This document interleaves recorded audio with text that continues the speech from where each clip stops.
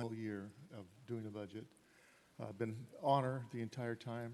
Nothing ever is ever done without working together and collaborating and finding common causes to move the city forward. So last June, for the first time in our history, we did a continuing resolution. And apparently it was so good that Congress decided to do the same thing to solve their budget problems. But what it did do, it extended the budget to October to give us an opportunity to look at the data through at least the fourth quarter of FY 2021 or 2020, and hopefully give us a July figure to see where things are going, because we're totally in uncharted territory right now. We've never been here before. And so far, we've been pleasantly surprised by the numbers that you hear today. But as this pandemic continues, its impact on the economy could certainly go in a different direction. And the most important thing the continuing resolution did, it prevented us from having to do layoffs and furloughs that we weren't certain of. By taking the extra time, I believe right now there's no need to do that. We can go through this budget at least at the current level, and we'll find out, in a couple more months how it all plays out. But initially, we started with a $39 million shortfall. It was eventually reduced to about $12 million to primarily the applications of CARES funding, and it was primarily CARES funding on the first round. And on this round, we're coming forward with a plus $2.3 million, which is a substantial turnaround, primarily due to, again, some of the CARES funding and primarily higher than expected sales tax revenues. The sales tax is the big driver on this issue, as well as room tax and some of the tax-driven funds. So we're at 2.3 in the positive. That it did include not spending $9.1 million also on capital projects. This is important, as I know we've talked about this in the past, about is there a need to go to the reserve fund. I think that based on the good news we have today, I don't believe that need is here. It may be needed next year as we look at the numbers next year.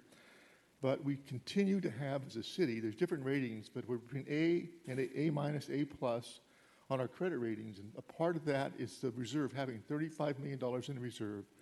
Having a balanced budget makes a big difference, and that will save us a lot of money down the road. FY22 is currently projected to be roughly $28 million short. So that's something that's going to be very substantial. My recommendation, and I won't be here, is that the council review this budget mid-year, I would say in February, to take a reassessment of where we are on our budget, for the better, for worse. By that time, we'll have more data. Hopefully, we'll have the Congress weigh in with a relief package like they did before that will help a lot of cities out. But Fresno probably, compared to most cities in California, is doing much, much better financially. And that's a result of everybody working together here in the last few years, keeping our budget balanced, being realistic, our spending, being aggressive on our revenue collection, and maintaining reserves. So with that, that's my overview of the budget. And I want to again thank the council for getting us here to this point in time, and look forward to resolving this, getting this new budget adopted by, I think the latest we can go is October 26th, but hopefully sooner. And with that, I'll turn it over to the wizard, Henry, who can give the real numbers. Thank you. Thank you, Mayor, for your opening comments. Henry, you have the floor, with the understanding that you'll be fully transparent and tell us where all the money's at. Thank you, Henry.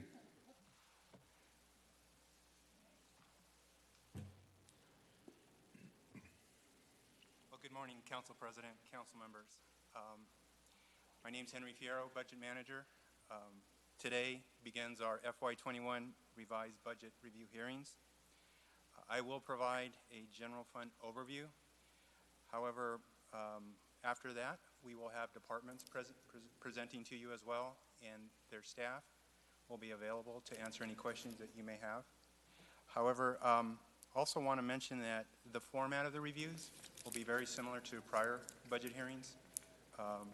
As well as the City Attorney's Office outlined the process in a memo that was presented on Wednesday, September 23rd. If I could just recap that very quickly. The department director will present an overview of their respective budget. highlighting the key points of their budget. And if council has any specific questions concerning the department's operations, et cetera, the director and staff will be available to answer those questions. If council members wish to make a motion to change the budget, they can do so at any time during the hearings. However, if I could also ask, in the prior hearings, council was providing their motions in a written format, and that really helped extensively for us to really get as accurate as possible in formalizing those lists. So I ask if that's possible. Council, I would reaffirm Henry's request that is after you make a motion, if you can just email the city manager, staff, and Henry a copy of your written motion, that would be helpful.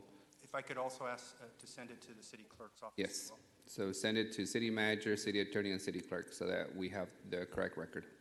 Thank you.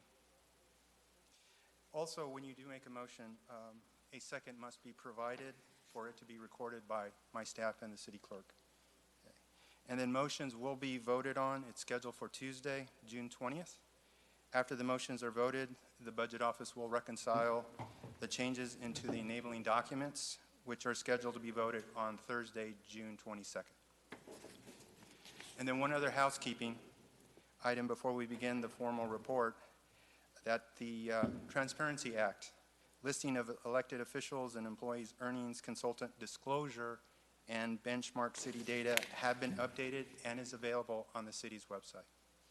Okay. So, council, I will then proceed with the general fund overview. And what I've done is I'm going to, in essence, talk about the FY 2020 actual results, and then I'll provide some additional information on the revenue categories, and then on the expenditures, and then transfers, because those are really the three main components that then gives us our ending balance result.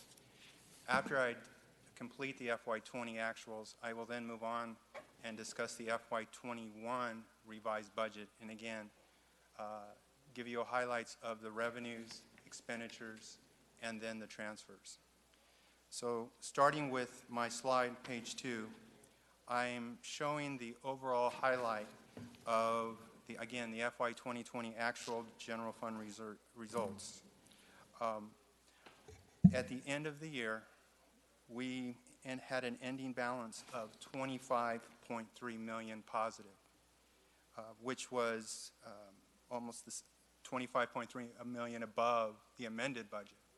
And some of the key components that created this ending balance is on the revenue side. Okay, we were 351.4 million of operating revenue, and that actually was about 4.5 million lower than amended budget. And the biggest component, if you will, is our room tax.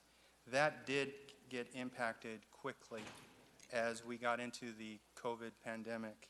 And in essence, it accounted for over 50% of that overall reduction. But again, on the next slide, I will walk you through on other major revenue categories.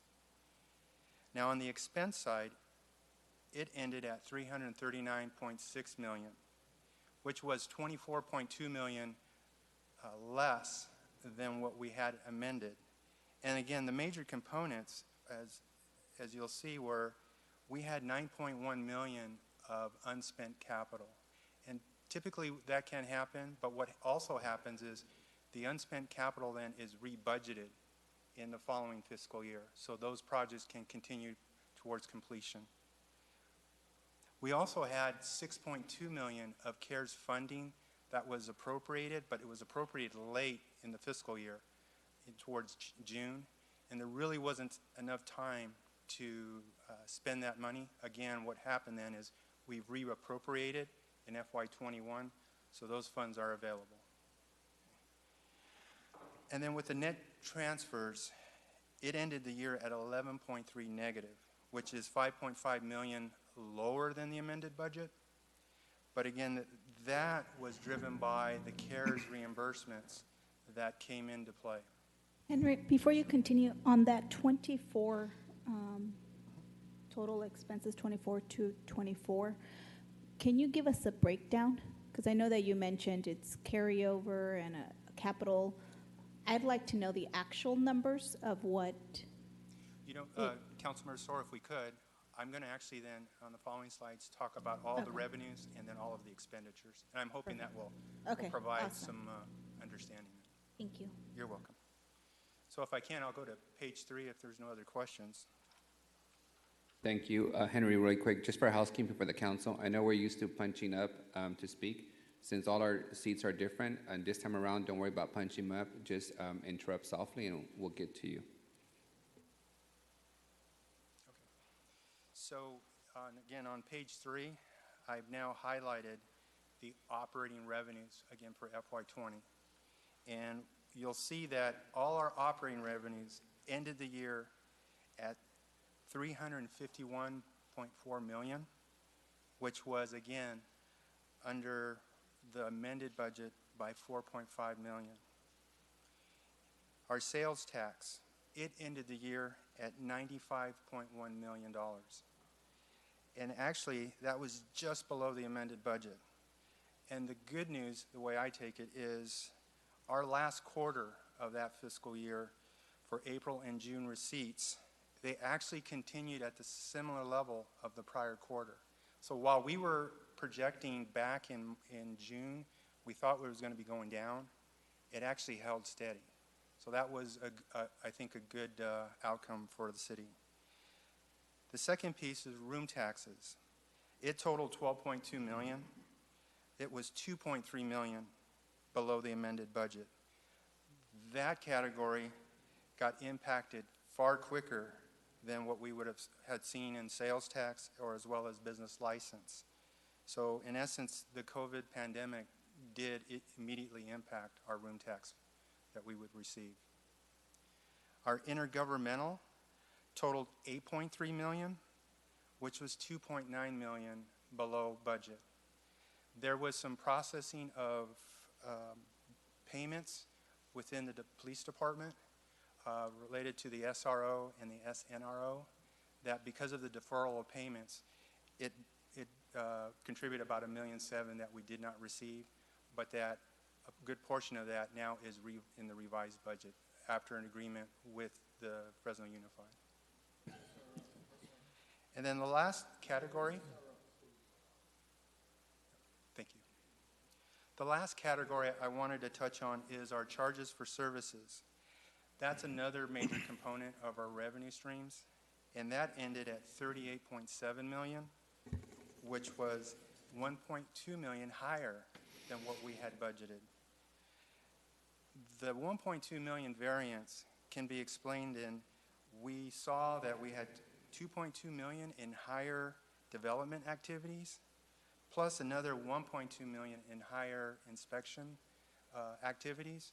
So while we saw that increase in those activities, what we also saw, and was also partially reduced, was in our parkings and citations, as well as parks gate and recreational fees. They were down $1.1 million and $800,000 respectively. They were driven again, if you will, by COVID. So if no questions, I'll move to the next slide. What you're seeing here on slide 4 is our FY20 general fund expenditures and net transfers. Now, what I wanted to touch on is our FY 2020 personnel costs, and that would include our employee services, our health and welfare, our retirement, pension obligation, and workers' comp. It totaled $259.1 million, which was $600,000 below the amended budget. So we had some savings there, and I think a key driver is we implemented as a city a hiring freeze effective March 27th. Now I'm going to move on to the O&M. I'm hoping, Councilmember Soria, this will shed some more light. The O&M and the minor capital, it totaled combined at $40.2 million.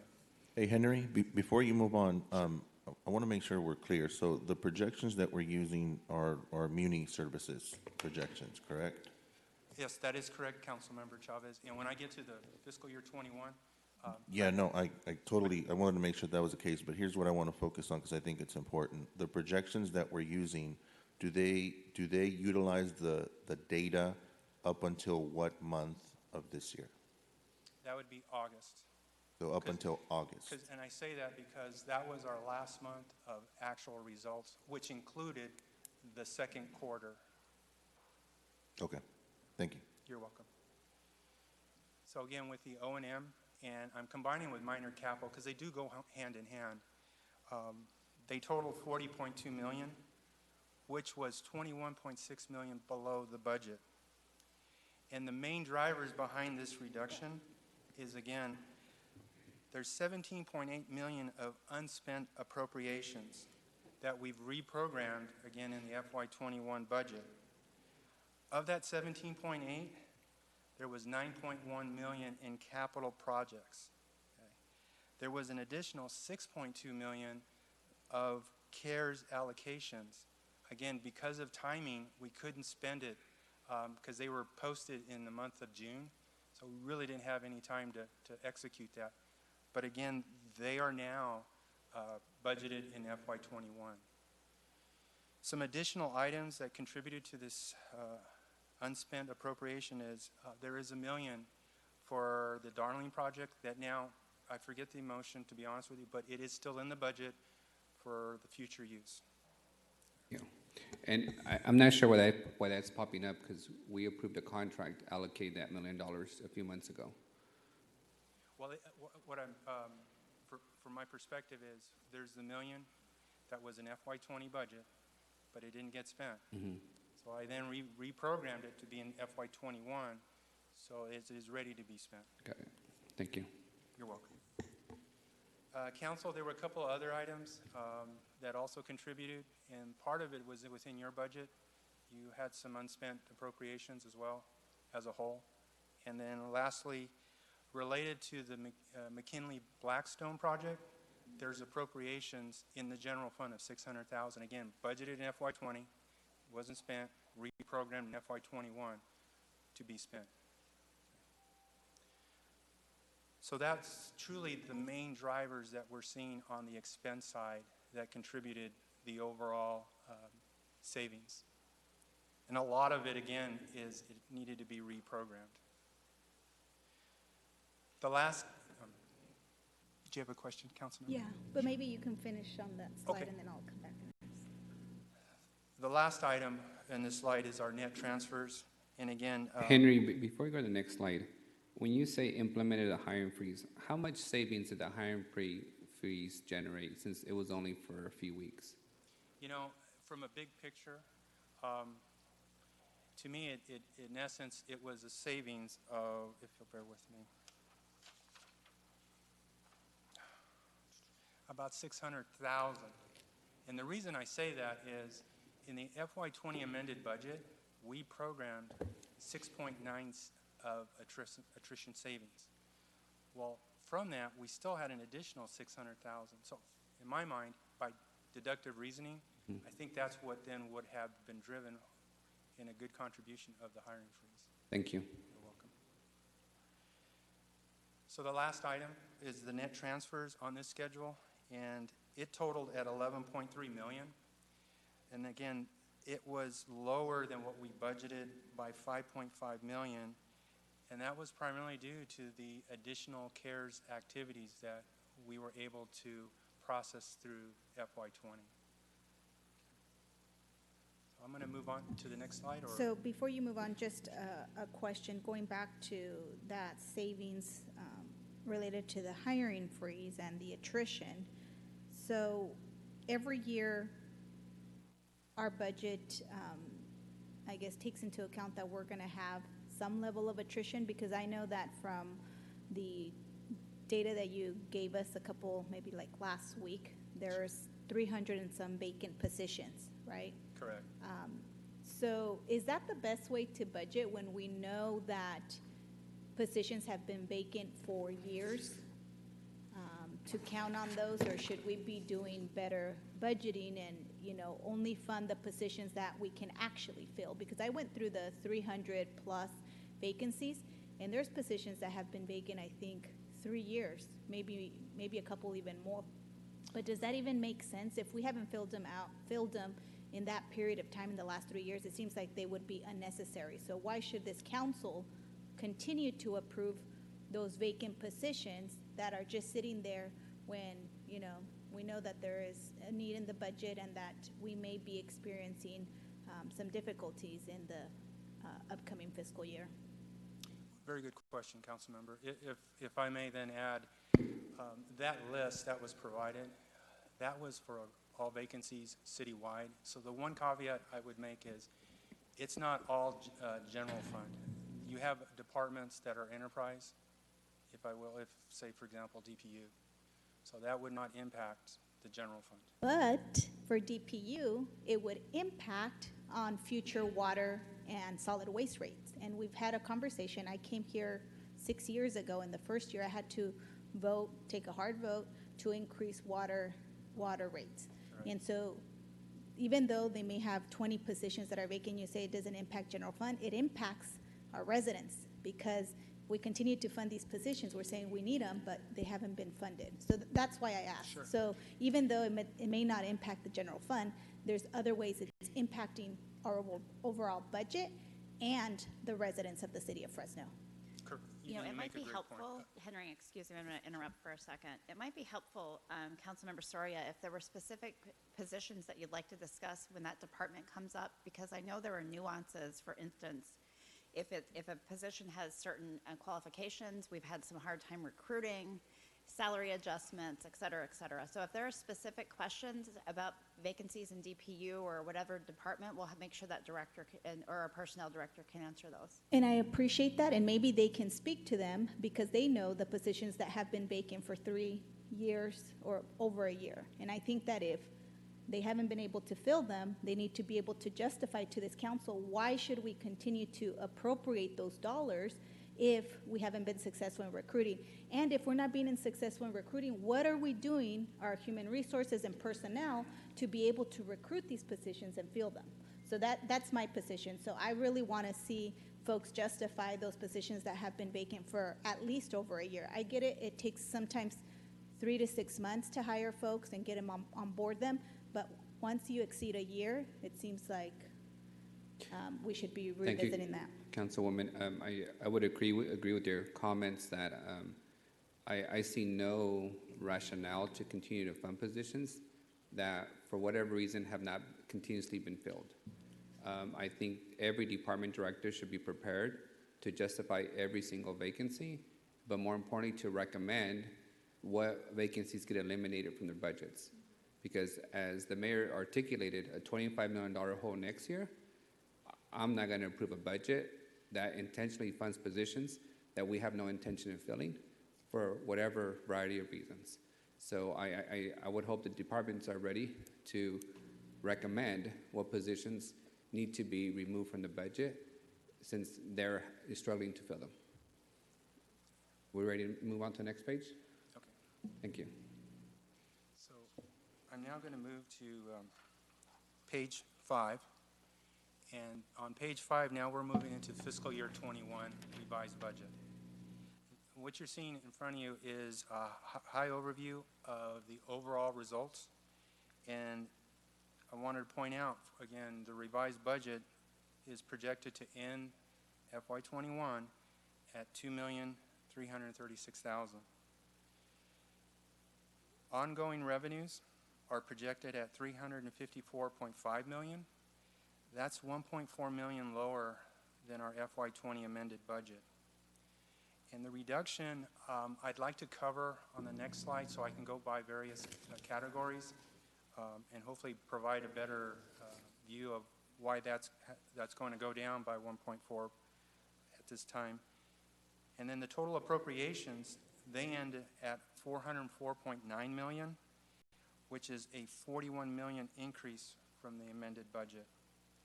What I'd like to point out, though, is within this category, $25 million primarily corresponds to appropriations that we've budgeted for the remaining balance of the CARES Act funds. Also, there's 17.8 million of an increase.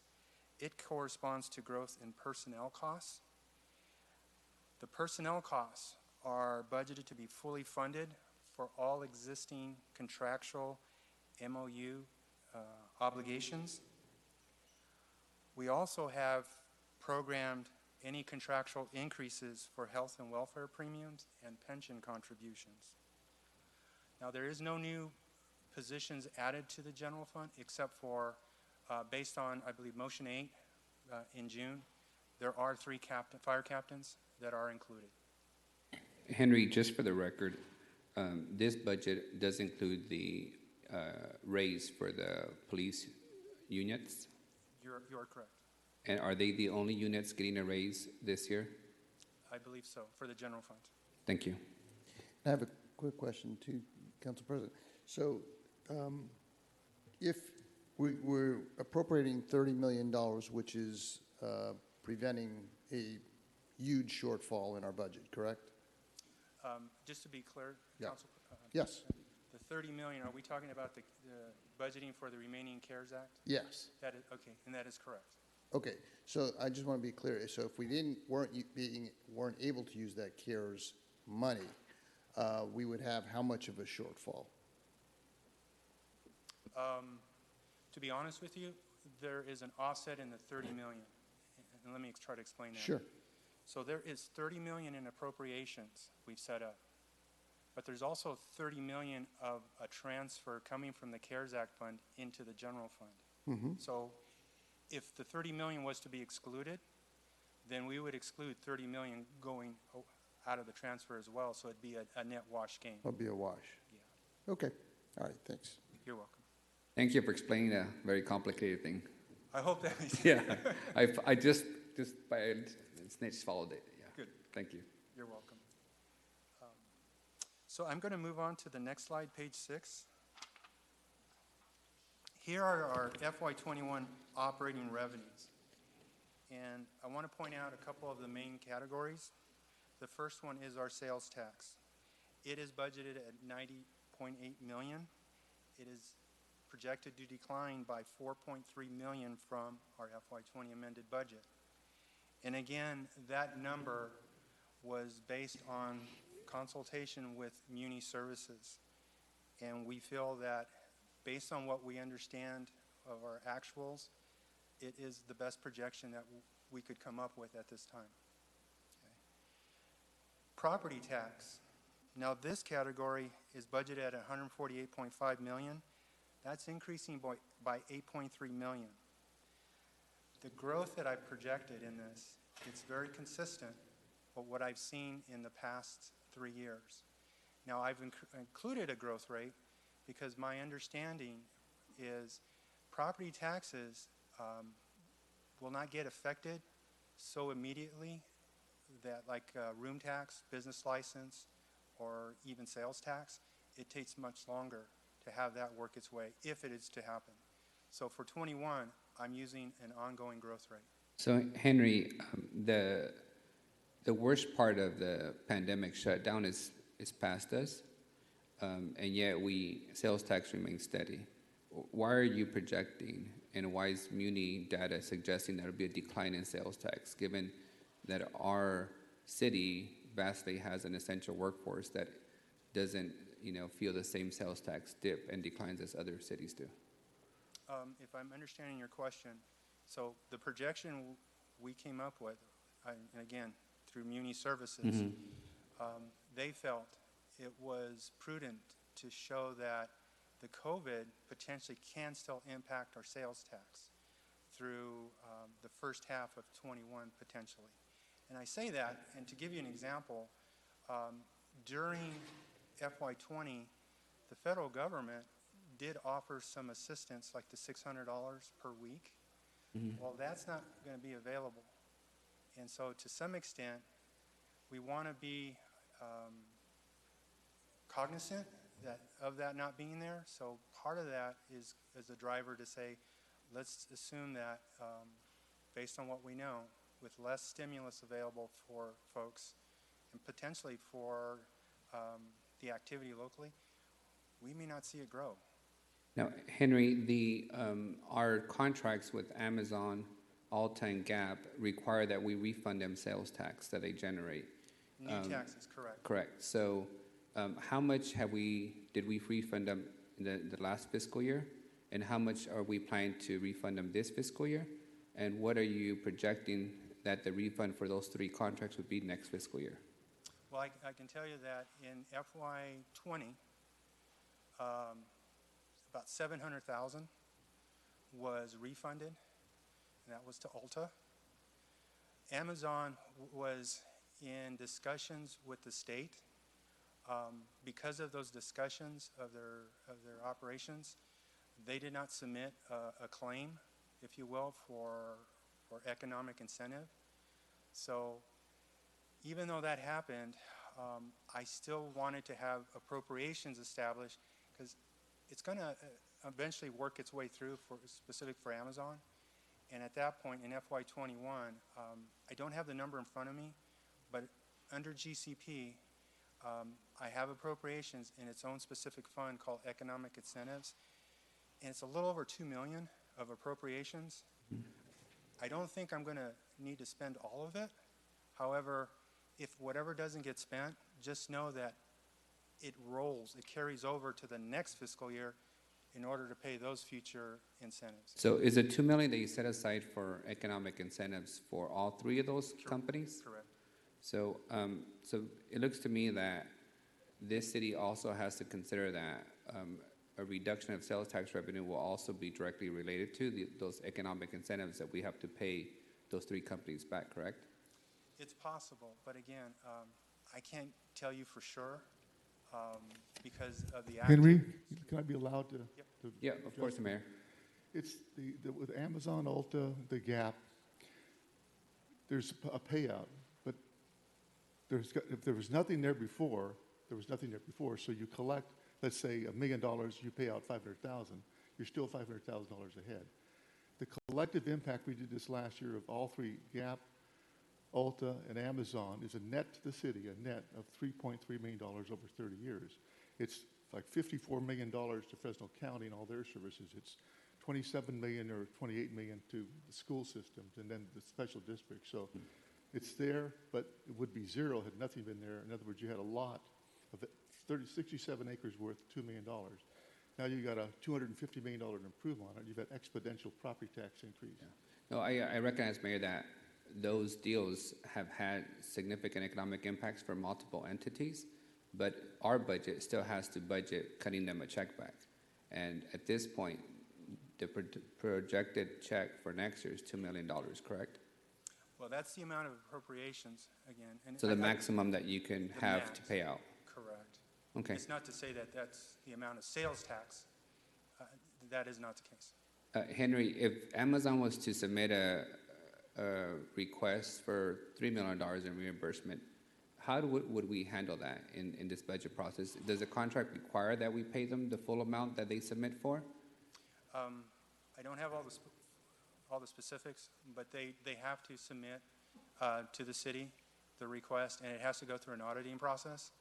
And as long as it meets the policies within the agreements, then that can go forth. So it would come back to us in the form of a budget amendment? Correct. Okay, thank you. I'm going to move on to business license. It was projected at $18.8 million. That one is projected to decline by $1.3 million. And really the pandemic, if you will, is it's factoring into this projection. And it's with the first assessments that will start this month in October that will include business payments from April 20th through September. So it's right at the heart of the pandemic locally. And room tax, that is projected at $10.2 million, $4.2 million below the amended budget. And again, we factored in from what we understand of the travel tourism and its impact to our room taxes as well. The last category I want to touch on is the charges for services. That's budgeted at $38.5 million, which is $1 million above the amended budget. And again, what we are seeing is development fees look to go up by $3.7 million. Fire inspections and hydrant maintenance look to go up by $1.8 million above budget.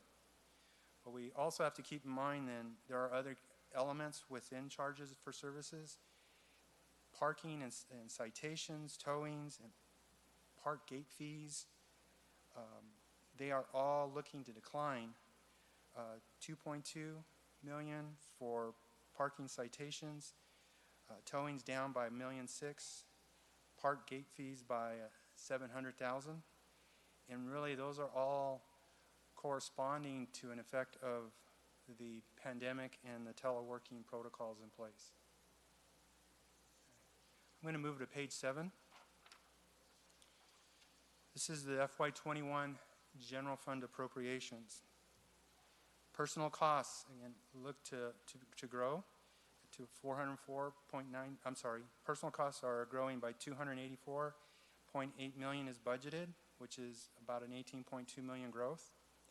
Within that budget, it includes a 4% increase for health and welfare, an increase for pension, 1.92 for sworn, 3.23 increase for civilians, and as mentioned earlier, no new positions other than the 3 fire captains.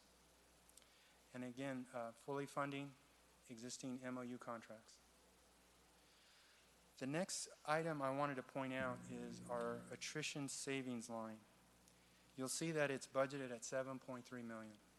So in essence, what I wanted to point out here is while the positions are fully funded, we are also recording what we believe is the attrition savings of $7.3 million that contributes to balancing the budget. Our O&M is $30 million, includes $30 million again to establish the remaining balance of CARES funding. And with that, I'm going to move on, if there's no questions, to slide 8. I have one question. Sure. On the workers' comp. So what I've seen over the last few years since I've been here on the council, the workers' comp has significantly increased. What department would we be asking these questions? Because I remember approving a program to supposedly help reduce some of the workers' compensation costs that the city is incurring. And so what I'm seeing is a tremendous increase over the last few years in the millions of dollars. So I don't know what department, or if you could speak to it, have we analyzed whether the council's approval of this new workers' comp, I think we hired some additional company. So I want to dig deep into that company and see why aren't we saving, because that was the whole sell on us approving that agreement with that company, because I continue to see this number arise. And then maybe from what departments, where are we seeing the workers' comp issue, take us to where we're at today with that major increase. Councilmember Soria, if I could recommend, I think it would be good to have that discussion with the personnel staff, Okay. director, since they oversee the program. Okay, perfect. And from there, we can then maybe talk about the departments. Mayor, you have the floor. Yeah, part of the deal is the state sets the rates, and they do it every year at different occupations. Also, COVID, when it came in, the state has defined the city or the employer as a default responsible person for that. That's probably a major contributor too. But correct me if I'm wrong, Henry, but the state, when I was involved with all the years of experience, it all sets the rates every year for each particular occupation. If you're a plumber, a roofer, a clerical person, it sets a modifier rate. So isn't it primarily set by the state of California? It is. Okay. So we had a wellness program years ago that was supposedly contributing to lower rates, and it never made a difference. Well, and I think that's what I'm talking about, Mayor, and I'd like to explore that. Is it really making an impact, or why are we paying for it, Good question. Because I'm sure we're expending some close to $1 million or whatever. I'm willing to cut it if there's been no savings to it. I'm just not, especially what you've said about the numbers. in the, coming the next fiscal year. I'm interested in seeing, what is working and what isn't, and then, scrapping stuff that is not really generating any savings as it was promised to us when we voted on it. We'll Member make Soria? sure that Jeff Cardell, during his budget presentation, can give you all an update.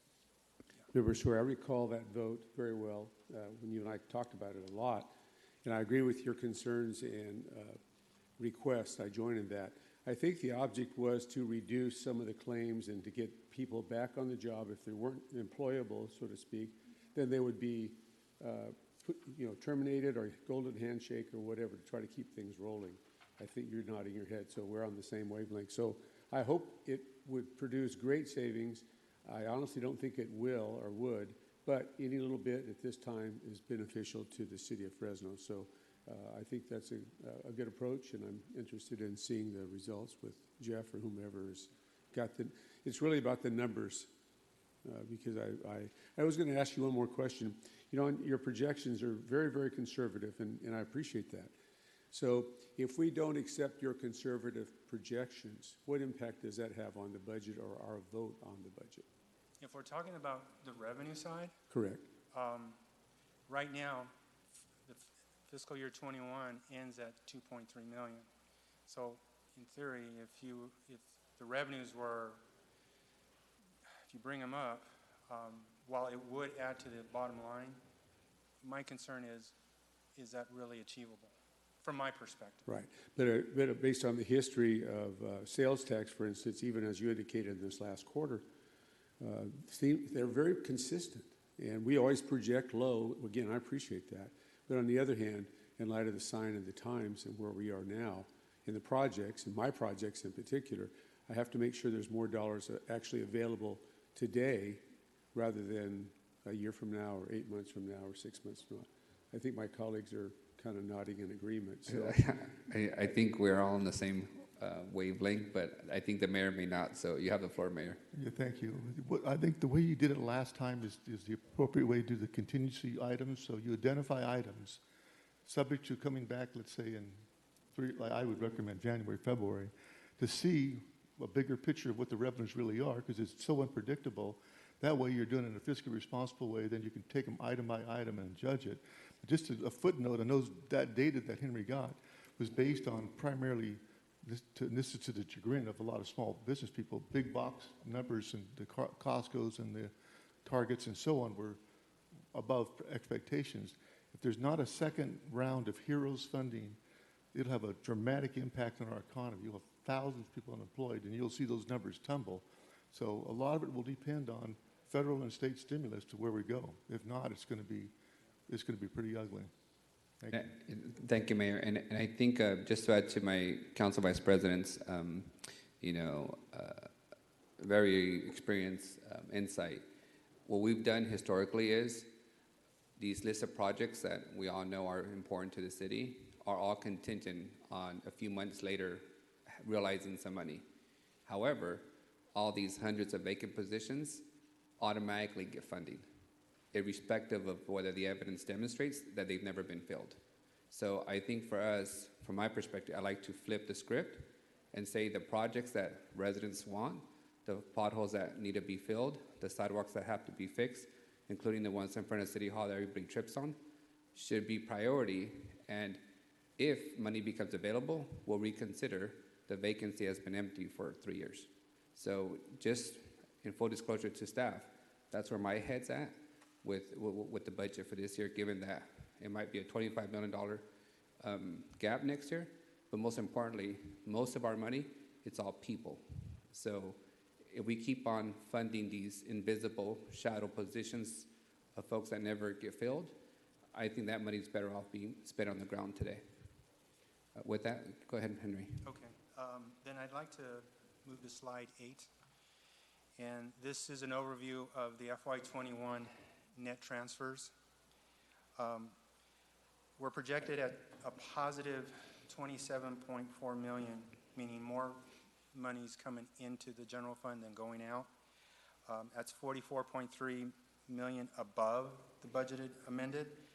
However, we have to keep in mind that a big chunk of that increase relates to the CARES fund I should say, funding the balance of the CARES Act money. We have $51.3 million in total for CARES funding reimbursements built in the budget. Two major components is $21.3 million was from department budget submissions of what they believe they will need from CARES. The other piece, again, was that $30 million, the remaining balance of the CARES fund. And I only made a note that, as I mentioned earlier, any potential AARs that council are going to review and potentially approve would need an offset in the revised budget, so there is no double budgeting effect. Okay. If I can go to slide 9. Henry, before you go to slide 9, can you walk me through again, why is there an increase in the pension fund, both for civilian and sworn officers? What's the source of that increase?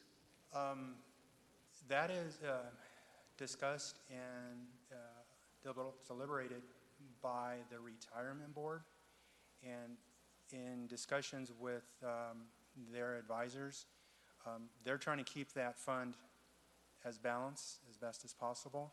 So through their review and deliberations, they then determine how they need to balance it, and it required an increase. So in order for them to remain in, their current projected standing, Right. they passed on higher costs to the city? Correct. And I'll be the first to admit, I don't recall all of the inner workings between the retirement board and council, but I'm believing that you're also made aware of it. We've never had that notification at all, so I don't know at what point the retirement system addresses our budget with us. Council President, a big part of that is the market return. If they make a presumption, for example, of 7%, they adjust that periodically. When I started, it was 8.5%. What's the current standard? 7? 7, yeah. So that has a huge impact, and it's based on a rolling average, not one year that goes up statistically one way or another. That is the main driver in terms of rates, and they're structured from a business model to basically have a fully funded pension. Yeah, which we've had no, for I years. understand that, but thanks to our president, and I think Councilmember Bredefield would agree, the market's been high, record highs, so I'm not sure where the need to readjust the projections is and pass on additional costs. I'd like to hear it directly from them on what the rationale is, and I'd like to hear from them what cost-cutting measures they've done to try and absorb some of that difference. If I may, the retirement budget is usually heard during general city purpose, which is Wednesday. The retirement administrator, Rob Feller, cannot be here Wednesday, so I could work with you to get a time for him to come this week. Yeah. Perfect, thank you. Thank you. Sorry, we're looking at every penny. Sure. I'm going to move on to slide 9. And what you're seeing in front of you is now a snapshot of what I call the outer years. I start with fiscal year 21, the revised budget, but then I'm also showing projections out through 2025. Just want to point out that based on funding our core services, we look to be at a negative $82.9 million by fiscal year 25. Now, the appropriations also do include projected attrition savings. The appropriations, what they do not include are amounts for MOUs that would be expiring starting in 21. So that would be an added cost, potentially. And the last point I want to mention is CARES funding has really helped stabilize our financial position at the city. We were able to get reimbursed $11.9 million in 20. We look to get an additional $21.3 million for department submissions. So that's really contributed $33 million to our financial position. Because without that, we potentially would have been at $30.8 million negative in 21. Council President, that concludes my presentation.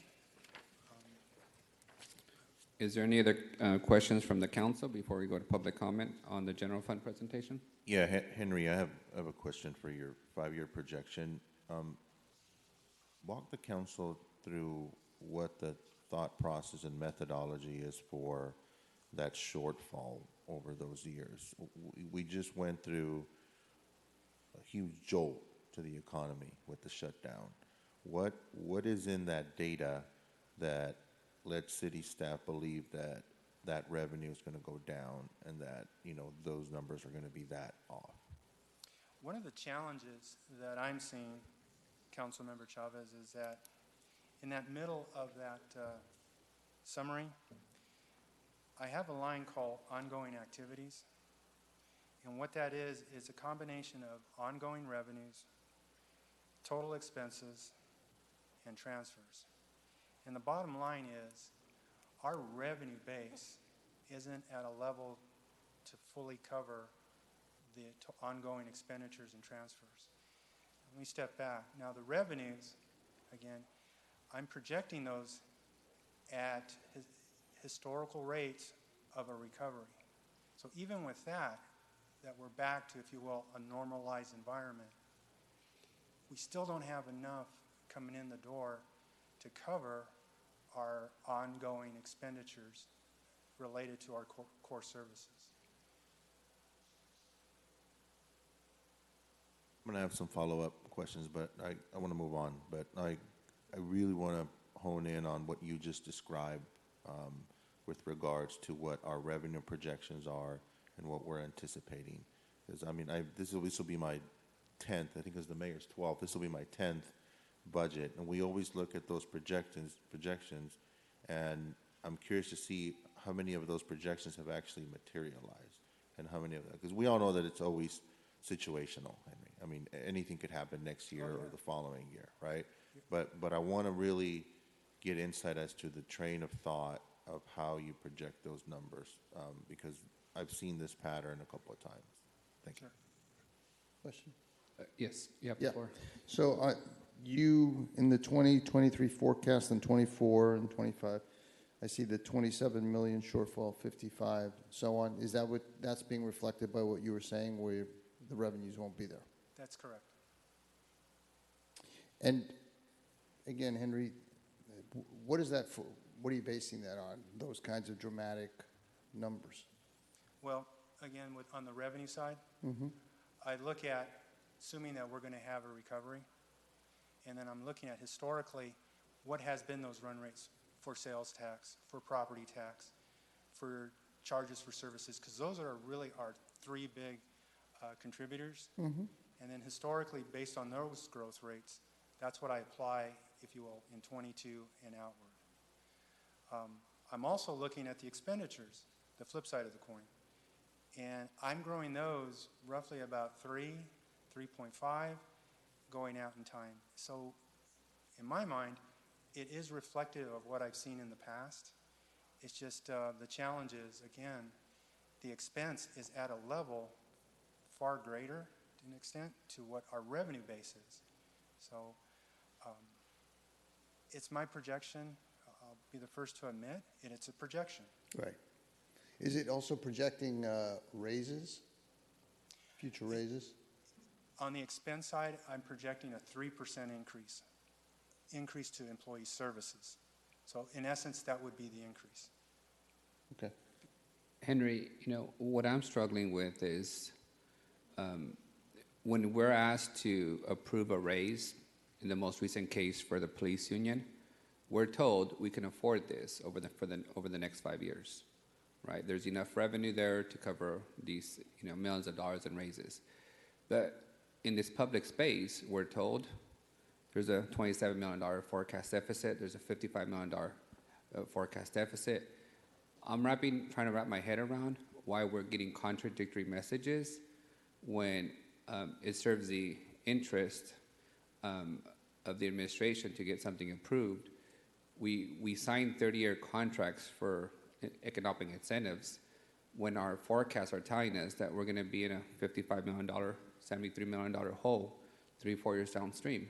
So to the point that's been made, I know there are projections, and I'm not faulting you for this, but I'm struggling with the system that publicly says the sky's falling 2 years, 3 years downstream, but continues to approve multi-million-dollar pay raises, multi-million-dollar economic incentives and rebates, it seems to be a contradictory kind of message. So, and I'll be the first one to tell you, I struggle to balance my checkbook, so I'm not qualified to be in your shoes. But I know enough to know that when our budget analyst says these projections are off, to Council Vice President's point, we tend to project very conservatively.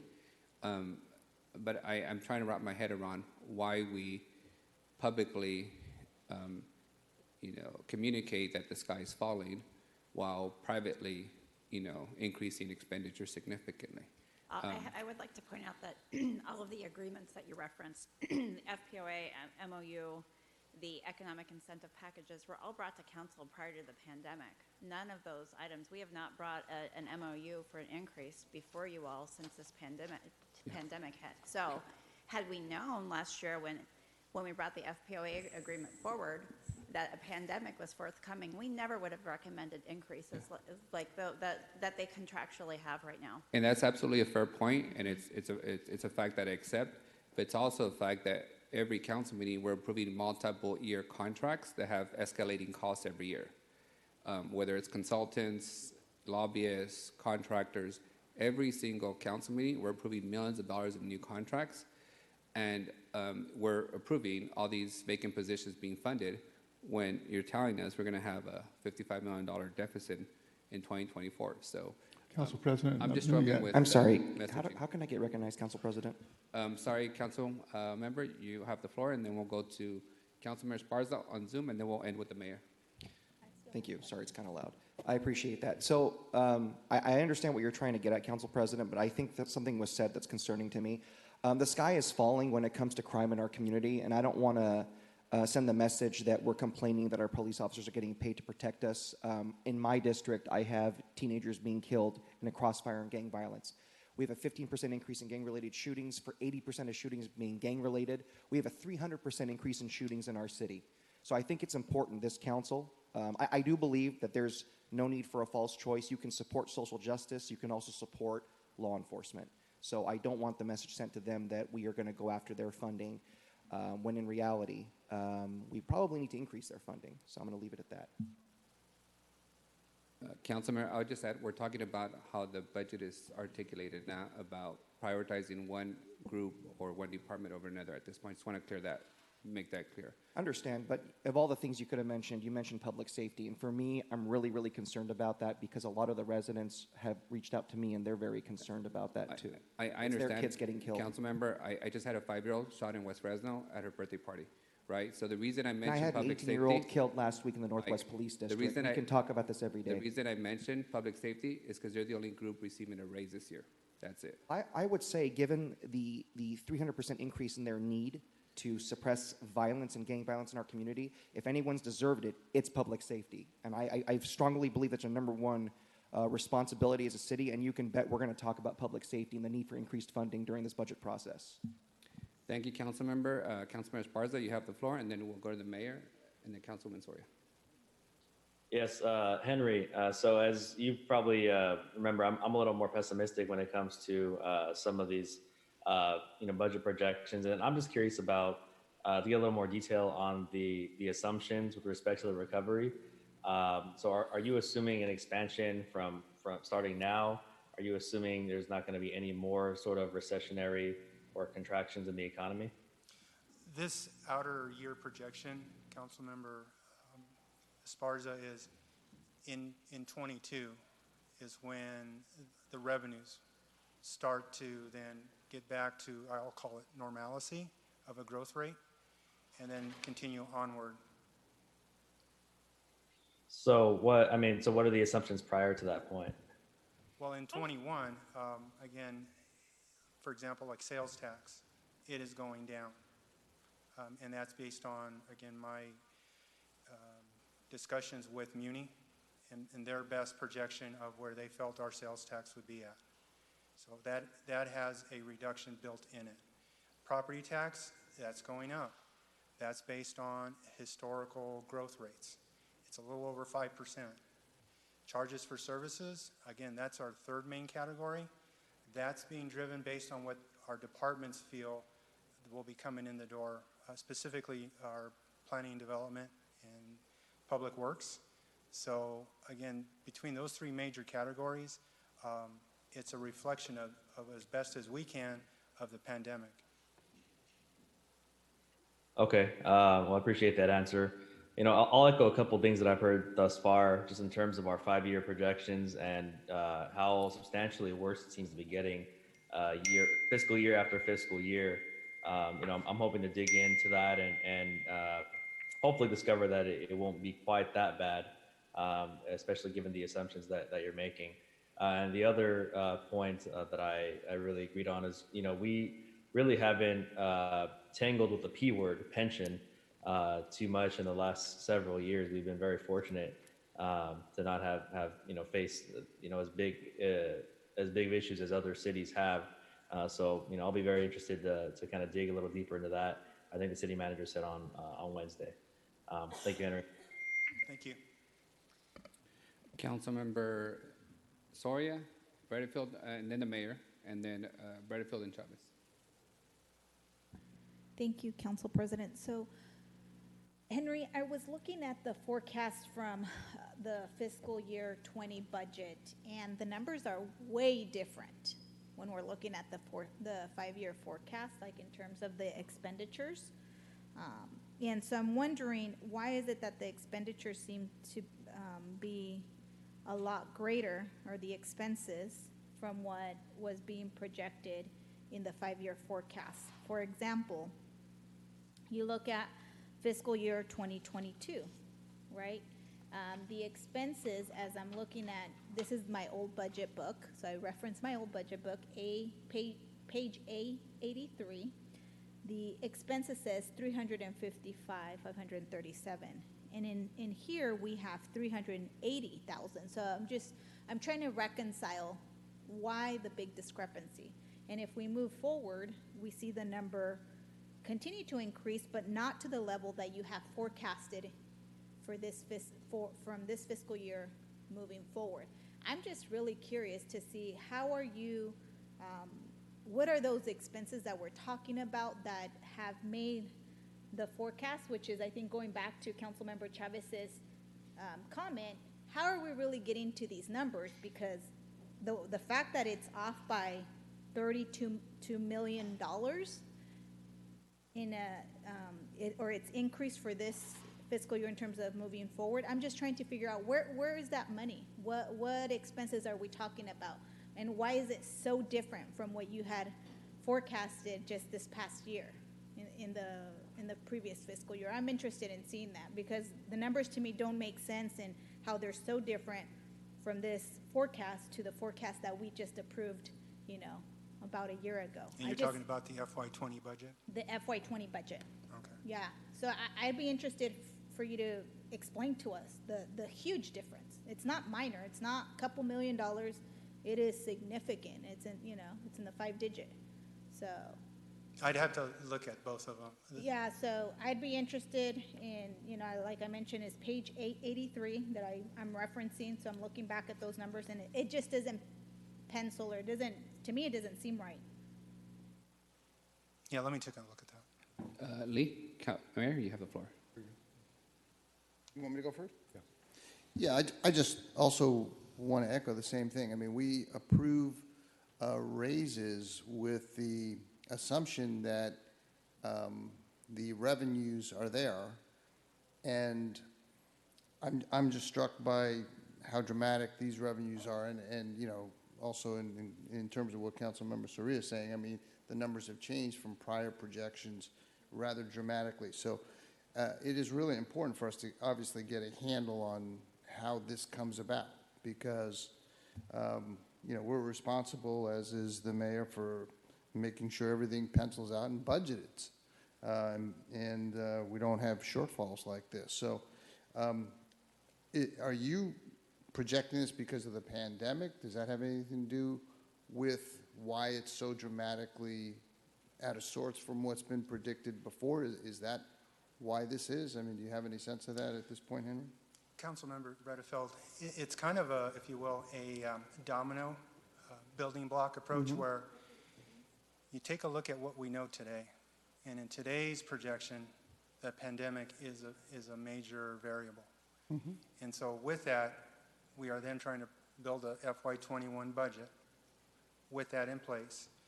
And then from there, we then try to build a projection for FY22. So it then just cascades out. A previous projection, whether it was a year ago, that's going to have a whole different set of parameters Variables. that it's being built on. So in my mind, it's somewhat of an apples to oranges comparison because it's not under the same environment that you're creating these projections. They're two different projections in time. Okay. All right. Henry, I do want to add to that though, but I'm like a stickler. I went back, I'm not an expert like you, but I went back to my 2 budget books and the projections just seem way off this year in terms of the expenses. I don't understand how the expenses can dramatically increase from the last couple years. We haven't hired new folks. Yes, we gave a raise to one labor group, but beyond that, and yes, we had additional expenses due to COVID, but thankfully, CARES Act covered it. And some of those things shouldn't be there in the subsequent years. So that's why I'm really just trying to understand why that dramatic increase when it comes to the expenses. It's extremely high. And I went back to the 2 last budgets that I voted on, and it doesn't make sense. You raise a great point, Councilmember Soria. I need to go back and actually see the 2 and all the components within expenses and see which one are creating, if you will, these differences that you're seeing. Okay. Thank you, Henry. Lee, you have the floor. Let me try to answer some of these questions. And going back to my council days, the 2 terms that were very turbulent. The first question, how do you get past all this stuff? You see these huge negative forecasts down the road. So what do? And back then what we did furloughs, wage freezes, delayed MOU raises, actually had POA for at least a year or so. We're loaning the city money. They were withholding their raises. We actually had wage concessions. We had capital projects that and we met every quarter. So we adjusted along the way. We were always adjusting down. So we come into this period, and all these are great questions. Okay, and on the surface, my God, what's going on? But I've seen the trend since I came on as mayor that the operating costs are moving. Because where sales tax are going, property taxes are going. It looks good. But then you superimpose the operating costs, and that line is exceeding the revenue side. And this is not only in Fresno, other cities too. So when you make 80% of our costs or more are personnel related. So most everything comes out of wages, MOUs, leave time policies, pension policies, and so on. So we come up to the pandemic, and the pandemic also we have no idea. We're in uncharted territory. We've never been, in my 12 years, I've never had such uncertainty. And we had the CARES Act, which really bailed us out. Remember, we started out $39 million in the hole. We were able to write off a lot of the public safety and other costs to CARES, so it dropped it down to $13 million. Then we had the wisdom now of going back and seeing that fourth quarter. Again, a lot of the big boxes were driving that. Also, it was those stimulus checks. You talk to any retailers. When they cut the stimulus checks, the malls and stuff, all their sales start going down. Those are one-time, events that are driving forces. Now we're looking now into the future. If Congress passes a HEROES Act that's anything comparable to what we're thinking about, that will probably bail us out for at least a year or 2 years. We have to go with the assumption that nothing's going to be there because it may not be there. If there's nothing there, the airlines industry, 30,000 people they laid off, and Disneyland, 28,000. This is going across the board. This is what's happening if a HEROES package doesn't pass, and it's going to have a huge impact. Hotels are at record low occupancy. And hotels, they have a special way they do their foreclosure. They can be foreclosed in 30 days. They're not like real property. That industry and the hospitality is decimated. There's nothing there. So these are the figures we have the uncertainty of going. If Henry goes out there and pushes, let's push sales tax to 100 million instead of 90 million, then we better get there, or not we're going to be in big trouble. I'm suggesting that we're doing the best we can under extremely difficult circumstances. The pension funds are 3 or 4 components. The biggest component is your rate of return and the investment. They do 30-year, what's called smoothing. So we have one big year goes up, adjust things. It's done over averages. That drive and our rate of return has dropped steadily. That also impacts what the city contributes, what the employee contributes. We are one of the only one in the state of California that's fully funded. So I'd recommend we stay on that line. But I understand where you guys are going. I want to get the same way. I want to get as many dollars as we can. I realize all the needs from police, fire, streets, parks.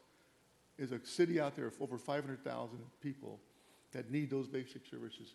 We need to deliver that in a sensible, smart, fiscal way. My suggestion, again, is putting contingency motions on contingencies. I would go 2 tiers, Tier 1 and Tier 2. We've done that before. Come back mid-year. We'll have because by then we're going to have at least the first quarter of FY21, maybe more data, maybe the second quarter. I think in January you have actually property tax data. Then you have all that murky. It's like a crystal ball and it's murky. That clears up a lot for us to take a look. All these are good questions. I have no problem with. Thank you. Thank you, Mayor. And I think leave it to a pandemic in the year 2020 where our mayor and AOC and the council would agree that we need the HEROES Act to make sure we can afford to get through this tough fiscal situation. All kidding aside, Henry, has been a very thoughtful budget presentation, and I look forward to the next department. Hey, Council President? Yes. I still had You have some the floor. questions here. And you're right, it is kind of odd today. I think earlier I heard you praise President Trump on the stock market, so it's a little bizarre today. But I think Henry hit the nail on the head, and I think, going forward to make the conversation productive, I personally don't think we should be doing 5-year projections. I think 2 to 3 years are a little bit more realistic going forward. But along those lines, what I would like to see from departments as they come up and speak under the umbrella of vacancies and vacant positions is we really need to have the conversation about levels of service and what our expectations are for each department. So along those lines, I think City Manager Kwan mentioned that earlier. If you want to be specific about what positions we're referring to, I think that opens the door to that broad conversation. What do we expect from DPU or from DARM or from other departments? Because I think that'll be a more productive conversation. And City Attorney, is that the 5-year budget projection? Was that a council policy that was adopted, or was that just something that's a little bit more subjective? I believe that's an administration policy. I can't remember an official policy on that. Okay. All right. Thank you. Councilmember, thank you for reminding me about me praising our president and Councilmember Butterfield praising AOC today. Before we finish this budget and go to public comment, I do have Tim Mormon who'd like to also address, I think, some of the questions that we posed. So, Brianna, if you can unmute Tim, and after Tim, we'll go to public comment. Thank you. He fixed my background real quickly. He's not able to preview that correctly. We know where you stand with the Responsible Neighborhood Market Act, Tim. Thank you. Yeah, you got it. 2 things. Number one, I want to echo and expand on what the mayor was saying. The sales tax data we have currently took place when the federal government was funding an additional $600 a week unemployment benefit. We won't see the impact of that going away until probably November or December. Fashion Fair Mall, for example, has told us that 40% of their sales up through June were directly traceable to that $600 a week benefit, the stimulus. So we don't know what the impact that's going to have on sales tax, and I think that's what Muni Services is taking into account as far as the base of sales tax going down going forward. The second point I wanted to make is normally when we put together a budget, at least the 4 that I've been involved in, we would spend anywhere, the city manager's office, the mayor's office, and the budget office would spend about 2 months meeting anywhere from 2 to 5 times a week, going through the budget and working on not just the current fiscal year, but also working very strongly on going through the details for the projected years for the 5-year projection. But given COVID and the impact that had on our ability to project and the crisis we were in terms of making sure we could pay our bills and keep the lights on from March through now, took away that ability. So I don't know that what we're actually looking at in the out years is, I don't think it's been thoroughly vetted is what I want to say. I don't think we've gone through it with a fine tooth comb because we've been so concerned with what's going on today.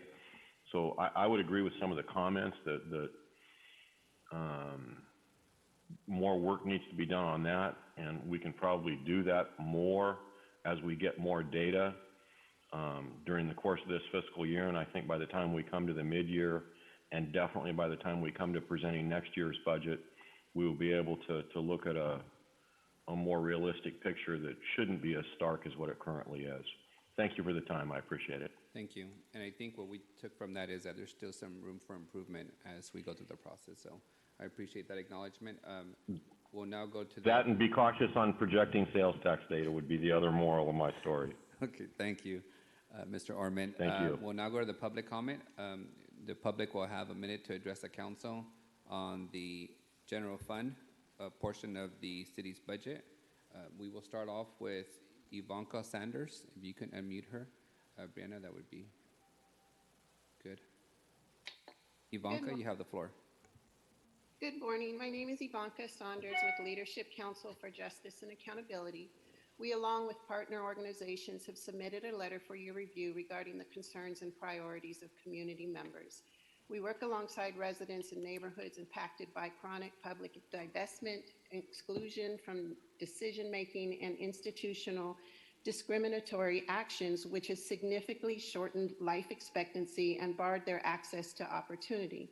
The onset of the COVID pandemic has only further exacerbated the disparities impacting their communities and the need for the adoption of policy and investment strategies that address longstanding and ongoing injustices. Council members, you must hold the city manager's office accountable. A review for accurate and transparent reports is needed that will include timelines of when funding will be used to implement motions by the council, made by the council. The motions that were made in June regarding various park improvements, for example, are explained in the department summaries budget document. However, the funds to implement these projects are not clearly defined in the revised line item details under special parks projects.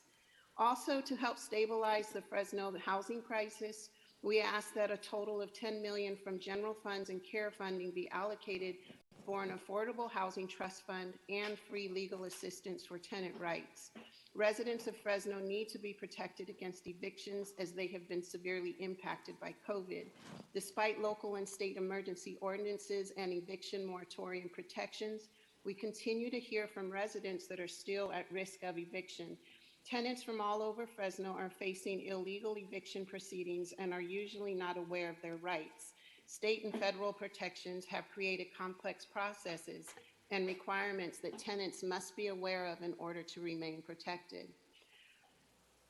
That is pretty much all I wanted to state for the general fund, and I'll have some more comments later. Thank you. Thank you. It looks like we have no other speakers. Actually, we have one more. Lisa Flores, you've been unmuted.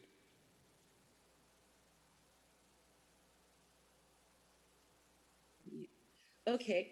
Hi, my name is Lisa Flores, and I live in District 1, and I just want to talk to you about the budget. I think that you need to go back to the unions, and you need to institute a no COLA contracts, and you also need to start looking at the employees' contributions into their pension funds and increase that, and also definitely do a freeze on new staff, as well as you need to look at the duplication of services across the board in the entire city of, what agencies are duplicating services and maybe streamlining them, because in years of flushness, things get expanded and sometimes not in the best. Also too, in the upcoming year, you also need to look at, the increase in homelessness and evictions that are going to occur, especially since the second wave is coming upon us, and about the hunger issues and food insecurities in our community as well, and the lack of testing and tracing that's going to occur because we're not going to have the federal dollars going into the second wave, past December. So I would encourage you guys to look at what you can consolidate, what you can freeze, because no one should be getting a 3% increase. and I don't care what department it is, when we're in the middle of this pandemic. Thank you. Thank you, Lisa. Now we'll return to the next department, that is the airport department. And I do want to thank our staff, our support staff, who has been disinfecting the podium as each speaker comes forward. So thank you for that additional COVID precaution. Council President, Council, good morning. Kevin Michael, Director of Aviation. A little bit of a different animal here, I think, to what we've been hearing over the last hour or so. Because as you know, airports doesn't impact general fund or the ratepayers of the city of Fresno. But let me just talk real quickly about what is characterized as a recovery process. So it's FAT is leading all California airports on recovery. We're around 55%. Some days are up to 67% compared to last year. And I put that into context because, as you're aware, we have been growing double digit for many years. And through the course of fiscal 21, we will be at 100% of our 18 levels, 85% of our 19 levels, above 100%, of course, of 17 levels. So everything is trending in the right direction. Big push that we as an airport have, as well as the airlines, is public confidence. Public confidence that if you need to travel, we're all doing what we need to do to keep everybody safe. So that is just a huge part nationwide to the overall recovery process, not just airports, but of everything. We do, of course, as you're aware, have CARES Act dollars. The CARES Act dollars does not have any financial strings. In fact, when you account for the CARES Act dollars that the airport got, we will actually exceed our revenue from pre-pandemic levels. It just means that we'll have the ability to carry some over into the next fiscal year, just in case, because as we've heard earlier this morning, you just never know where things are going to go.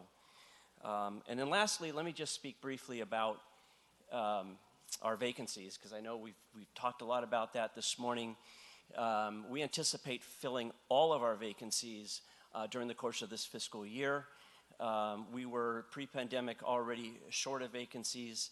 All of them are key to the safe operation of the airport. We have held off on filling some of them intentionally during this last 6 months, simply because when activity was low, and it still is low compared to last year, we're living without them.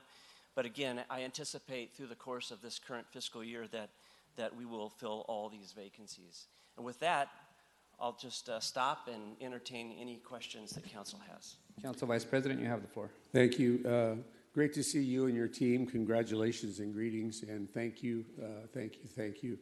You continue to amaze this council, me in particular, and the city of Fresno with your efficiency at the airport. I mean, the growth is double digit. You exceed the financial levels. I wish the world operated as well as you operate the airport, because you're right on top of the whole situation. And then I just wanted to confirm that we're on time, under budget, high quality expansion of the airport continues. Yes, and we are actually ahead of schedule on the parking garage. Originally, we were anticipating that will be finished in early November of next year, and it may actually be of September. That's a good thing, because the remaining parking stalls of this last weekend were close to 90% filled, so the sooner we get that finished, the better. And with regard to the terminal project, we are full steam ahead on that design. It's a similar method that we used with the parking garage.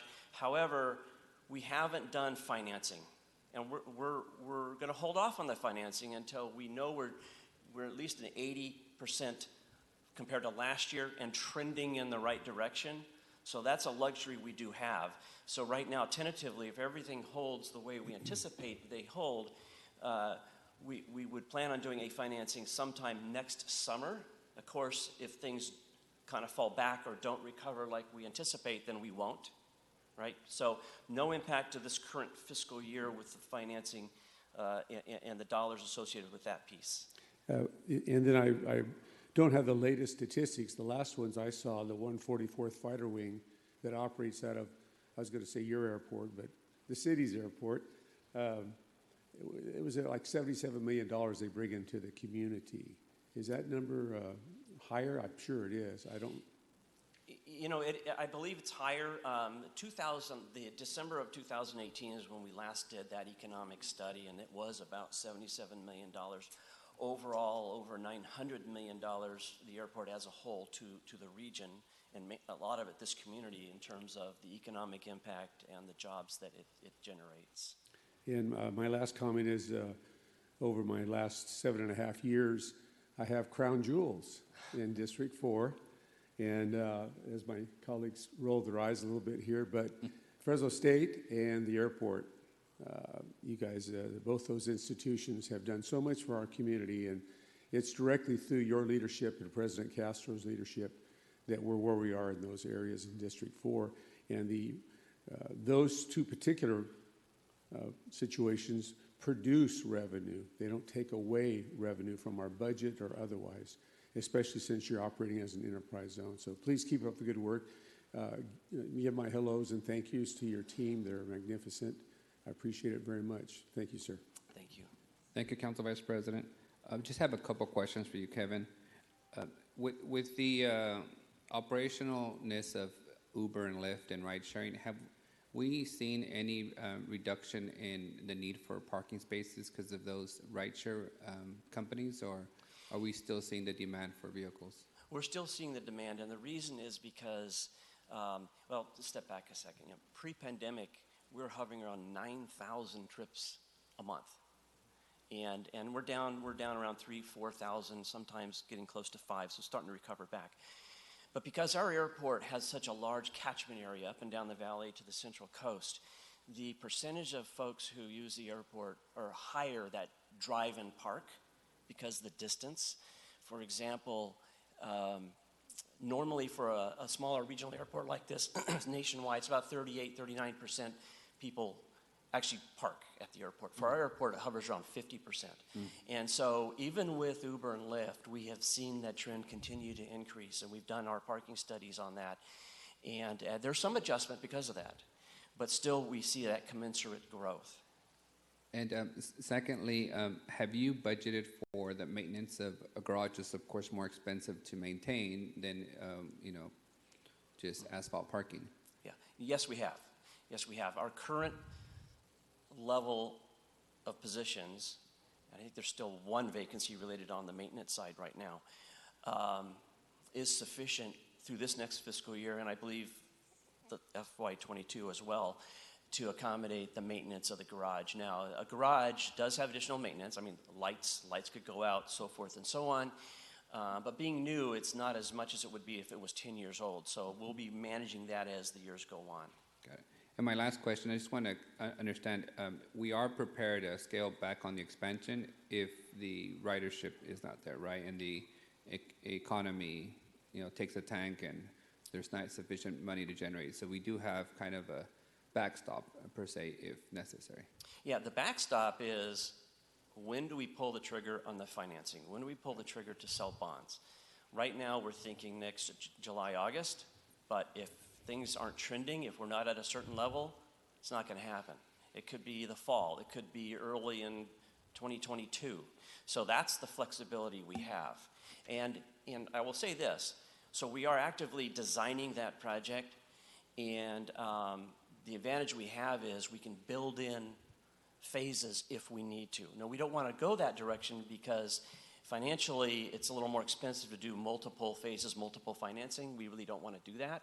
So we'll be looking at all that, but right now there's zero commitment at this point in time. Thank you. Any questions from my council colleagues? Soria, and then Chavez. Thank you, Council President. Just have a couple questions. One related to the CARES Act funding and how that helped make sure that the department kind of stayed where it's at financially. Maybe if you can speak to that. Yes, we, as you are aware, we received $13 million, and it's reimbursable, and it can be used for anything, including salaries, utility bills. It doesn't matter. We can use it for, and this is true for all airports nationwide. And so we, of the $13 million, we're planning on using, what was that, 8.1 this fiscal year.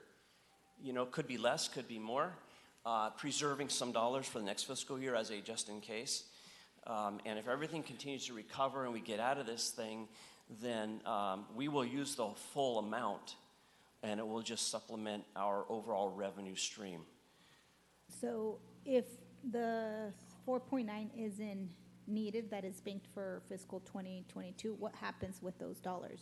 Do you guys get to put it in some kind of reserve, or how does it? So we don't have the dollars, it's Okay. all reimbursable.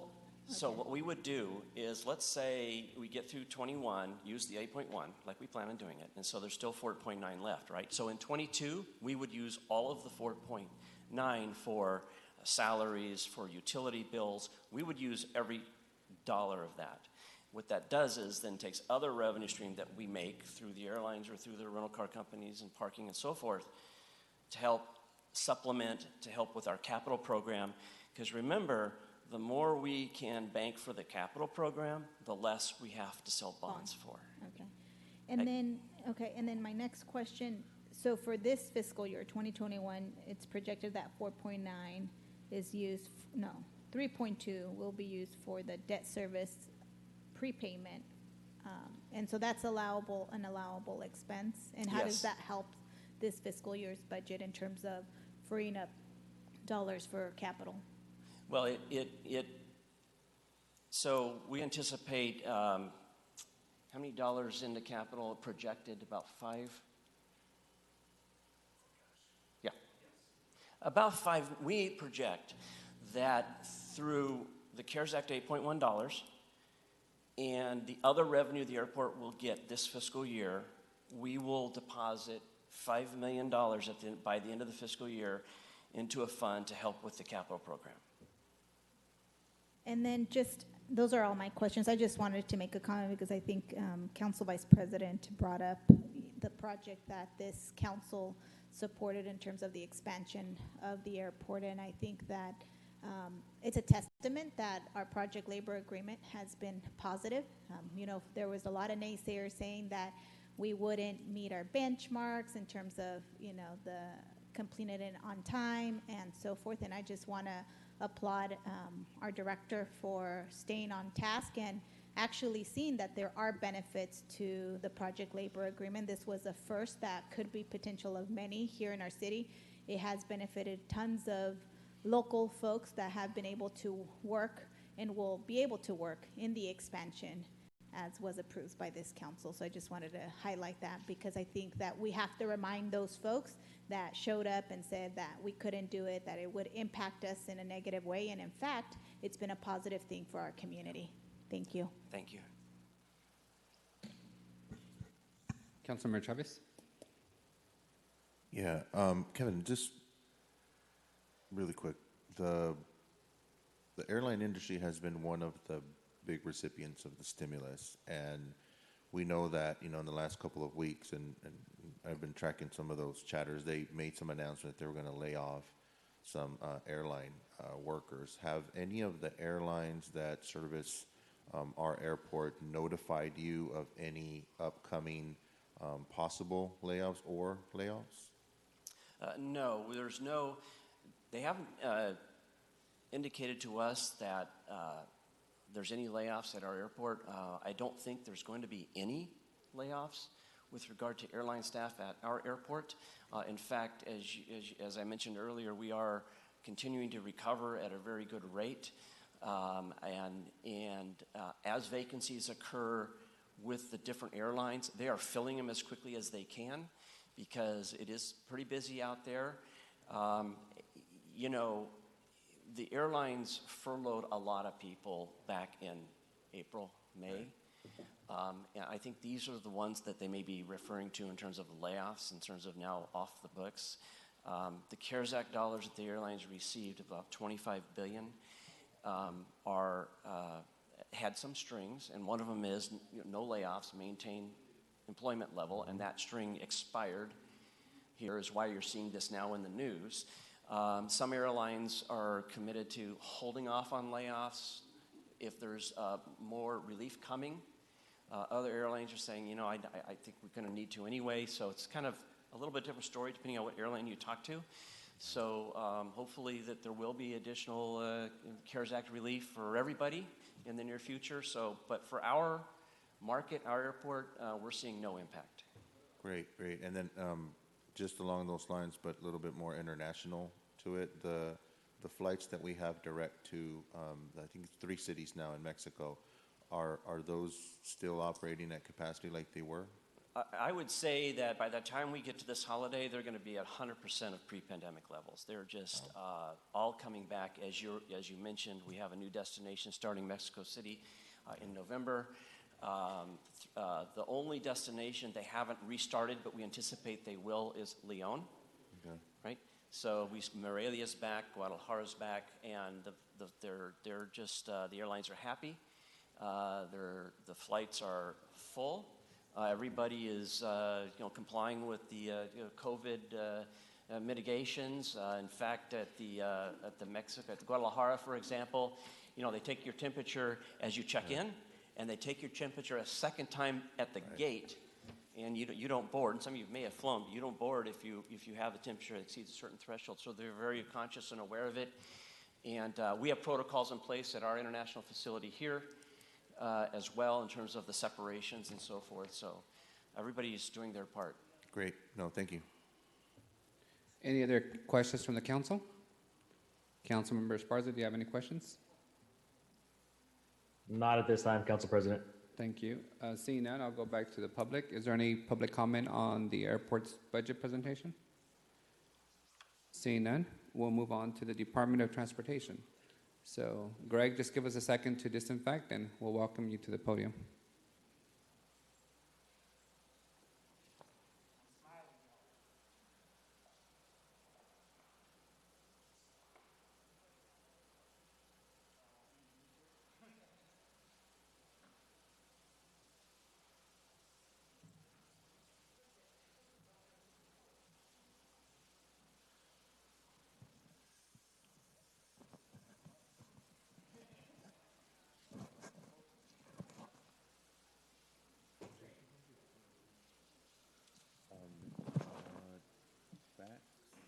Convention Center, Public Works, and DPU. Director Barfield, we are ready for you. You may proceed. All right, let me get my mask off. Good morning, Council. How is everyone? Morning. Before you is the Department of Transportation's annual budget. Once Brianna makes that a full slide, we'll go to slide 2. Slideshow at the top. And then from beginning. There you go. And then we'll go straight to slide 2.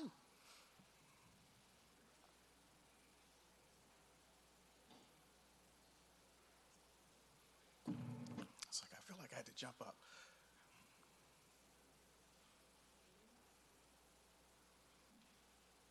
All right. So the Department of Transportation has a brand new logo. We are unveiling it before you all today, as well as a new mission, vision, and value statement. This is part of what we do annually. We kind of review what we've been doing throughout the year. And so our pre-COVID, we came up with this with the plan to introduce it in June. But again, it's about serving our community through safe, sustainable, and reliable transportation. Next slide. As you all know, we operate 17 fixed route bus service lines. We also are into the maintenance of buses as well as non-revenue vehicles. That means our relief vehicles and our supervisor vehicles, as well as our shelter crew vehicles. Our administration is here for the oversight of our finances. And then the customer experience, which we used to call support services, manages our paratransit contract, works with our disabled population, and manages the Manchester Transit Center, which we've now recently moved back to. Next slide. We also have planning services that works on both our capital projects and liaisons with the city's planning division, as well as the Fresno COG. Our municipal fleet unit, maintains all city-owned vehicles. It's about 3,200 vehicles, from tractors all the way up to tractor trailers and big public works stuff that you all like, to supply clean roads. And then our public safety fleet, it's our police and fire fleet. Next slide. Our operating expenses for fiscal year 21, $67,392,700 for FACTS operating.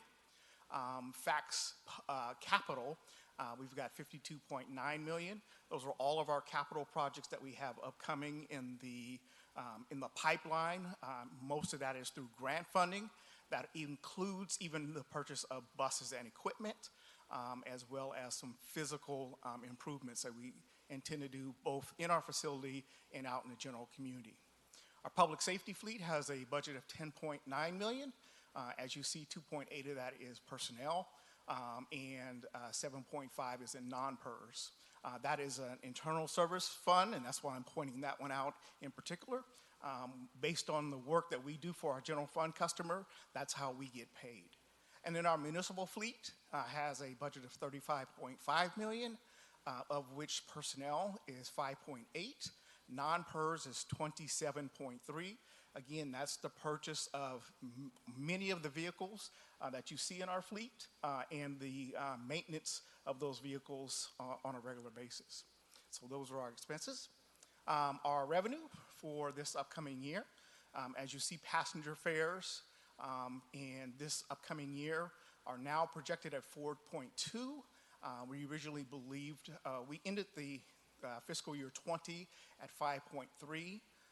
And because of additional routes, this has dropped significantly. Plus, as you know, we are only carrying 10 passengers per bus at a time.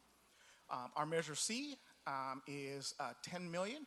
That includes $1.995 for the Advanced Propulsion System Lab at the new West Fresno Satellite Campus for State Center Community College. It's money that we've received as a part of a grant with State Center and Proterra for, I believe the district is calling it the Advanced Transportation Lab, but that lab is actually to train folks in how to work on electric buses. And again, that's a three-way partnership with Proterra, the State Center, and us. Our state line, the TDA, STA, and LTF, is projected at $25.1 million. That is a reduction due to the governor, and we already know that, due to what the governor and the legislature passed in their annual budget. 5307, which is our annual operating, we're projecting $10 million, but under a continuing resolution that's still yet to be fully decided. That continuing resolution will now expire December 11th, and then we'll see if a HEROES Act comes along or some other thing that could boost us up. And as you know, about 3 weeks ago, we Zoomed before the council and spoke to you about the CARES Act funds. It's $32.4 million, of which we've already encumbered 18, which leaves a total budget for $81.9 million. Again, the reduction in passenger fares, a Measure C reduction if you take off what we receive for the grant, and then state reduction at about 15%. Next slide. Again, just to recap, this is almost the same slide you all saw 3 weeks ago. Again, we've been allocated the CARES money. It's 100% federal match with no state or local match. And we have used it for all direct operating support, both on the driver operation side as well as the maintenance side, including all of our COVID expenses back to January 20th of this year. Next slide. Our budget request, we originally were going to ask for 10 positions, new bus driver positions. We've increased that to 15, primarily due to overtime, social distancing, and the addition now of the additional routes that we proposed for the latter part of 21. We've also asked for an increase in overtime expenses, again, due to absenteeism during COVID. We've decreased the FACTS police budget that we've spoken about earlier. We went from 18 officers down to 12. Those are 100% are on our dime. From ammo to vehicles, we pay for everything. And then an increase in the paratransit contract. We added 222,000. Don't know if we'll ever reach that because at this capacity, each vehicle right now for the paratransit division is only carrying 3 passengers.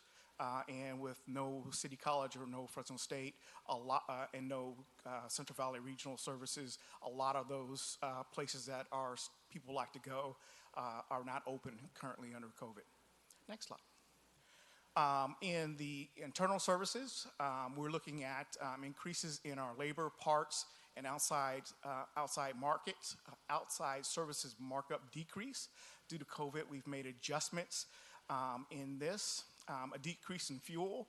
Last year, our fuel cost for the entire city was estimated at $2.95 per gallon. This year, we're down to $2.85 per gallon. So that's actually a savings of $489,000 to the general fund departments that would normally fill up at our station, whether it is CNG, LNG, or diesel or unleaded. And then just a little housekeeping item, as you all have requested, graffiti will move from the police department into the municipal services department. It's just a matter of where that vehicle is now repaired and kept in shape. It moves from one building to another for us. Our capital projects, again, I talked a little bit about the amount, but we are working on our facility assessment projects.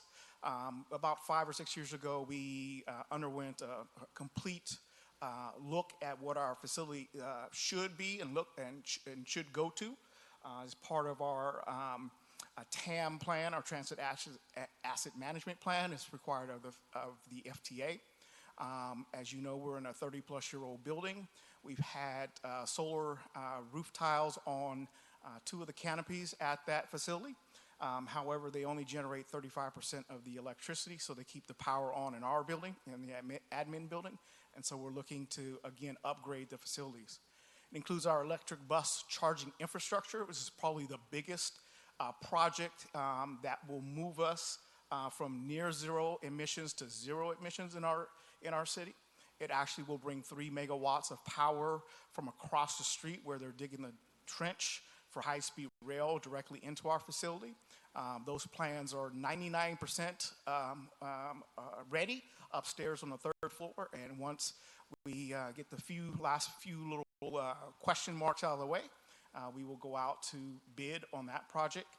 And that will be able to charge up to 23 in the first phase with the 3 megawatts. It charges up to 23 40-foot buses and up to 50 service vehicles or relief vehicles. So our entire relief fleet and our entire transit supervisor fleet can all be converted to electric at that point. What's the price tag on that?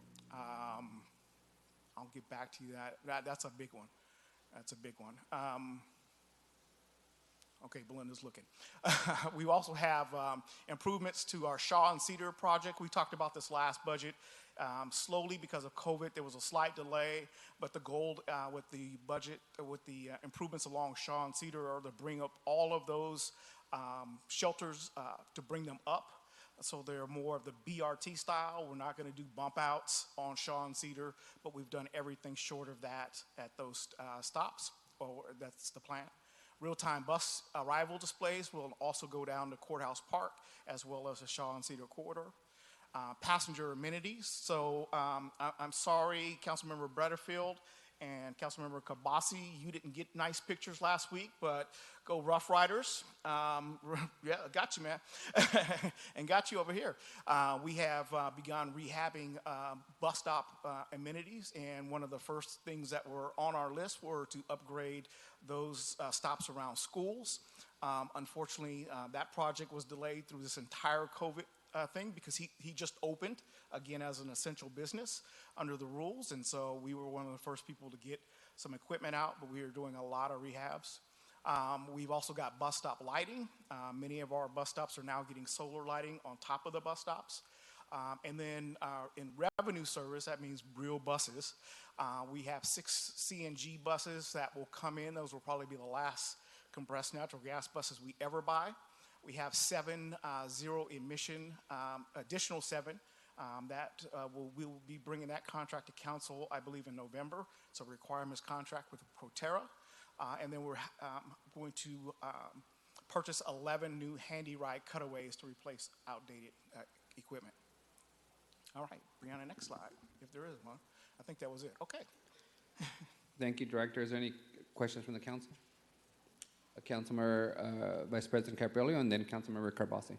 Greg, we knew when we put you in that position that as the director, not the council, but we supported that, of course. Well, you guys had to say, hey, you can go, Greg.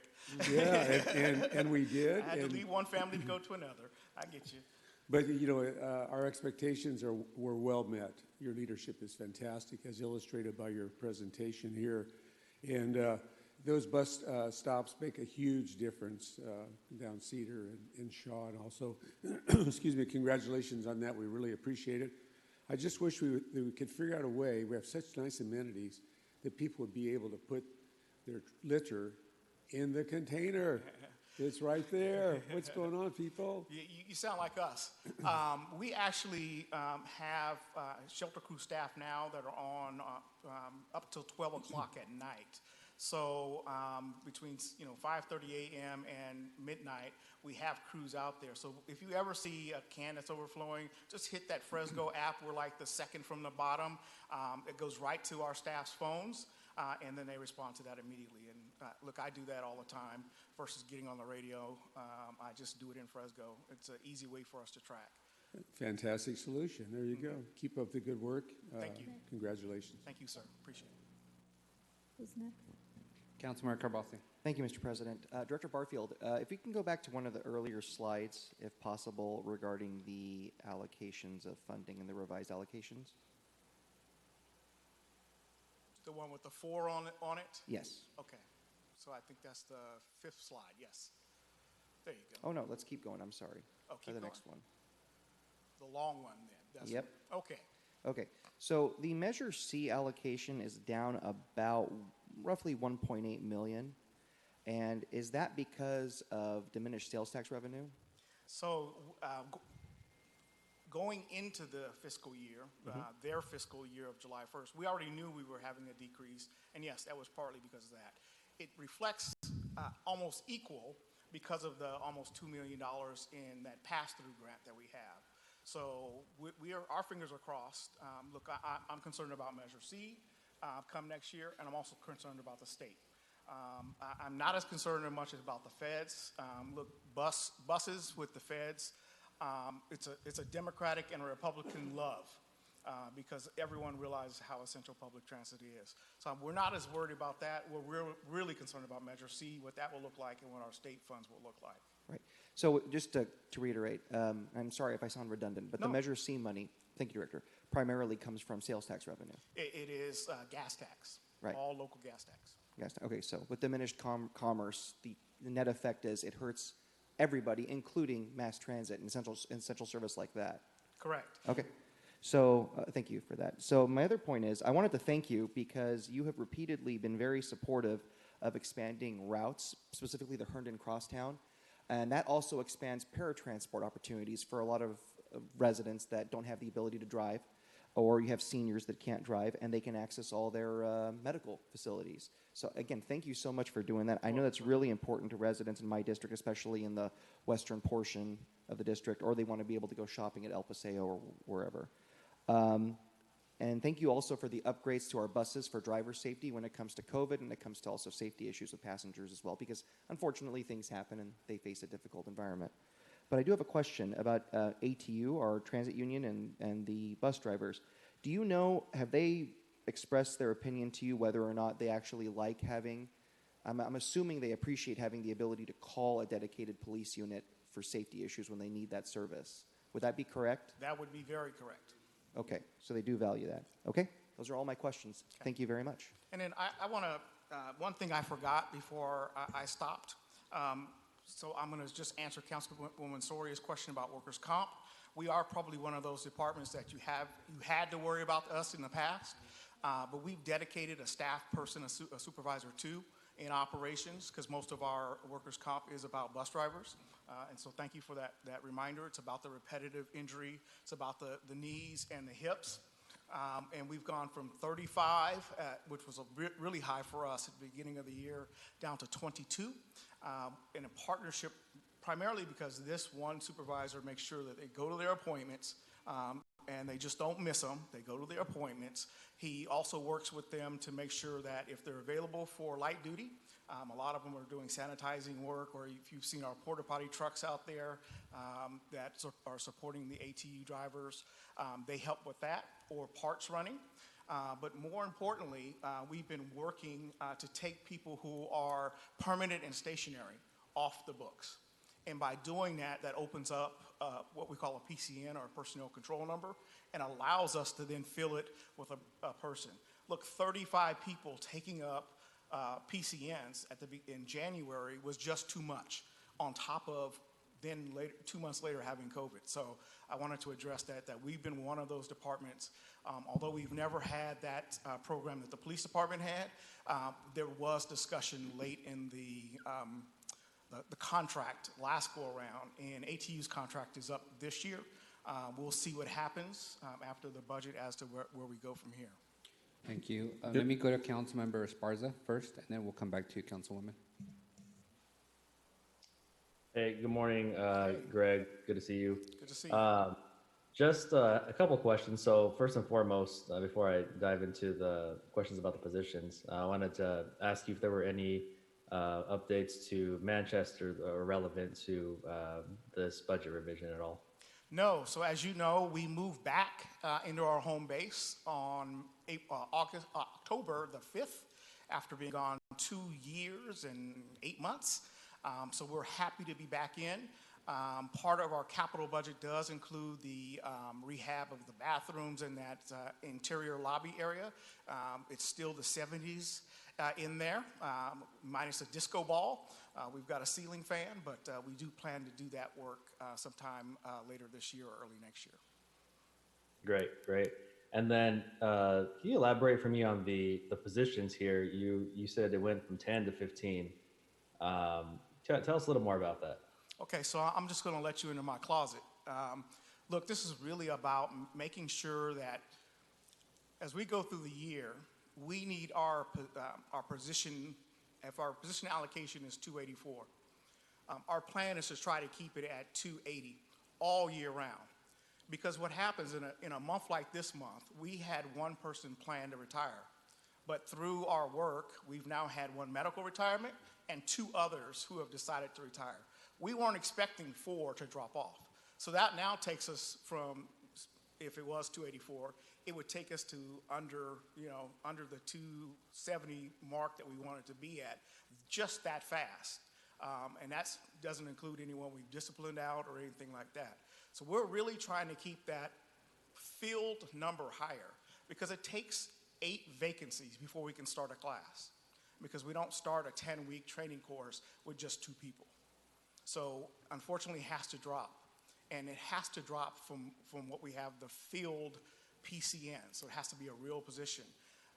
Under the civil service rules, we're not allowed to just have a wait list, right? And as you drop out, I get to bring someone on. It doesn't work that way. I have to have a PCN number to fill with your name in it. Okay. And then, I'm going to assume that based on those revenues that you showed us, that those new positions are not accounted for in that revenue. No, they are accounted for. The other thing that I may have failed to mention in that last answer is, remember, as Councilmember Kavasi pointed out, we're adding 3 more buses on the new Route 3. And then in January, we add 2 new buses on Route 38, because between Kalawa and West Fresno and downtown, it's a 30-minute trip, although we advertise it as Fax 15. It's truly going to be 15-minute service based on a grant that we receive from Kalawa all the way from downtown through West Fresno to Kalawa, all the way up Cedar and back. it will be truly 15-minute service both ways. And we're doing that in conjunction with the opening of the State Center facility. All right, thanks, Greg. Councilwoman Soria?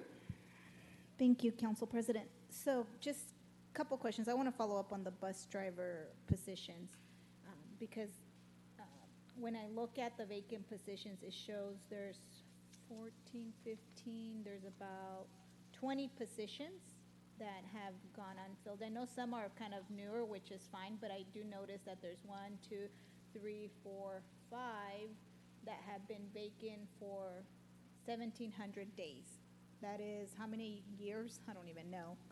So, So I just want to make sure that I'm clear. I know that you said that you need 8 vacancies to start a class. right. Let me ask you this. At the beginning of that line, what does it say under the section name? Because I want to make sure we're talking apples. The description? Uh-huh. It says bus driver. And then it says night service, and then it says. Okay, that's what I'm talking about. It says weekend service, and then 15-minute service. So there's a bunch of different. Right. So all of those ones that were vacant since, I think the furthest one back was 11/16, have already been filled. That class is already driving on the streets of Fresno. Which one? Let's see, it was 2019. It was 132 days vacant. And it is control number 0005450. No, I'm sorry, 0004484 is the control number.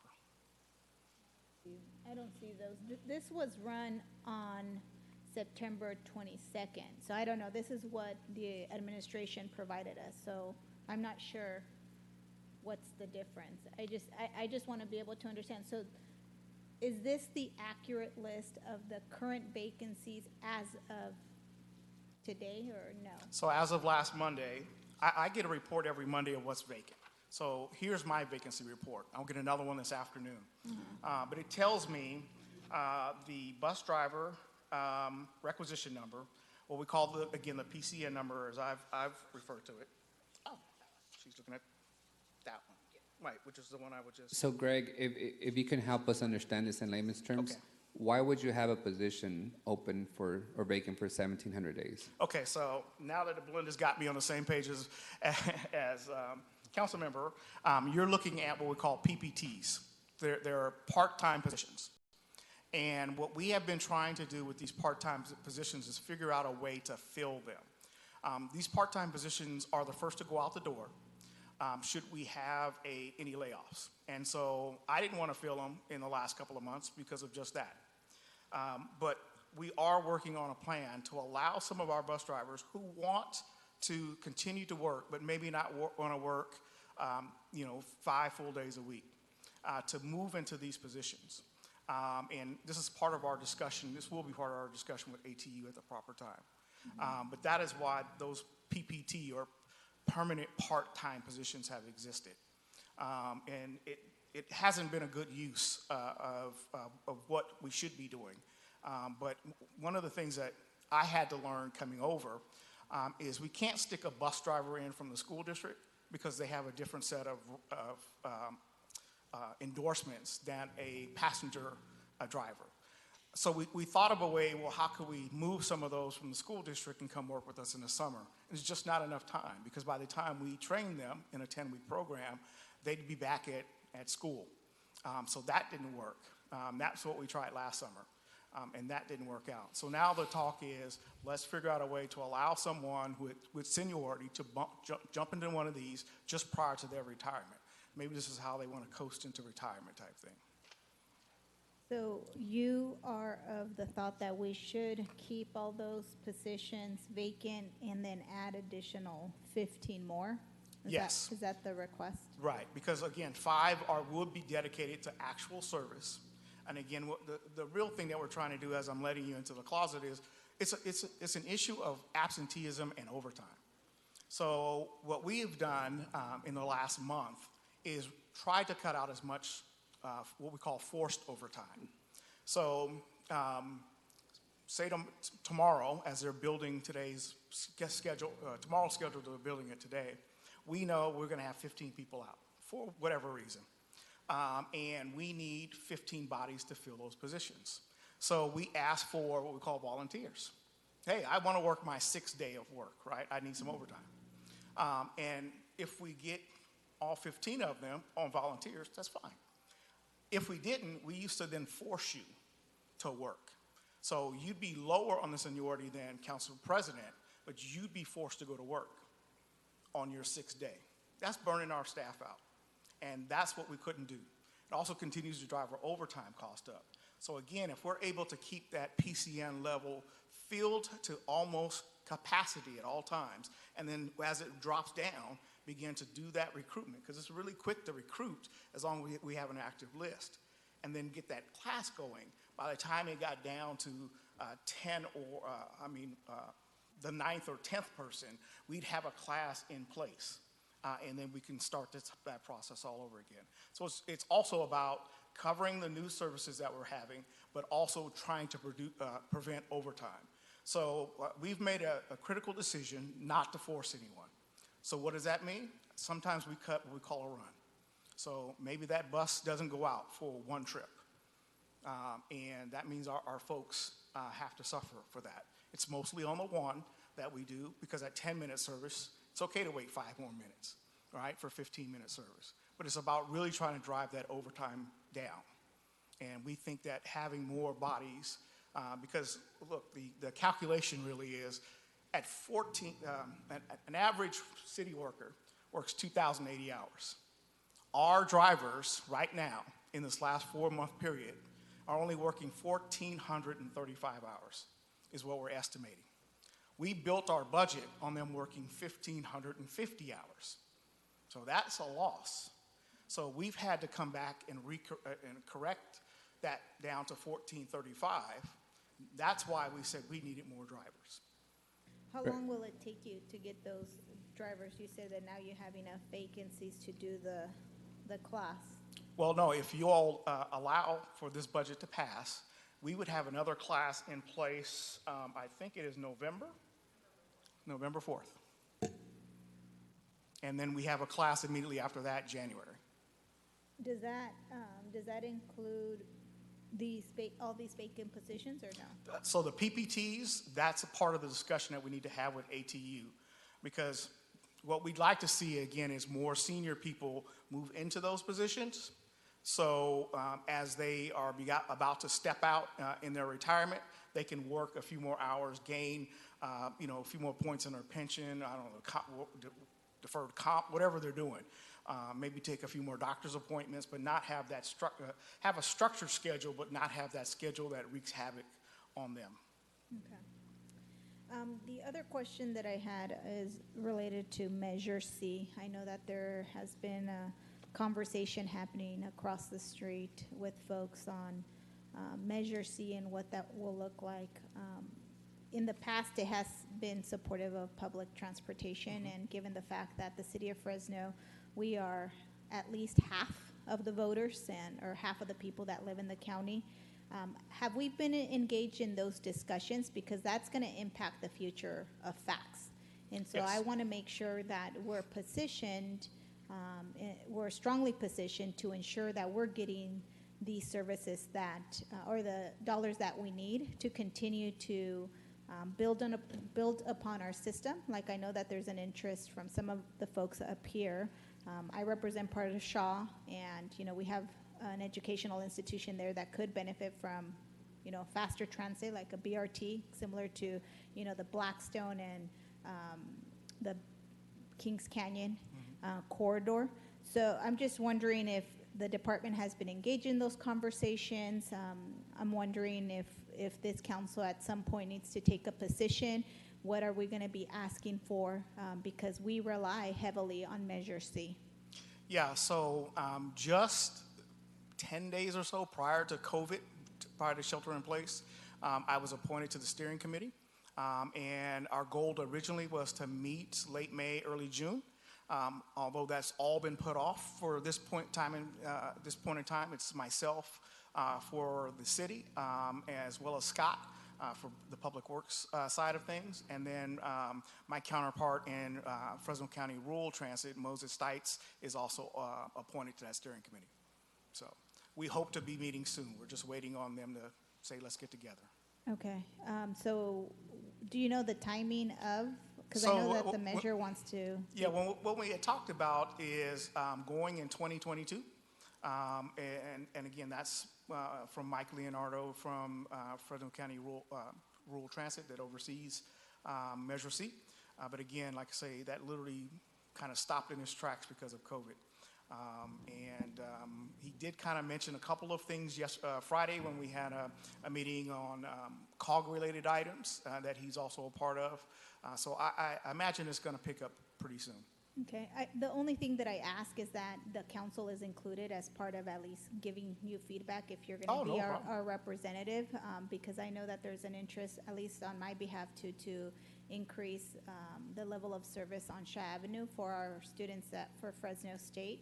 And then also, and the rest of the community, but also ensure that the city ends up getting its fair share, given the fact that you have majority of the taxpayers that live within the city limits. And so I want to make sure that our residents aren't shortchanged in that process. And so it'd be great for our council to get feedback as to what investments we want to see in facts, what investments we're wanting to see prioritized also in the infrastructure piece that the Public Works. Yeah, I know there is talk of doing some kind of public outreach segment, or community outreach and engagement, stakeholder engagement. So when we get to that point, we'll let you know. And then I had a question for you because you mentioned a campus on Shaw that you represent, but you wanted access to, and I didn't know what campus. No, I didn't represent. I said that Fresno State. Oh, you're talking about. So let me just say that. That's my campus and my university, and I asked Councilwoman Soria to ask you that question about BRT because I forgot. Oh no, let me just say that so without calling it BRT, Shaw Avenue now has everything except for the amenities and ticket vending machines. Shaw has everything that a BRT has. Okay. All right, so when we get the amenities up, it will have much nicer amenities, including digital display signs. We're not doing any more ticket vending machines. I will tell you that. We won't be doing any bulb outs into the street. But you already have traffic signal prioritization that has gone into effect from Willow on Shaw all the way to Blythe. So even in your district, on that Route 12, when we've turned it on from Fresno State to Brawley for the 9. When we're ready, we'll also turn it on from Brawley to Polk for Route 12. So we're not quite ready for that yet, but it does allow us to change the signal or keep the signal green and run faster. And that's been just in the last 2 months. Perfect. Okay, and then just one last comment. I want to thank you. I know that you sent us pictures, but I drove by some of the new shelters next to Fresno High. I know the kids aren't really using it right now, but I know that they will appreciate it once the schools are back up and running. Absolutely. So thank you for that. You're welcome. Councilmember Carbasi, and then Council Vice President. Thank you, Director. Piggybacking off what Councilmember Soria said, I think she is correct, and I hope that we have that greater conversation about, because Shaw is a major corridor, and I'm glad to see all the improvements. But one thing we're lacking on Shaw, and I think this is something that Esmeralda and I are going to work on, is we have a bottleneck once we go west of 99, we have a severe bottleneck at Shaw and Gates and Shaw 99. So we're going to have some major, this is more of a public works argument, but unless we have the infrastructure in place for you, we're not going to get anywhere. So I hope that when we talk to Public Works, we'll get on that bandwagon. But you're absolutely on the right track, Councilmember Soria. What I wanted to say, Director, after all the presentation today, is you've worked on the council side, so you know kind of what we go through. Yes. I just want to sincerely tell you that I really appreciate your service to the city. You're probably one of the most thoughtful directors I've been able to work with. And it's kind of nice to give good news in 2020 with all this stuff happening, but I trust you to do your job, and I think you're doing a good job, and I'm going to defer to you on your leadership with the department, especially because you are committed to the safety of our bus drivers as well. I mean, they're not just your employees. I know how you feel about them, and that means a lot to me. Thank you very much, sir. Look, I am blessed to work with the 500-plus employees in our division, mostly, again, bus drivers, but I've also got Locum 39 and FCEA and management and the white-collar union. So excellent folks, man. I love them all. Thank you. Council Vice President, do you have a question? Just a quick one. I want to thank Councilmember Soria for helping me with the BRT. I did forget to mention that to you. I was singing praises, which I like to do because you've earned them. But the stops along Shaw Avenue, short of the ticket kiosk, they'll have all the amenities that we see on Blackstone in that area. Except for the ticket vending machines and what we call the bulb outs. So at a number of locations on both Kings Canyon and Blackstone, we actually the stop actually kind of protrudes partially into the lane about the gutter part of it. And so that way when our bus pulls up, we're adjacent or abutting that, and people have to go to the next lane or they have to wait behind us. Right. So that will be the only two things that you will not see on Shaw or Cedar as we do that. The project that we did on the traffic signal prioritization was in conjunction with Public Works. And we have a major grant in right now. Public Works wrote it with us, a major grant to do the same thing from on 38 from Jensen up to Herndon on Cedar. So we're not going to have the bump outs Right. that you see on Blackstone now. Right. This will be BRT Super Light. Call it sugar-free. I like that. I actually did get some It won't concerns. have near the price tag because we have all the equipment already in those buses. You've got, it'll again about the enhanced shelter improvements that we're looking for, and again, the ticket machines we don't necessarily need.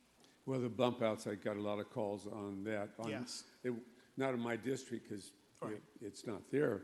And I'm glad you made that improvement because a lot of people were concerned that that was holding up traffic and all these other things. So maybe it is, maybe it isn't on Blackstone, but we would know it will not on Shaw. Right. Or and Cedar. Right.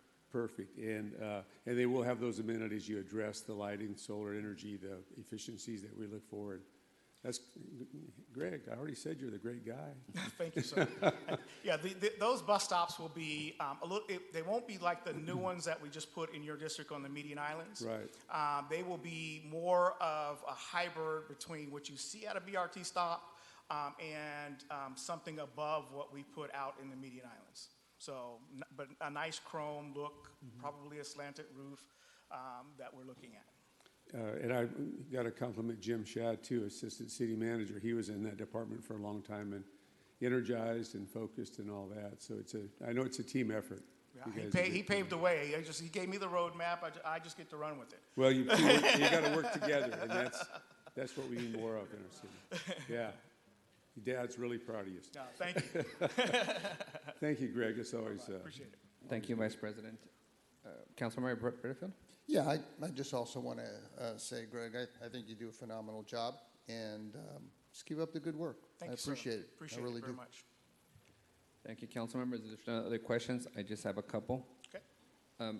Greg, I know you guys are not responsible for the rural transit bus stops, but the one right in front of the 7-Eleven adjacent to City Hall seems to always have a problem with cleanliness, garbage being overflowed. Who's responsible for maintaining that? So we decided to take that on a regular basis. And again, that's another Fresco app. You just put it in if you see it in between.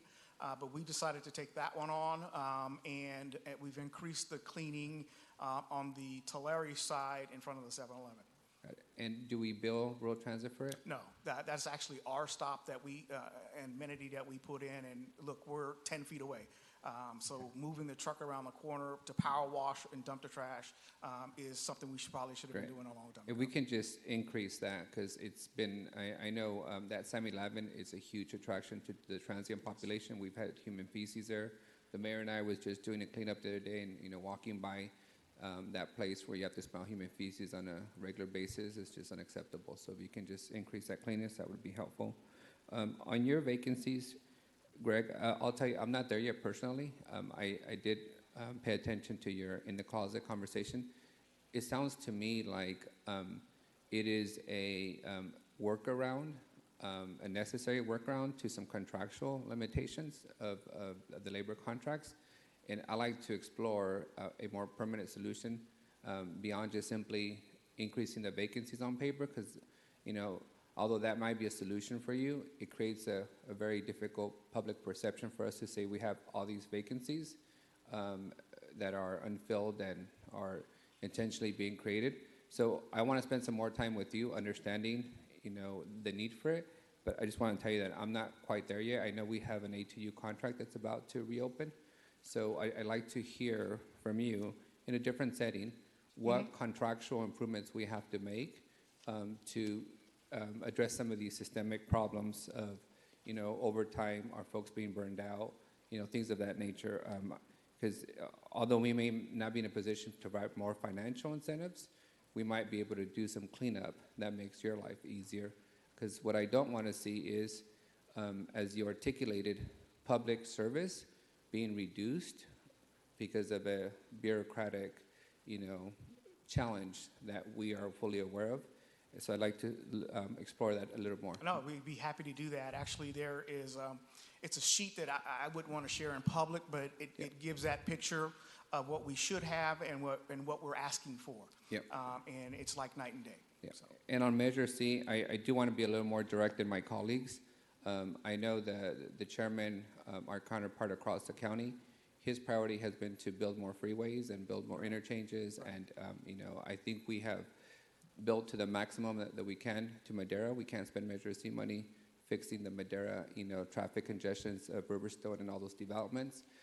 I want to make sure we are clear as a council what direction we're going to be supporting, because I don't want to see the next version of Measure C simply to build more freeways out in the sprawl area at the absence of maintaining the freeways that we have. I know the current measure doesn't have a lot of money for cleaning up the freeways, for maintaining the landscape, and I think Councilmember Bredefield and I are on the same page when it comes to those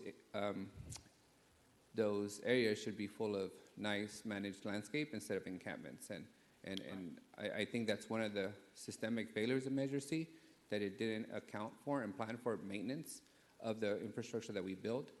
Secondly, I think Fresno being the majority of the county residents, we need more Measure C funding to fix the existing roads in the city versus simply expanding and accommodating the sprawl outside the edge of the city. So I want to make sure that if you and Scott are going to advocate for some kind of Measure C, priority list, that it comes to this body so that we don't have to hear from a mailer, or a commercial that we're giving away the house when we know that we have significant road needs and that the revenue is going to decline in future years. Well, I know you have Scott this afternoon, and I'm sure he would agree that he would love to have more money. I know we would like to continue to have the types of support that we have currently, because that is one of our more flexible funds that we can do special projects with, and so we look forward to that conversation. Yep. I just want to make sure this council has your back and you have our back, and we're all on the same page as we advocate for that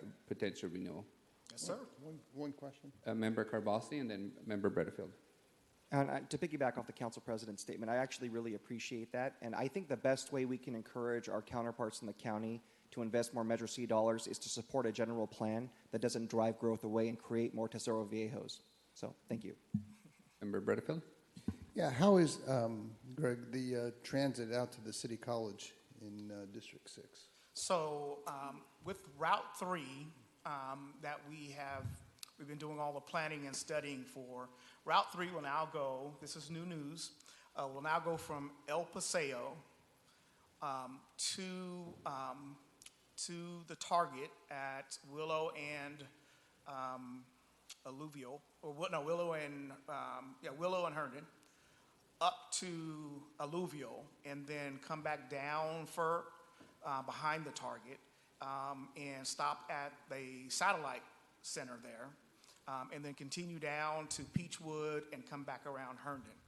That was a result of a conversation with the city of Clovis and the Housing Authority about providing some transit along Alluvial, where there's a number of complexes, but more importantly, to get us facing the right way at the satellite campus. We had looked at trying to run that route all the way up Willow. The problem is there would be no infrastructure because that's Clovis's side of the street. And we weren't going to do an express from Herndon and Willow straight up to the campus. So when they return, the plan is for us to continue to have dialogue about maybe doing something possibly with Route 58.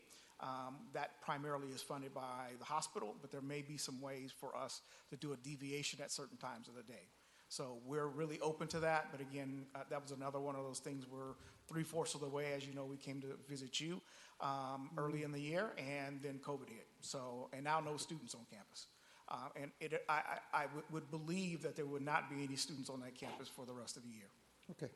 All right, thanks. Thank you. That concludes it. Thank you, Mr. Barfield. And we're going to try and finish the next budget, which is the convention budget right before budget. You want to go out to the public? Yes, before I do that. Thank you, Mr. Barfield. Always the ultimate My staffer. council staffer.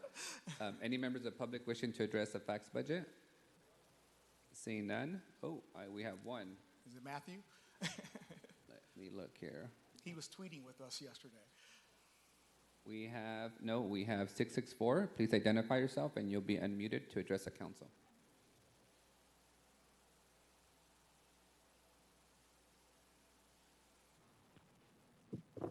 Hello, can you hear me? Yes, you have the floor. Hello, good morning. This is Jonas Paulos, homeless veterans advocate. I just want to ask about the veterans transportation. Is this still going to go on? Because I've been receiving a lot of calls. Thank you, Donis. Thank you for the question. We'll have the director answer it. Yeah, Giannis, when there are better COVID numbers and we move from a better current situation to a more positive situation, we will resume the veteran shuttle between the Veterans Home and downtown. All right, thank you. Thank you. Thank you. That concludes this budget presentation. Now we have the convention center, and council will try and work through this item. As they disinfect the podium, I do want to advise the council that if we continue down this pace, we might be in a position to hear the fire department budget this afternoon. So just prepare for that. Why would we do that not to schedule? Wouldn't it seem a little unfair not to give them notice of that beforehand? Typically, what we do is if we get to budget department sooner, then we just hear them. Well, I was prepared for tomorrow, if that matters at all, Council President. I'm not sure if we can do that. If it's scheduled for the 13th, can you move it to the 12th? Oh, I see. Yeah, but if the council wishes to hear tomorrow, we can do that. But Yeah, let's wait till tomorrow. yeah, that's fair. So we are waiting till tomorrow? We'll wait for tomorrow. Okay, I'll So let we'll her get know. through these budgets, and then we'll start with the ones on schedule. Gotcha. Sure. All right, Henry, you have the floor when you're ready.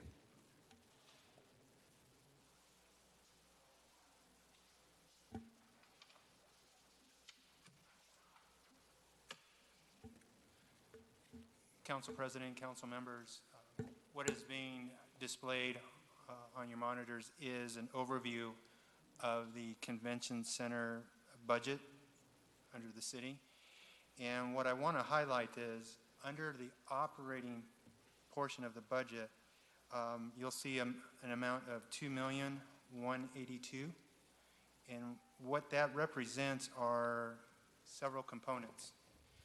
The first component is what we're budgeting as the operating subsidy, and that amount is $1,678,300.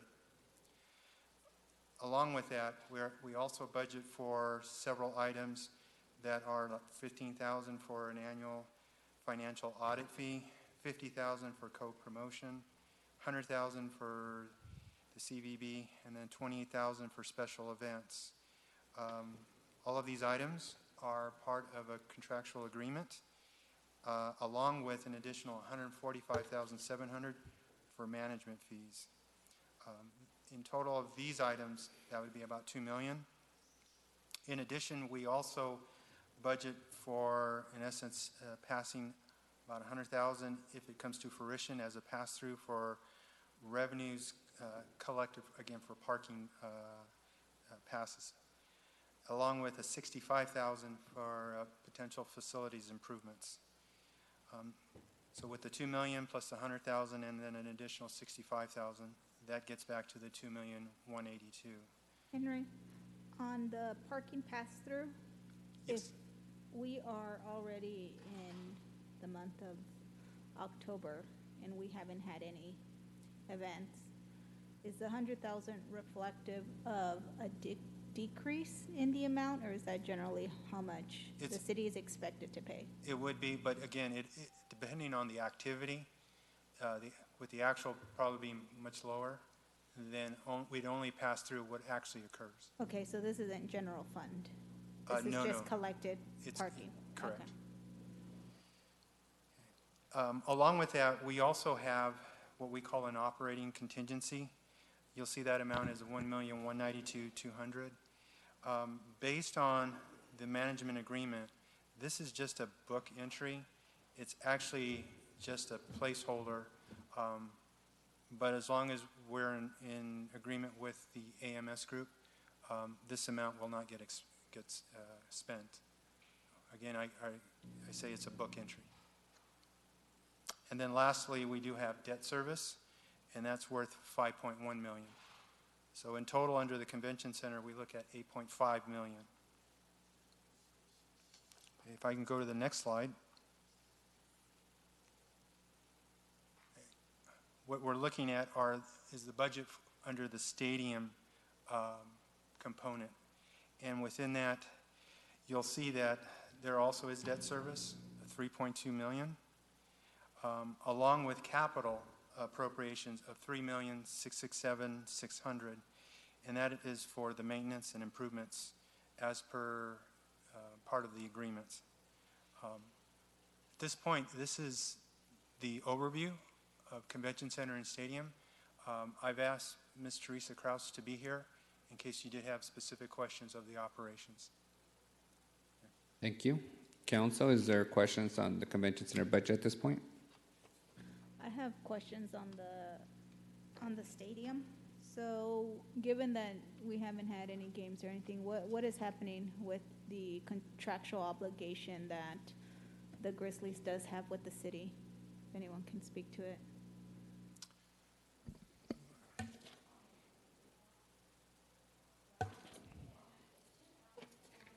Tim has been, oh, am I, sorry. Yeah, we've been in talks. In fact, we're meeting tomorrow with the Grizzlies. So their deal, I believe, provides for, correct me if I'm wrong, we have $500,000 on the rent. There's also a setup where we contribute about $250,000, $300,000 each to the reserve fund. So basically, at this point in time, one is pretty much offset the other one. That needs to be formally resolved, but it's pretty much, we're not contributing to $300,000 this year. They're not paying the rent, at least so far. But that's not a formal agreement. So, okay, so we're anticipating that they're not going to pay the rent for this fiscal year. Is that what we're anticipating? And what we're understanding is that again, it has to be formalized. We're going to add whatever they owe on to the end of the contract. So it's not going to be a giveaway. It's going to be basically an extension. So they will pay it. They'll just pay it with one more payment. When do we anticipate formalizing whatever agreement you guys are having discussions about? We're meeting tomorrow, so I'm hoping we'll get it done this week. So and- could we and have- get it done for the budget to be settled officially. Okay, that's what I was going to ask. Yeah, to the make council sure. will vote on it. So, Mayor, would that contract come on October 22nd? Come on soon. Come on soon. I think it's fairly easy to resolve. But we'll bring it back to the council. The We'll formal. at least make sure you all have an update before you adopt the budget. Okay. Let me add one more, the council. When I was on the council back in 2011, I did a lot of work on the convention center. We made some changes there that at one time made a significant difference. The LED lights, both at Soroyan and at the Selden Arena, were upgraded to LED, which I think saves about $1 million a year. And that was all financed by then SMG. We also did a co-promotion program that's still technically out there, but there's no programs to do it with. But that generated right around $300,000 or $500,000 a year for the city. We also did a refinancing of the debt about in 2017.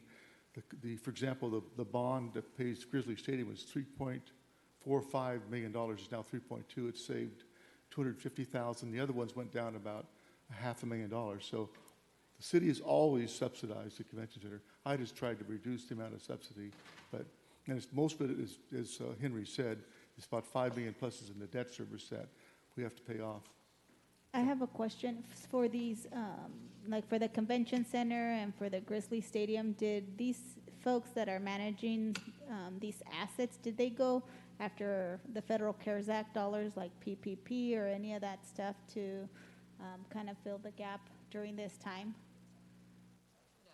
No. We have not at the convention center, only because of some of the funding coming from the city for some of the improvements. I think you have to come to the mic so that people, you want to maybe put on your mask so that.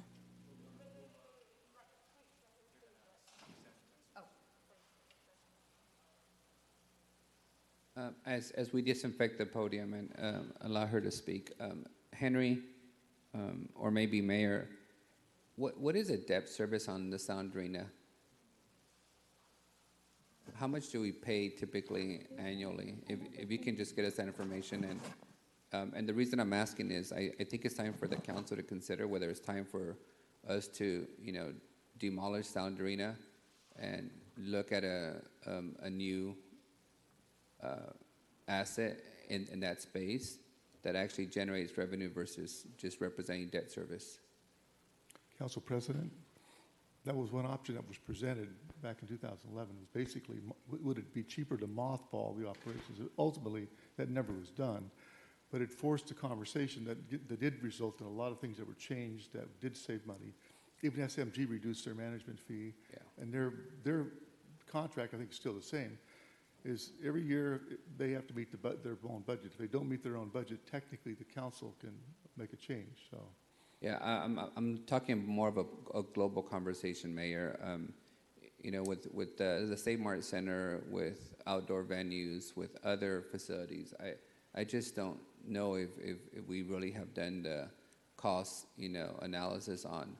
Is it time for us to repurpose that whole facility and the problem and do is something? those facilities are security or equity for the loans. So yeah, we it's were property limited options. leverage. Yeah. 5.1 million is debt service under the convention center. Just that we're budgeting for in 21. Is that the whole convention center, or is that just the Sound Arena? It's the whole. I want to say the whole convention. Got it. So you guys combine the whole thing together. Okay, thank you. Can she answer the question? Yes, you can come forward and address the questions that were posed.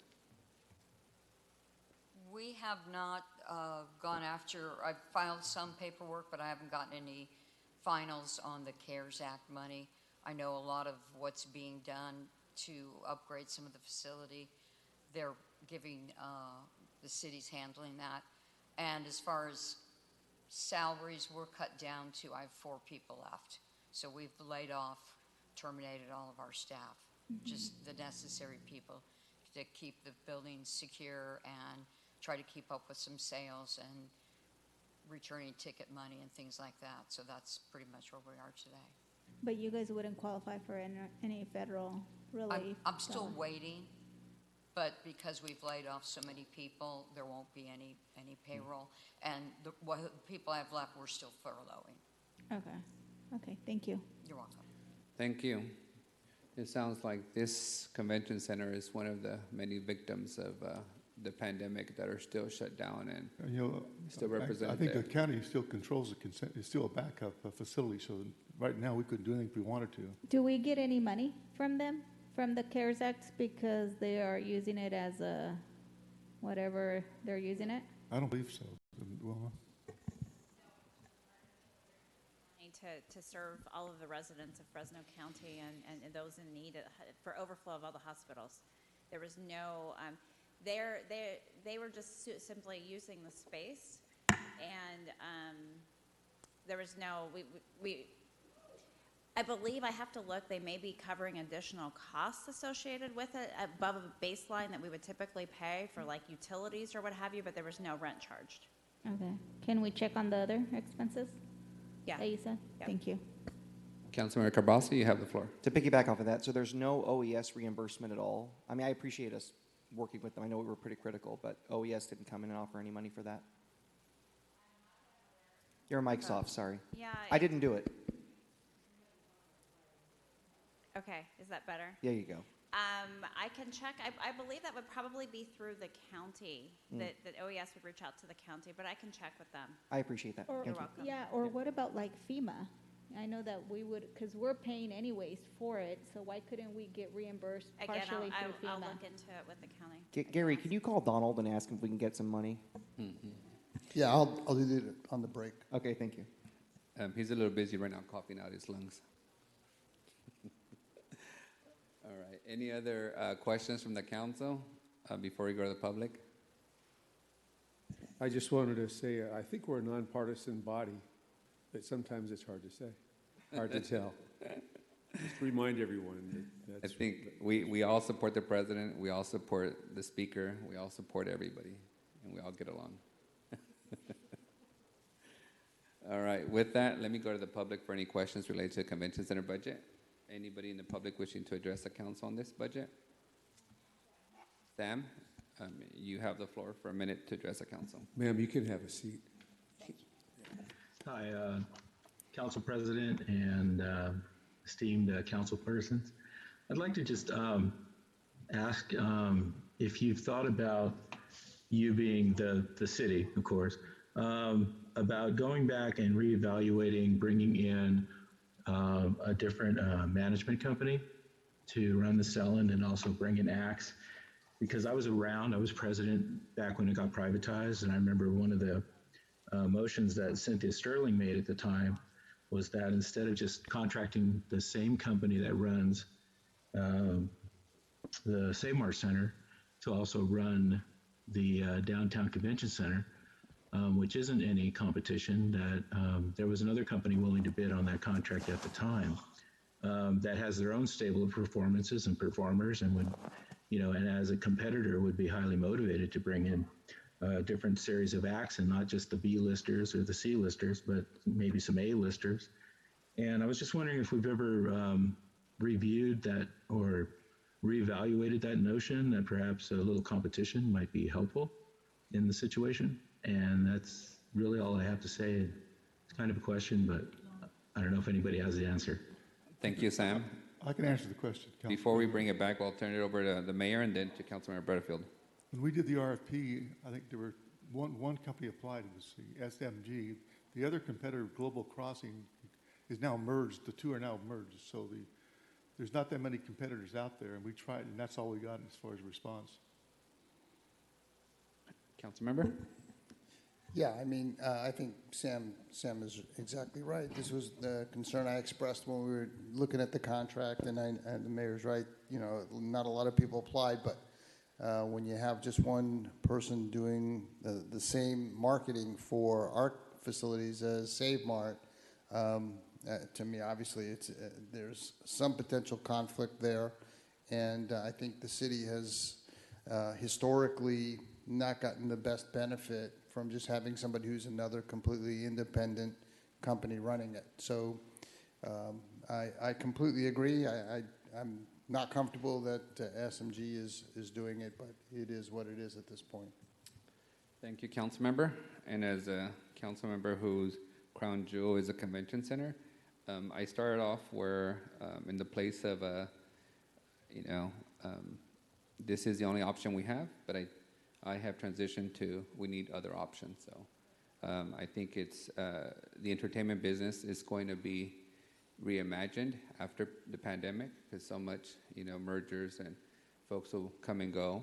And I think it's time for the city to either make a significant investment on Sound Arena or, cut bait and move on and see if we can pursue a hotel or something else that actually generates revenue for the city versus a half-empty facility that, competes with Save Mart Center, which we know they really can't compete at this point. But that'll be a broader conversation, which we'll have to take on. Council President, I like your comments, but believe me, Lee and I have broached this subject time after time, year after year, term after term, and it's easier said than done. And if we did put a hotel there, why would people hotel there if there's no convention center or no draw for them to come to the downtown area, et cetera? So there's a lot of moving parts, but I share your concerns, and I'd love to see some some improvements there, but again, COVID has just Yeah. devastated. I our completely city. appreciate that, Council Vice President. It might be a time for us to think about a downtown soccer stadium, given that there's a huge demand and interest from the folks here in the Valley. But with that, we'll conclude the budget hearings for this morning. We'll return council at 2 o'clock to take on the rest of the departments. And city manager, just for the clarity, I know we're going to hear fire and police and all that tomorrow. Is there any departments, if we get through the next 2 departments this afternoon, is IT ready to present to us today? No, ISD needs till tomorrow. Well- Fire was the only one. I had Okay. reached out to all of them that are scheduled for tomorrow. Fire was the only one that can do it today. All right. And council, just know that we're trying to make sure, I know fire, police, finance is going to require a lot of time tomorrow, so I wanted to see if we can get some of the low-hanging fruit out of the way today. It sounds like we can't, so we'll just try to stay on schedule. All right, with that, we'll see you at 2 o'clock.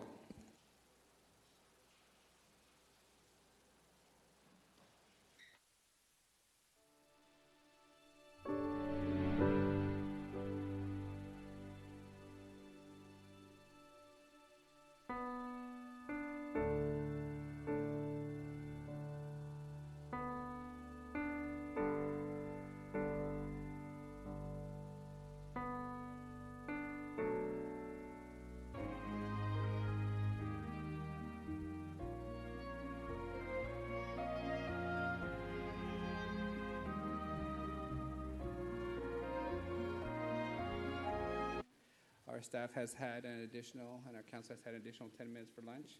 We're going to proceed with the remainder of our budget hearings for the afternoon. Next up is the Public Works Department. Mr. Mosier, you are up. And as a new condition, Mr. Mosier, you're required to answer everything truthfully and fully transparently. So I'm sure you will. Just want to make sure we have that on the record. Mr. Mosier, you can continue. All right, good afternoon, Council President, council members and colleagues. I'm Scott Mosier with the Public Works Department, and glad to kick things off with a brief presentation about the FY21 amended budget for Public Works Department. And City Clerk, if we could go back to the first slide of the group.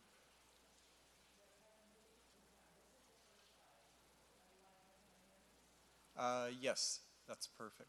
Thank you, Brianna.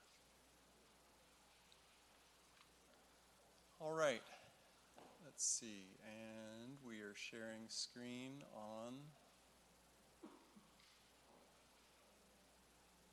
We're almost there.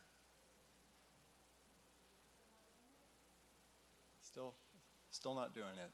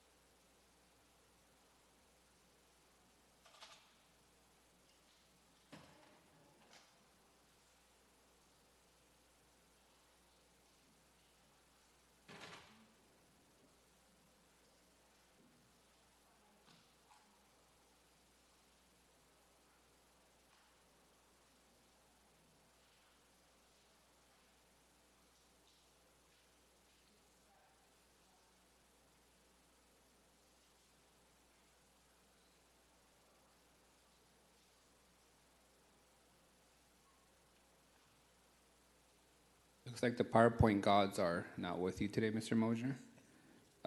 While we're waiting for the PowerPoint, is it your position that you're going to fund everything in District 3 that we've asked for?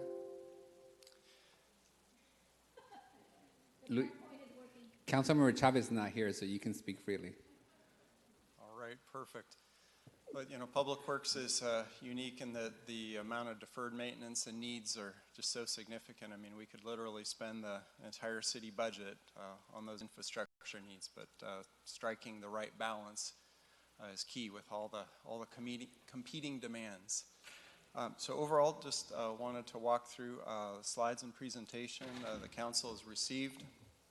Starting off, just a overview on the department, although we love repairing streets, street maintenance is one of 8 divisions within the department. So we have street maintenance, including paving, concrete, signing, striping, traffic signals, street lighting, all that type of work. Also our landscape maintenance division also has well over 100 employees devoted to median island, cleaning, street trees, trails, park maintenance. We have traffic operations and planning, very involved in new development as well as needs out in the community, like addressing stop signs, traffic signals, speeding requests and such. Course administration, which houses things like grants, ADA program, all of our accounting functions. Engineering, focused on design, project management, real estate, delivery of projects. Construction management, of course, both building city capital improvement projects, along with inspecting new development as infrastructure is built. Facilities management, which is both the property maintenance and also capital project management for many of our client departments, like police, fire, parks, many others, and also sustainability, which was added to the department in the last year, delivering on energy efficiency projects. And let's see, and then we're on the correct slide now. So overall, just briefly wanted to cover both operating and capital. In the general fund, Public Works has operating $9.5 million. So general fund, although very significant for the department, it's a small percentage relatively of the whole. General fund typically for us is the park maintenance function, along with a developer fee for service, plan checks, processing of maps, and then also inspection through subdivisions and permit type of work. So overall, general fund is proposed to be increased by $466,000 in this year, and that's primarily MOU increases in the budget. No new general fund positions are proposed in Public Works. In terms of capital general fund, on the next slide, thank you, City Clerk. The amended budget represents a decrease in general fund capital from the last year. That's predominantly either completion of those general fund capital projects or a shift of funding sources for those. And back during the budget discussions in June, Council discussed about $2 million worth of general fund capital and opportunities to reduce some one-time general fund capital to offset other motions and things the council was interested in. So for non-general fund capital, of course, that's a much larger share. First, we'll talk about operating at the bottom of this slide. For outside of the general fund, again, we're primarily, as Public Works, a special revenue department. So in FY20, the amended budget was $67 million, and the FY21 revised is $75.7 million as proposed. So that's an increase of $8.5 million, and mostly that's either carryovers from prior year, things like some of the SB1 funding the council approved for us to carry over, as well as, again, the salary increases per the MOU. Next slide, please. All right, and then this is the capital that's outside of the general fund. And of course, last year we were at $156.7 million, and for FY21, that's proposed in the amended budget at $191.9 million. So that's an increase of $35 million, just showing we've been very successful with grants and other funding. We have a very heavy workload, and our biggest challenge really is just in delivery, just getting those things done, getting positions filled, and making things happen. If we could go to the next slide. All right, now we're going to slide back over to the other ones. That would be great. Okay, as we start to move over to the other slide. So overall, with the capital program, I'm going to be talking just about some highlights. That's perfect. That's the correct slide. So Public Works, we have nearly 200 Public Works capital projects in the budget, plus we have another 100 projects, roughly, for other city departments that we're managing and delivering either in the design phase or the construction phase. So about 300 altogether. And so this is just really some highlights, some snapshots for us. One is, of course, the SB1 program. As approved by council, we appreciated engaging with the council in that process and a unanimous consensus on the list back in June 11th. Of course, a really big project for FY21 is Veterans Boulevard with the federal build grants, state funding, FCTA Measure C, developer fees, $65.7 million altogether. We're very active with new traffic signals. There is a correction here. We noted on the slide 5 to be constructed, 10 projects in design, and that's actually flipped the other way around. The 10 will be going into construction, so we apologize for that typo on the slide. Again, we continue our efforts on air quality traffic synchronization with $5.4 million of investments there. Midtown Trail, yes, we've been making a lot of progress with FID, and 5 project segments are in the budget at $12.4 million. We anticipate 3 contract awards prior to June. Still lots of work to be done, but that is fully coming together. Fancher Creek Trail and the Parkway Plan, of course, a new grant received this past year for $300,000 as a result of council motion for both the Fancher Creek Parkway Plan and to pursue grant funding, and along with the trail near Fancher Creek Town Center. We're leading the way on the MLK Activity Center, both with street improvements around the perimeter and the park project. So the budget includes $1.9 million toward that effort this year, construction the following year. Olive Avenue will be bringing you a contract award shortly. We had great results on bid opening, but that's in this year's budget. Of course, West Area projects, always a significant concern of the residents of the West Area. During public meetings, we often find that traffic is the #1 concern. So we have $13.5 million in this year's budget. Scott, can you describe West Area projects? What exactly does that include? Absolutely. So we define West Area as west of Highway 99 and generally north of Clinton in that area. So the budget includes further work on the Polk Avenue Highway City project, also Shaw 99 interchange feasibility study. We have the McKinley Complete Streets project near Jane Addams, Ashland Avenue widening, Clinton Avenue widening. We also have near Inspiration Park a Gettysburg bottleneck improvement and a new traffic signal going in. So lots of bottlenecks, sidewalks, and improvements west of 99. Thank you. A new one, the council back in June approved a cooperative agreement with the Transportation Authority for Blackstone-McKinley grade separation. This budget includes $6 million for that design phase. And just, again, some other ones. I know I mentioned that there are a couple hundred in total in the budget, some small, some bigger. These are some highlights. Southeast Fresno, Peach Avenue widening from Butler down to Florence near the USDA park property, $4.4 million across the railroad tracks. Then concrete repair program, 7-week. Of course, energy efficiency we're working on with police, fire, parks. We're shouldering a lot of the CARES funding for building retrofits, making that happen by the funding deadline. And then one other I should have included on this list, but wanted to highlight, is the Maroa and Shields safety improvements at railroad crossings and those streets, along with ability to form a quiet zone. So this would be first year, and then FY22 would be the second year of that improvement.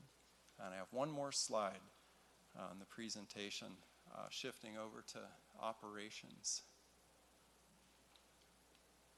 All right, perfect. Thank you, Brianna. So in operations, distinguished from capital, and that this is operations of city salaries, work by city crews, dollars for things like rock and mineral and material. So Overall, 52 lane miles of repaving. We're excited about that, but there are 3,700 lane miles total in the city. So we're definitely making a dent, but there are more needs. We continue in this budget with a 90-day cycle on median island maintenance throughout the community. Funds our CFDs. Those are either weekly or monthly cycles. In the landscape lighting maintenance district, that's about 90 to 120 days in those areas. Council just approved a contract for additional LED streetlight conversions. That'll take care of the last of the Cobra Heads 2,500. Tree trimming, always a concern in the community. We do have 2 crews for that reactive work, like limbs down or concerned about trees, health and safety, but no funds are included in this budget for the geo-based tree trimming, for the proactive preventative care that we would prefer to be doing, but it really is revenue dependent. In city parks, we are still funded for weekly mowing, edging, landscape maintenance in the parks with our crews. Second year of highway litter control is included. On the facility side, another important division, we have our City Hall elevator, really the guts of the system being upgraded. Those are original from City Hall and have been prone to failure over the past few years. And emergency generator out at the MSC. And lastly, we are staffed appropriately, I feel, for, again, keeping on track with processing of the development plans, site plan approvals, getting them annexed to the CFD, maps processed, all per the money back guarantee. So with that, my staff and I, we are available for any questions. Thank you. Thank you, Scott. Council, return to the dais for questions. Council Vice President, you have the floor. Thank you. I'll make it real brief. On page B151, it speaks of McKinley, but we don't see, it's been on the radar for years, but we've not seen any groundbreaking or otherwise to repair McKinley. I've always complained about that because it comes out of the airport, one of my crown jewels, and it's a washboard all the way down from Clovis to Blackstone, really. So I'm hoping that could be expedited. And the other question related to the status of the McKinley Trail with the McKinley River, also known as the McKinley Ditch. Absolutely. Council, so 2 separate questions. One is McKinley Avenue. This is a project from the 168 freeway out to Chestnut. The council did approve that as an SB1 project for this fiscal year. So we're quickly running out of weather and paving days for the fall, but we are scheduled to do that work in the spring. So that'll address, again, from the 168 freeway out to Chestnut. It'll be a mill and repaving of the street, so the dollars are there. And then on the Midtown Trail, McKinley is what we call segment 4. That is one of the furthest along that has less issues than some of the others. So again, that is scheduled to start construction next summer. Very good. Councilmember-elect Tyler Maxwell is in the audience, so Tyler, make some notes. I'll be gone. You got to carry that load. Make sure we get it. It gives me a thumbs up. We're good. Thanks. Thank you, Scott. Thank you. Next, I'll go to Councilmember Esparza. Do you have any questions for Mr. Mosier? Yes, Scott, for the record, I know we didn't discuss the big picture, but can you remind us all, just for the record, what is the total amount of deferred maintenance right now on our city's roads? All right. So deferred maintenance. So I'll speak to a few different categories. One is pavement, the actual asphalt surfacing. We have deferred maintenance about $600 million at the present time, and that does continue to grow if not addressed. So overall, I think we're making good investments this year. It's roughly about $23 million being invested in repaving this next year. But again, we're really just kind of treading water in that area, and it would take more investment to bring that number down. Also on concrete, we've estimated sidewalk damage, curbs and gutters with tree raises, that's roughly $200 million a year. Not per year, I'm sorry, $200 million total of deferred maintenance. And right now we're investing about $4 million in concrete repairs. And then lastly, sidewalk gaps are another area of focus. Our active transportation plan estimates that number at about $365 million. We continue to pursue ATP projects, grants to fill those gaps, but we have a long ways to go. All right, thank you, Scott. And then in terms of the Blackstone McKinley grade separation, can you just kind of, for the record, give us a bit of a timeline there? And those funds have been allocated, I believe, already. That is correct. So, Council, the FCTA has approved those funds. It is now in the program.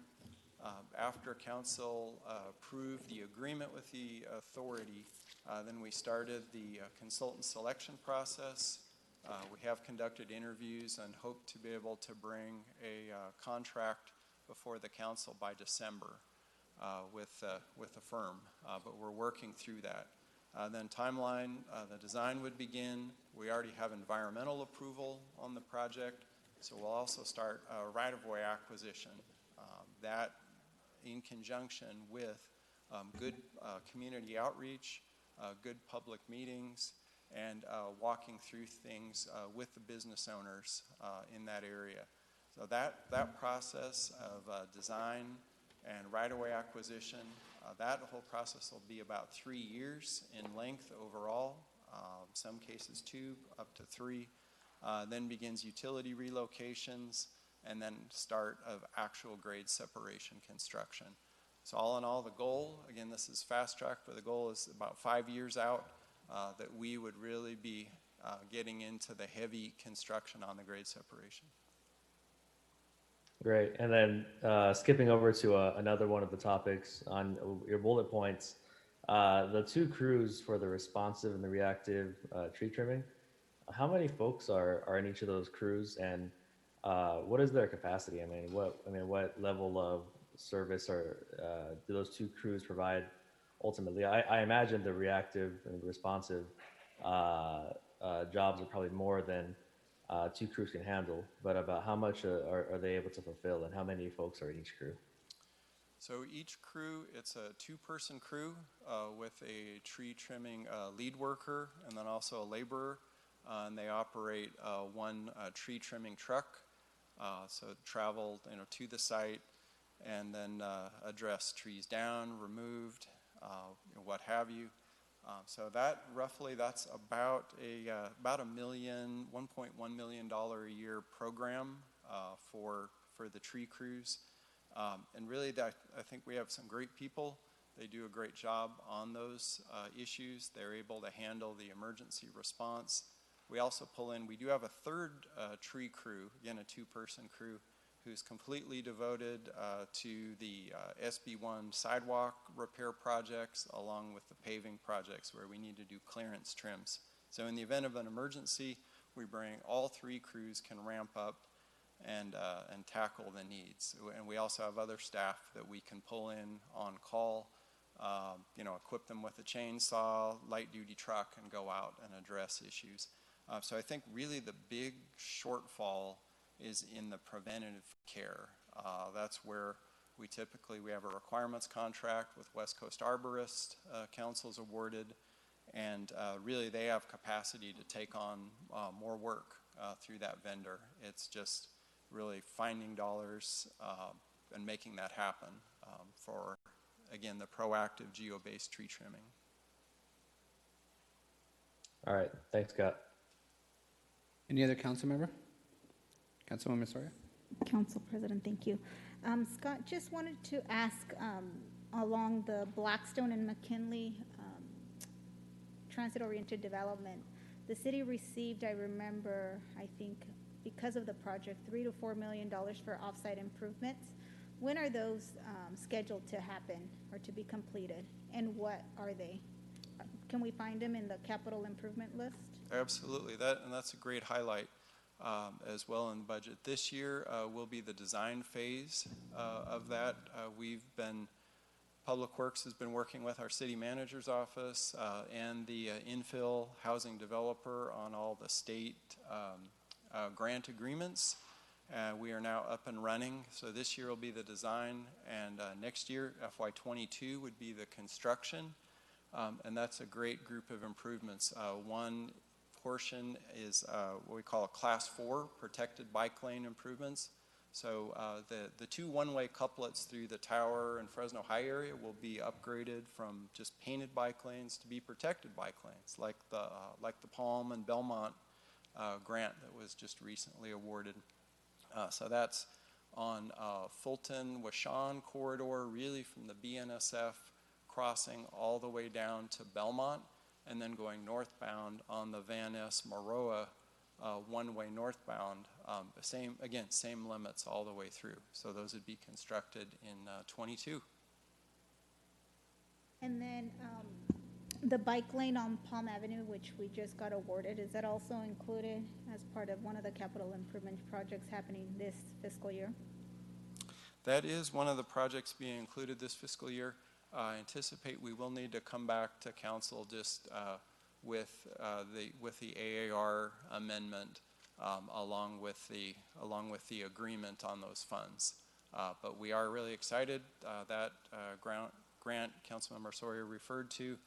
We actually scored #1 statewide on that project for a quick build. Right now, the construction funds are scheduled for state 21-22 year, meaning more like spring 22. But the City of Fresno, we want to position ourselves to be able to access those funds this year if the state will allow that. So what does that mean? Do we have to bring the design first? And Council, we will bring the design first. Those are to be paid for with local funds. We have enough in our Measure C bike lane account. There's money in Measure C specifically designated for bike lanes. We have enough funding to do that. And we've got the surveyors already out in the field, and that design work is starting. And when does it come to the council? Do you know? The council has approved funding for just general for bike lane design through our regular public works budget, but we would bring the item to the council, I'd anticipate, in November. Okay. And then just wanted to ask and see, I know that you said that we're making significant investments in the West area, which I am grateful for. I know that I've been talking about the West area since I got on board, and the residents will be happy. Does that include also the repaving of the parkway by the Sikh temple? You know how the street, I mentioned to you a few months ago how bad shape it is in terms of the paving, and it's only like a stretch. I think it's north of the temple. Do you know if that's included as part of the investments? There are two components to that. So council, yes, there's an area, it's near Fairmont and Parkway. Yeah. So it's really near the Sikh temple, and then also in the Highway City area. So the council has approved a CDBG project to reconstruct all the streets and build curbs, gutters, and sidewalks in the Highway City neighborhoods. That was part of the annual action plan, one of the projects selected. So that we're doing design on that this year and starting the right-of-way acquisition. So that'll deal with really the section to the west of that location. And right now we're trying to see through our street maintenance operating funds if we can tackle the short piece that's outside of the Highway City project itself. So it's not specifically included. Do I need to make a motion so that it is included in that? It is not included as a full reconstruct in this budget, but the department will be able to do some pavement patching in that area for the short term. What does pavement patching mean? And pavement patching is really... I can show you. Come to Chinatown. It is really a shorter term solution while we wait for investment of like a full reconstruction.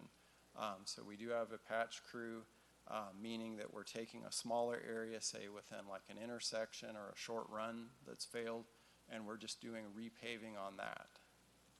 For that portion? Correct. Okay. Correct. So in our office, we can provide additional information. Okay, I won't make a motion today. I'll talk to you offline more about it to see if I need to, just because I do want to get that taken care of. It's really, really bad. I know that due to COVID, it's not being used as often as it is, but that street gets a lot of traffic because it is the main thoroughfare to get to the biggest Sikh temple in our community. So I want to make sure that it does get taken care of. Absolutely. I think those are all the questions I have for now. Any other questions from the council? Mike, you have the floor.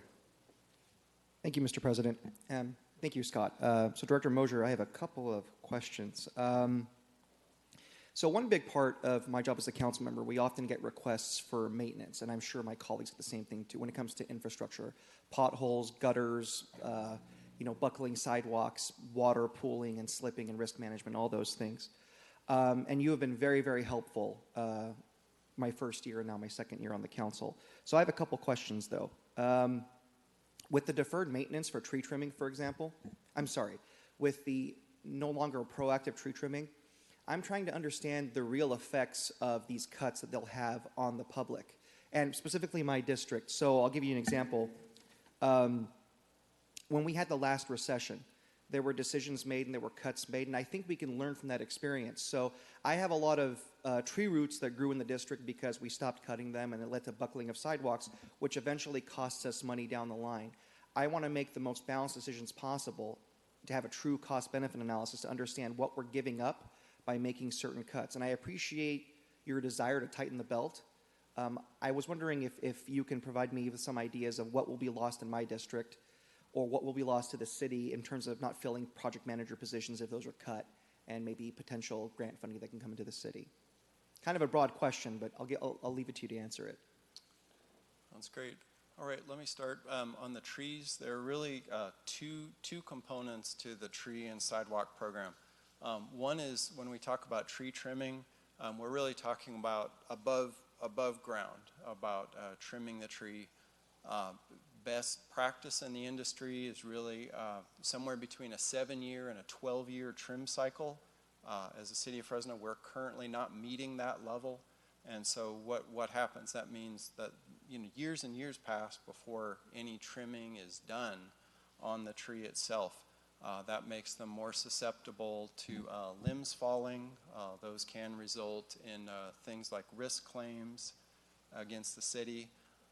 And the tree just really, again, not being as healthy. It's going in unusual growth patterns that are not good. And then the overall aesthetics of neighborhoods. Again, for us, we tend to look at the safety component of that first.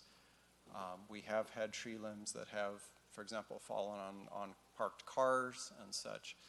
Second component is really the tree roots themselves that then will lift up sidewalks, or the tree roots will lift up the curb and gutter and create standing water and drainage problems in the area. So in terms of deferred maintenance, when I mentioned an estimate of $200 million citywide, that's really the curb, gutter, and sidewalk damage that's resulted from the trees, from the tree raises. Position-wise, again, we have, right now we have about 30 vacancies total in the department out of 350 or so positions. And so those vacancies, we've been trying very hard to fill all of them. Project management, design type positions, those are serving to deliver the grant project. So or for example, positions in, let's say, street maintenance, landscape maintenance, those are dealing with SB1, concrete repair projects. So the delay, not filling them, actually does a few things. It increases our cost because construction cost is rising, or the issues in the field are not dealt with. They all get worse over time when we're not able to deal with them. So just across the board, filling those vacancies are really critical in all of those areas. Okay. So would it be correct to say that if we don't fill certain vacancies, it would limit our ability to apply for, let's say, grant funding and get granted grant funding, and that would just go to another community? Would that be accurate?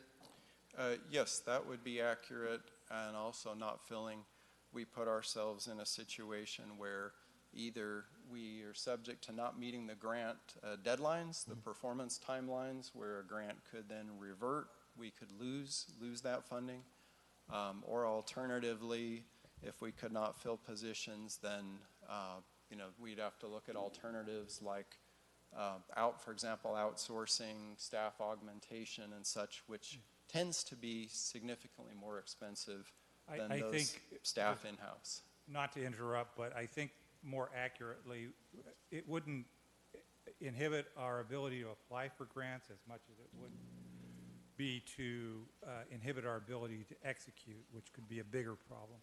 Okay. No, I really appreciate what I'm hearing from my colleagues about wanting to tighten the belt. I'm a big proponent of that. I just want to know, when I have to vote on this budget, what that's actually going to mean, and a true global perspective of what the impact is going to be to the residents, and my residents specifically. Thank you, Jim and Scott, for that. So just a heads up, we talked about it this morning, kind of what Councilmember Soria was talking about as well, about infrastructure and Measure C. I will make it clear that I am very concerned about the bottleneck that we have on West Shaw, and we've talked about that before at Shaw and Gates and going out towards Kerman.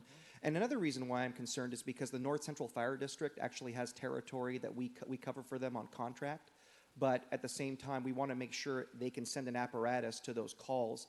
That way, we're not putting our firefighters at greater risk if it's a fire that gets out of proportion. I know a lot of our firefighters are concerned about that as well. So I know it's a long-term project. I'm pretty early on here, and I want to get that ball rolling so we can get some funding to fix that bottleneck and work with the railroad as well, whether it's an overpass or underpass. And I know that we have veterans, which will actually help with that fire response to get to Bullard or Herndon, so that's great. The last thing I want to talk about, I'm pretty sensitive to the issues when we talk about a tale of two cities and the conditions of neighborhoods. District 2 is a very interesting area because it has grown out quite a lot. I grew up in an era where it was all fig orchards, being born and raised in the district, and now it is built out. And then we tend to have really good maintenance. I know that people complain, well, why isn't the rest of the city have that quality maintenance? And I do completely feel for that, because a lot of the work you do, I mean, it's general fund, so it is quite limited. It's not like it's an enterprise fund. So we have in my district LLMDs and CFDs. I've asked you before to talk a little bit about that. Can you briefly, for the people listening now, explain a little bit of the differences, and then the Melrose districts? I have another question to follow up with that. Absolutely. Glad to provide some background there. So the city of Fresno really started in the late 1980s of creating special districts with additional maintenance assessments to take care of neighborhoods. That started with the LLMD. That was working just fine. Each year it would come before the council, and the council would consider increases in LLMD. That was all before Prop 218. So basically the council at that time could notice a public hearing, consider an action, for example, to increase the rate 3 or 4%. Council could take action, and it was not a vote of the people on that. With Prop 218, 1997, then that affected that process, and now a 2/3 for this type of work, either a simple majority or a 2/3, depending on the type of district, is needed before council can adjust those. So with LLMD, that's an ongoing challenge for us. One thing that you'll see included in the proposed budget is one staff assistant to add to the CFD LLMD program to help both with outreach about upcoming projects, challenges like the LLMD, where that rate is frozen and service is declining because costs over time, costs increase, wages increase, the cost of water increases. With our CFDs, those all have escalators, meaning inflationary. They're all tied to the cost of living for our region, those indices, and then those are automatically, they're increased each year. As far as what we can charge, of course, we monitor our expenses, and if we're able to deliver the service for less, then the owners are actually charged less. Only what the city's really having to spend. And then with each new neighborhood, those are either become homeowners associations with private maintenance and private streets, or they're annexed into the CFD, so that now our pavements in new neighborhoods, concrete, street trees, street lighting, the power bill for the street lights, everything is included in that CFD. So a lot of these neighborhoods were built out in the late 70s, early 80s, and then now you have a lot of LLMDs in District 2, and now we have CFDs with the new developments. So this is a mechanism to raise money, to reduce the strain on the general fund, and to provide guaranteed maintenance for a certain area within the district, correct? Correct, except that we actually do not have any general fund going into maintenance of those LLMDs. Or those No, versus a neighborhood that doesn't have an LLMD, I'm sorry. Oh, correct. And if they do not have an LLMD, if it's an older neighborhood, then at least to date, those neighborhoods either have gas tax, Measure C for the street work, street trees. We utilize community sanitation revenues for those. And in some fiscal years, there may be general fund that the council appropriates toward a neighborhood program. So we have to find some kind of funding source. Okay, so we kind of understand now why certain neighborhoods maybe have better maintenance because they have a dedicated funding source paid within that group. What I'm trying to see is how we can create that opportunity citywide so that no neighborhood's left behind.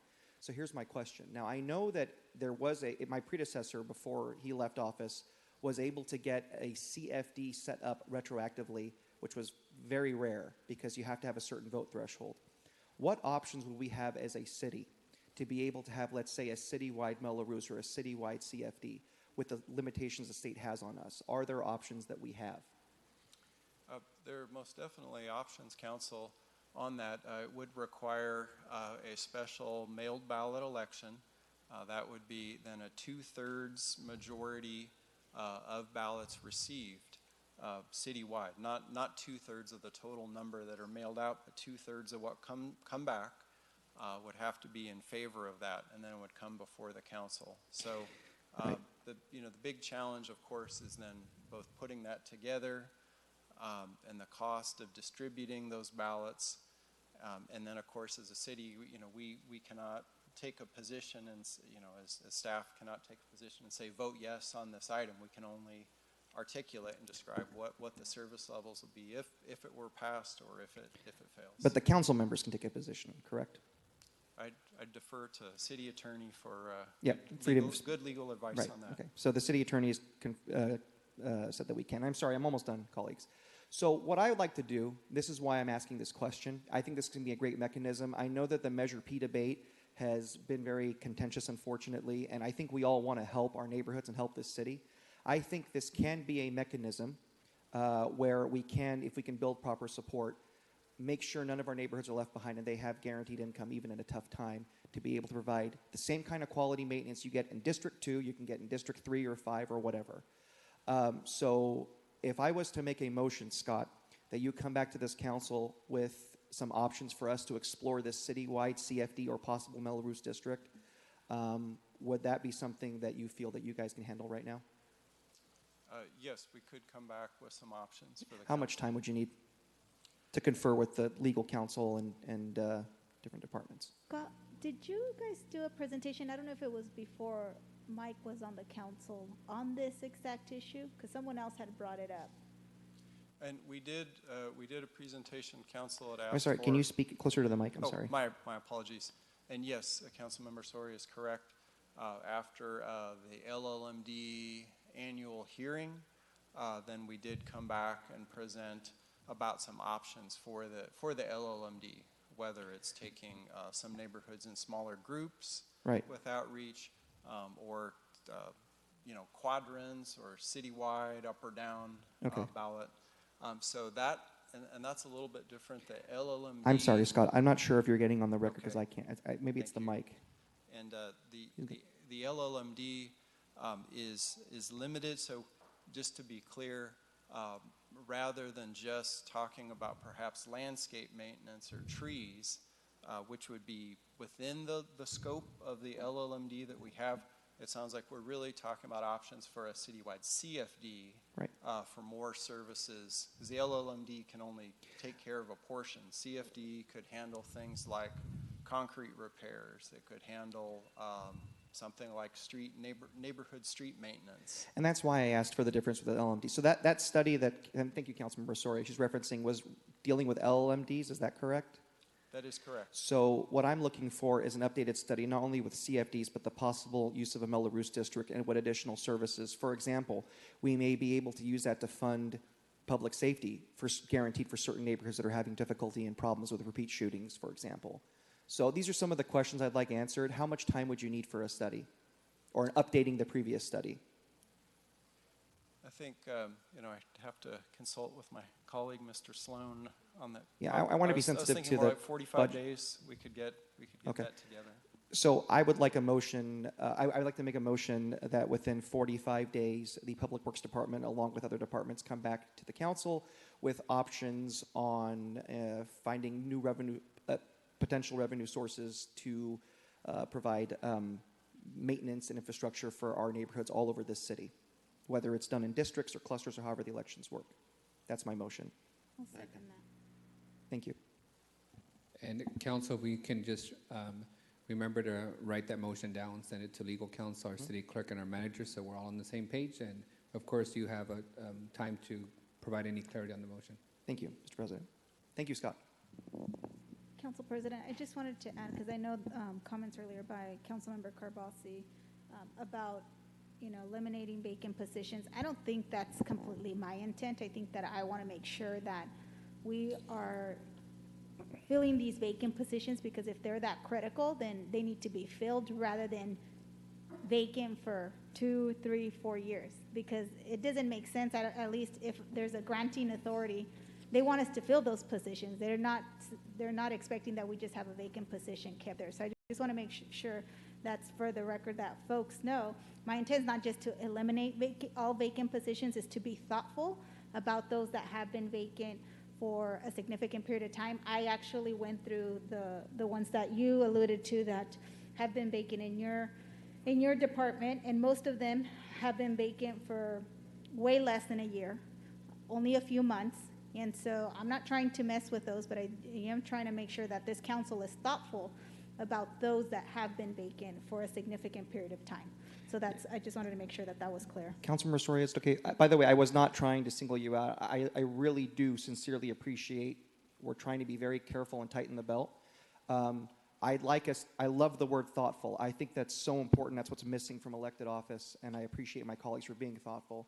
It's just making sure we've been through this before, that we don't repeat those mistakes. And I think we should look at exactly what you're talking about. I just want to know, when I make a vote, if I'm voting to reduce funding for a department or increasing funding for a department, what that's going to mean to my residents at least. So I think we're on the same page, and I really do appreciate that. I was not trying in any way to disagree or call you out. No problem. The only thing that I did want to say for this council, and I think we need to figure out the proactive measure. And I do want to say thank you to your department, because there was a senior in my community that needed her tree trimmed because she was scared that the tree limb was going to fall onto some utility or something, right? And so I know that we had to go back and forth between my office and the department, and so it finally got taken care of, and the senior is very grateful. But it's those kind of things that we need to figure out. How is it that we can be a little bit more proactive than just completely reactive? And so if there's any flexibility in how this budget is built and the resources, that we do figure out how we do prioritize some proactive way of going and dealing with these one-off situations that we may have in the city of Fresno. Any other questions from the council? All right, I do have some questions, Scott, for you. The Veterans Boulevard has been described in the past as, you know, going to solve a lot of problems in Northwest Fresno and 3 council districts. Can you walk me through, in general terms, exactly what the Veterans Boulevard, for the $120 million that we're funding it, is going to alleviate? Absolutely. And I've been involved in that project really from the beginning, around, well, not the beginning, but for about the last 15 years. Of course, it's had much longer history than that. But some big things that we found from the studies looking at it, is that we have some significant issues at both the Herndon 99 interchange, Herndon Grantland 99, as well as Shaw 99. Traffic and residents find it extremely difficult to cross the 99 corridor. And those issues are also there at Ashland. Clinton is a great new facility reconstructed by Caltrans and High Speed Rail, but we have lots of challenges there. So what all the studies have projected is that on opening day, it will basically have, or opening month, it will basically have half of the traffic that it ultimately will carry. So it's not as though it's only being built for new development going forward. It's really being constructed. It's the missing link. So when constructed, it'll have a high capacity crossing of 99. It'll be grade separated at the railroad and provide a great east to west connection. I've had many residents west of 99 describe to me the saga of them trying to get to some destination east of the freeway. And really the way the general plan was done, this Veterans Boulevard was a very significant link, and without it, the system's really failing. So is it fair to describe it that it's going to alleviate the need for residents west of the 99 to have to go through the, current Ashland, Shaw to get to the east side? That's going to redivert that traffic in that way? If their destination is somewhere north of Shaw Avenue, it will absolutely be the best way to go for them. Definitely won't alleviate the need if you're traveling to, say, Ashland and Palm, or Ashland and West area. Ashland will still be the best route, no doubt, but it will provide relief to these other facilities. It also includes bike lanes, and includes a multi-purpose trail that will cross and provide an alternative. Okay, thank you. The other question I had is, last year's budget, this council increased the amount of money for the stuff that people want the most, which is fix the broken sidewalks and tree trimming. Is that additional level of funding reflected on this proposed budget, or did you guys take that out as one time? That was, as I recall, that was a council motion for one-time funding, $1,050,000. There was $150,000 per council district last fiscal year for either tree trimming or sidewalk repairs. So those dollars are not recreated in this year's budget. I believe, I'm looking at my business manager, there is some carryover of that, Vaughn? I thought, Scott and Henry, I thought we did a status quo budget, so everything that we set was going to continue until we said otherwise. So why do we got to make a new motion to continue the $1 million of increase sidewalk and tree trimming that we had previously agreed to? That, speaking for just the needs are always there. Yeah, but it's a technical question, because really my understanding was it was the status quo budget. Whatever was in that budget, everybody continued to have until we said otherwise. So is it necessary for this council to make a motion to continue this increase in sidewalks and tree trimming funding?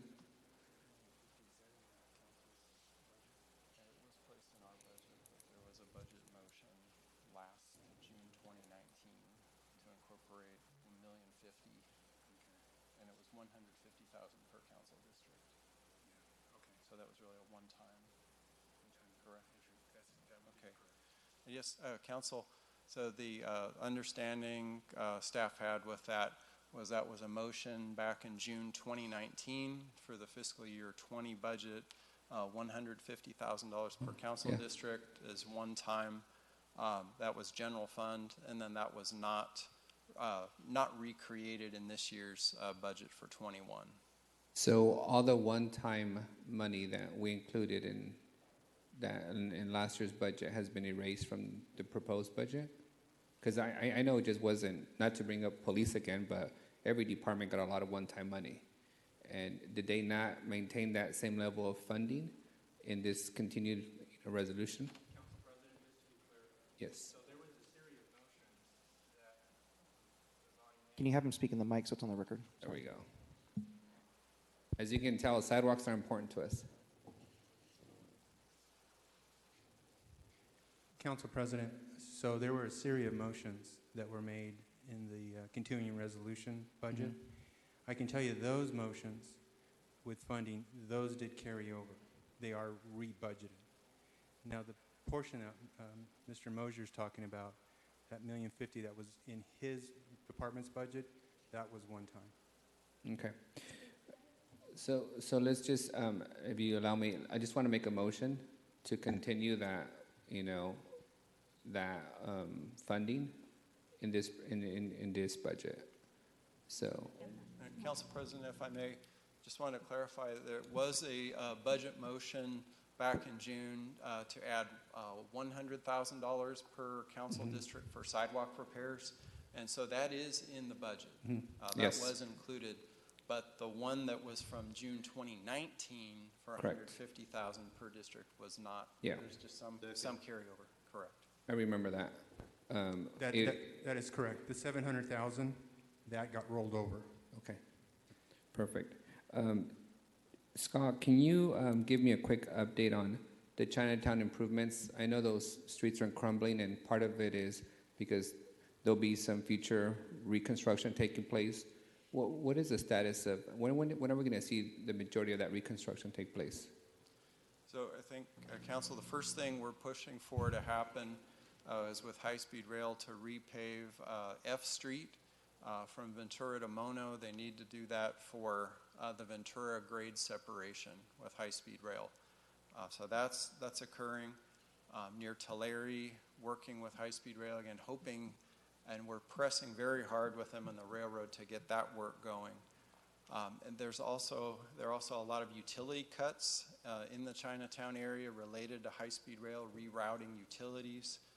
So really, we're trying to wait for them to get that done and get their trenches restored. That said, although this fiscal year budget does not include a Chinatown, let's say SB1 type project, for example, next year we're looking at E Street, repaving E Street. That has some definite needs in the area. But ideally, I would really like to see high-speed rail wrap up a lot of their improvements and not have us go through and say repave and then have things torn up. That makes sense. Scott, can you provide me a list of all the District 3 infrastructure projects included in your proposed, budget that we're discussing? We'll be glad to do that. And you might want to give it to the other council members so that we clearly know what's funded in this budget versus not being funded. And then around vacancies, Scott, how many vacancies do you have? We currently have 30 vacancies in the department. Again, that's out of about 350 positions total. Are those vacancies being held vacant intentionally or as a budget savings action, or is it just your natural flow of people? We have been hovering around anywhere from 6% to 8% vacancy rate for the past several years. So that's typically the case. We are not intentionally holding those vacant.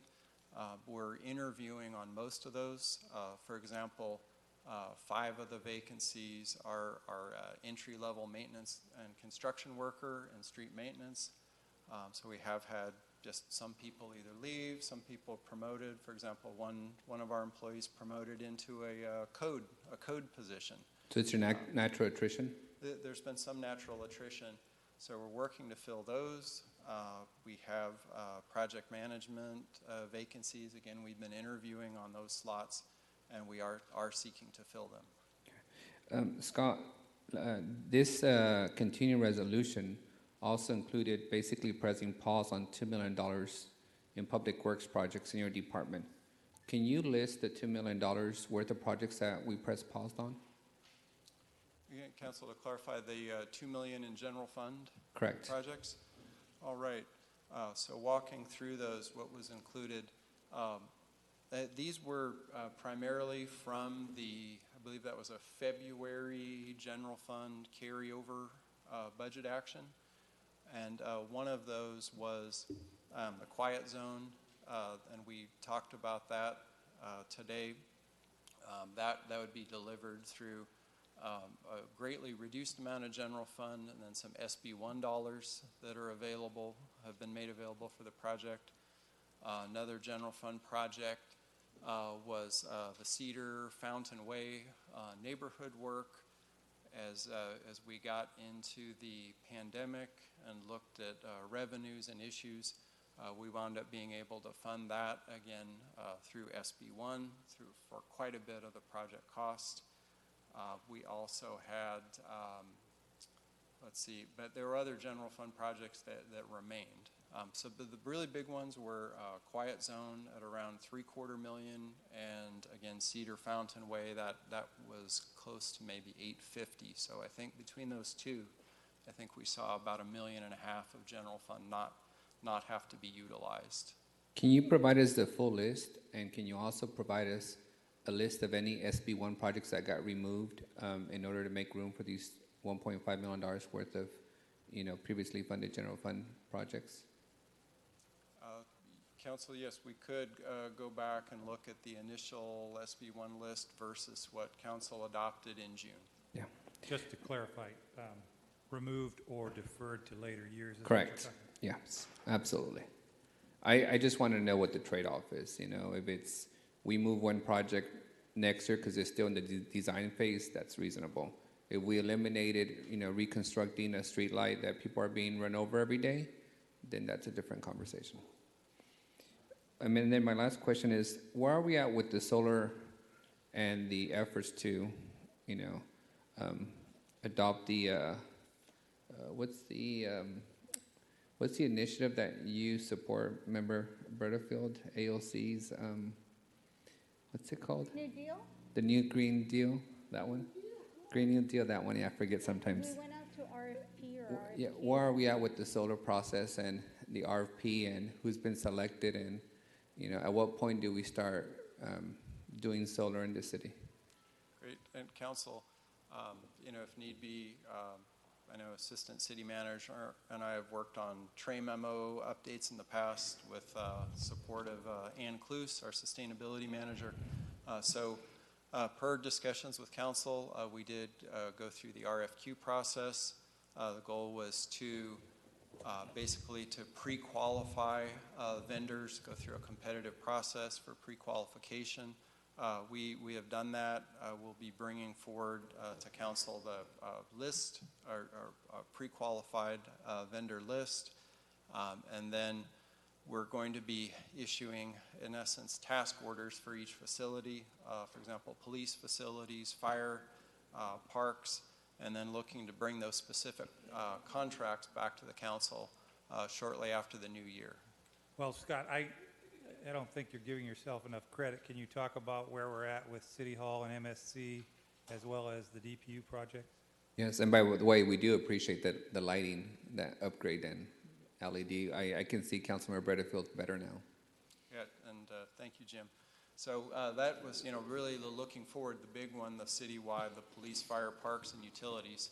But on top of that, we do have the $5 million City Hall MSC project well underway. So you can see the lighting here, lighting throughout the building that's been upgraded, doing work at MSC as well, and then also later this calendar year, we'll be doing the work out in the parking lots on the solar canopies. That's been in the plan check process already with our Building and Safety Division in Planning Development. And so that'll involve then, we do have some trees we need to remove. They'll be mitigated and replanted elsewhere. We'll be going in, starting to put the columns, the supports up, both here and then out in the promenade. So all of that is moving forward. So then on top of that, Council did approve the public utilities project for solar, so that's also moving along. So lots and lots of fronts.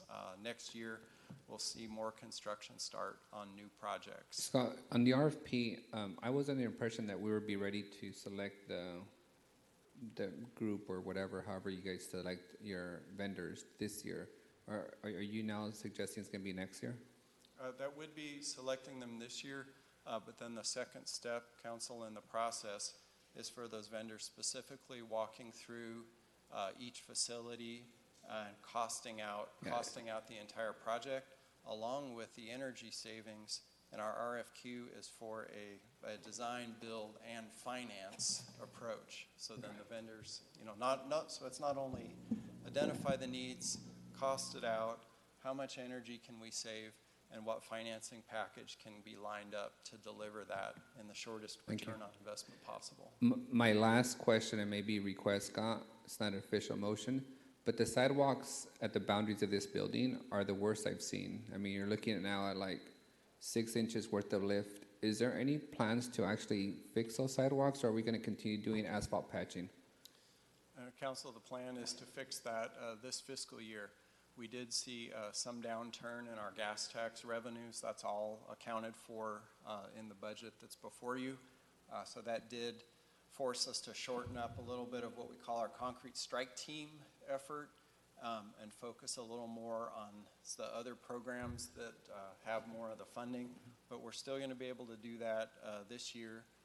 We actually, to save the trees, we actually need to move the sidewalks a little bit. So we're going to be bringing forward that proposal to the council to just shift the sidewalk a little bit, dedicate some of our city-owned property here for sidewalk purposes. Okay.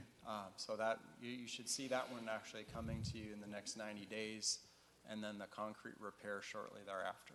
Thank you. The folks who use wheelchairs all the time would be very appreciative of it. I think those are all the questions from the council, unless I missed anyone. It looks like I'm ready to go to public comment. Is there anybody in the public wishing to address questions or concerns regarding the Public Works budget? We have Ivanka Sanders. You have been identified. You have the floor. Hello, this is Ivanka Saunders again, District 3 with Leadership Council for Justice and Accountability. Community members continue to ask for increased public services in disadvantaged neighborhoods to be funded. Illegal dumping, poor road conditions, lack of street lights, stoplights, stop signs, and crosswalk safety lights are some of the daily concerns that affect the safety and quality of community. As funds are appropriated, the city and its staff must ensure an equitable distribution of these funds, recognizing the dire need in neighborhoods that have seen minimal or no investment in previous years. Of these concerns, illegal dumping, especially in alleys behind homes, is always brought up in conversations that I have with community members. The city must allocate resources specifically to initiate pilot programs that assess and follow the actions of what other cities have successfully done to reach a sustainable solution to the illegal dumping problem. This pilot program should also evaluate how to better support efforts in which the city works alongside community groups who are already leading efforts to clean up communities. Over the last several years, it has been communities and community leaders coordinating efforts to clean alleys that are constantly being dumped in. These spaces are a blight in these communities and also create unsafe conditions, especially when used by children heading to school. Cities like Seattle, Baltimore, and LA have all created solutions to reactivate these spaces. Local residents are also implementing their own solutions by turning these spaces into art pathways where those walking can enjoy the artistic efforts from volunteers and take pictures. I also really appreciate the detailed conversation you all have had today regarding the tree trimming, and I just want to state, please remember, preventative is much better than trying to do the patchwork. I have experienced the city tree falling on my car. Yes, I have insurance. Yes, that took care of the problem. And no, they didn't get any money back when they subrogated my insurance company. It's just a car. But the concern is these are the same streets and sidewalks that kids are walking to school on. And it doesn't matter which district you're referring to. A life lost would be horrible. And it's just not worth trying to figure out some of these other issues that may not be as important as the basic needs in the community. I understand the conversation about the vacancy positions, and when you dive deeper into that, we don't need more paper pushers. Really, some of these solutions could be if you can get those vacancies filled that are actually people that know how to know when a tree is sick and know how to use a chainsaw. So if you have to, once you have that conversation of what positions need to be filled first, let it be positions that we can actually have impact within the community. Thank you, Ms. Sanders. Thank you, Scott. One more last question from the councilwoman, and then we'll conclude this item. Scott, I just wanted to follow up because I think I saw in the budget the disadvantage, was it the DBE? Or to help, I guess, in projects to hire some of the disadvantaged type of businesses, or can you speak to that? I know that you guys were not too long ago trying to fill the vacancy. Absolutely. And we are currently interviewing for that position. That has been in the purchasing division for many years. And when that became vacant, our city controller, finance director, Mike Lima, and I discussed options with our city manager's office and concluded that it would make a lot of sense for the position to move into the Public Works Department. Really, the position is funded by the federal programs from both Public Works, airports, and also transportation facts with those federal programs. So the work, part of the work is compliance, going through a process with Caltrans headquarters, Sacramento, establishing DBE goals, doing surveys in the community, what firms are there, going through each project before it's bid to determine subcontracting opportunities by percentage and what goals be established for the project, and then also doing a lot of outreach with the businesses and encouraging more subcontractors and DBE firms to take advantage of opportunities with the city. Are you guys going to have that person work with some of the local chambers, like the ethnic chambers, to be able to meet some of those goals of the disadvantaged businesses? Yes, there would be outreach with those types of groups and organizations, absolutely. Yeah, for me, that's a big issue. So I'll be hosting, and I'm working with city staff to be able to do a workshop with our local chambers, because I think that given the times, I think it's probably the best time to prioritize and figure out how we brought in opportunities for our local businesses to be able to bid. And all I hear is it's very hard to meet the thresholds with risk and with this department and that department. So I'm trying to, hopefully this workshop will help kind of bring to light maybe some of those, old, stories that are out there that may not be true, but also help folks understand what the process is and how they can end up bidding for these projects, and so that the dollars stay here locally and recycle back in our local economy. Sounds great. Thank you, Mr. Mosier. We appreciate the presentation, and we'll see you hopefully at the end of this budget process. Thank you. Thank you, Scott, for your service to the city. Council, we'll now move on to public utilities after our team completes the sanitation of the podium.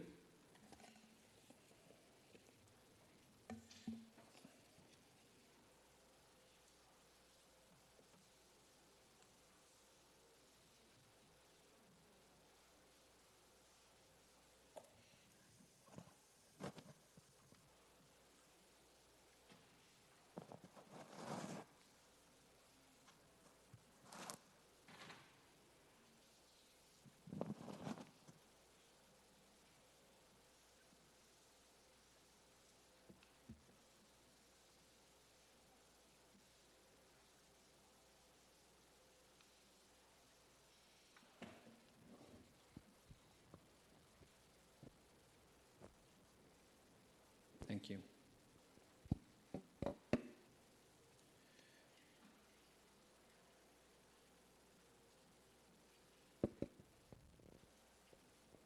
All right, Mr. Carvajal, you have the floor.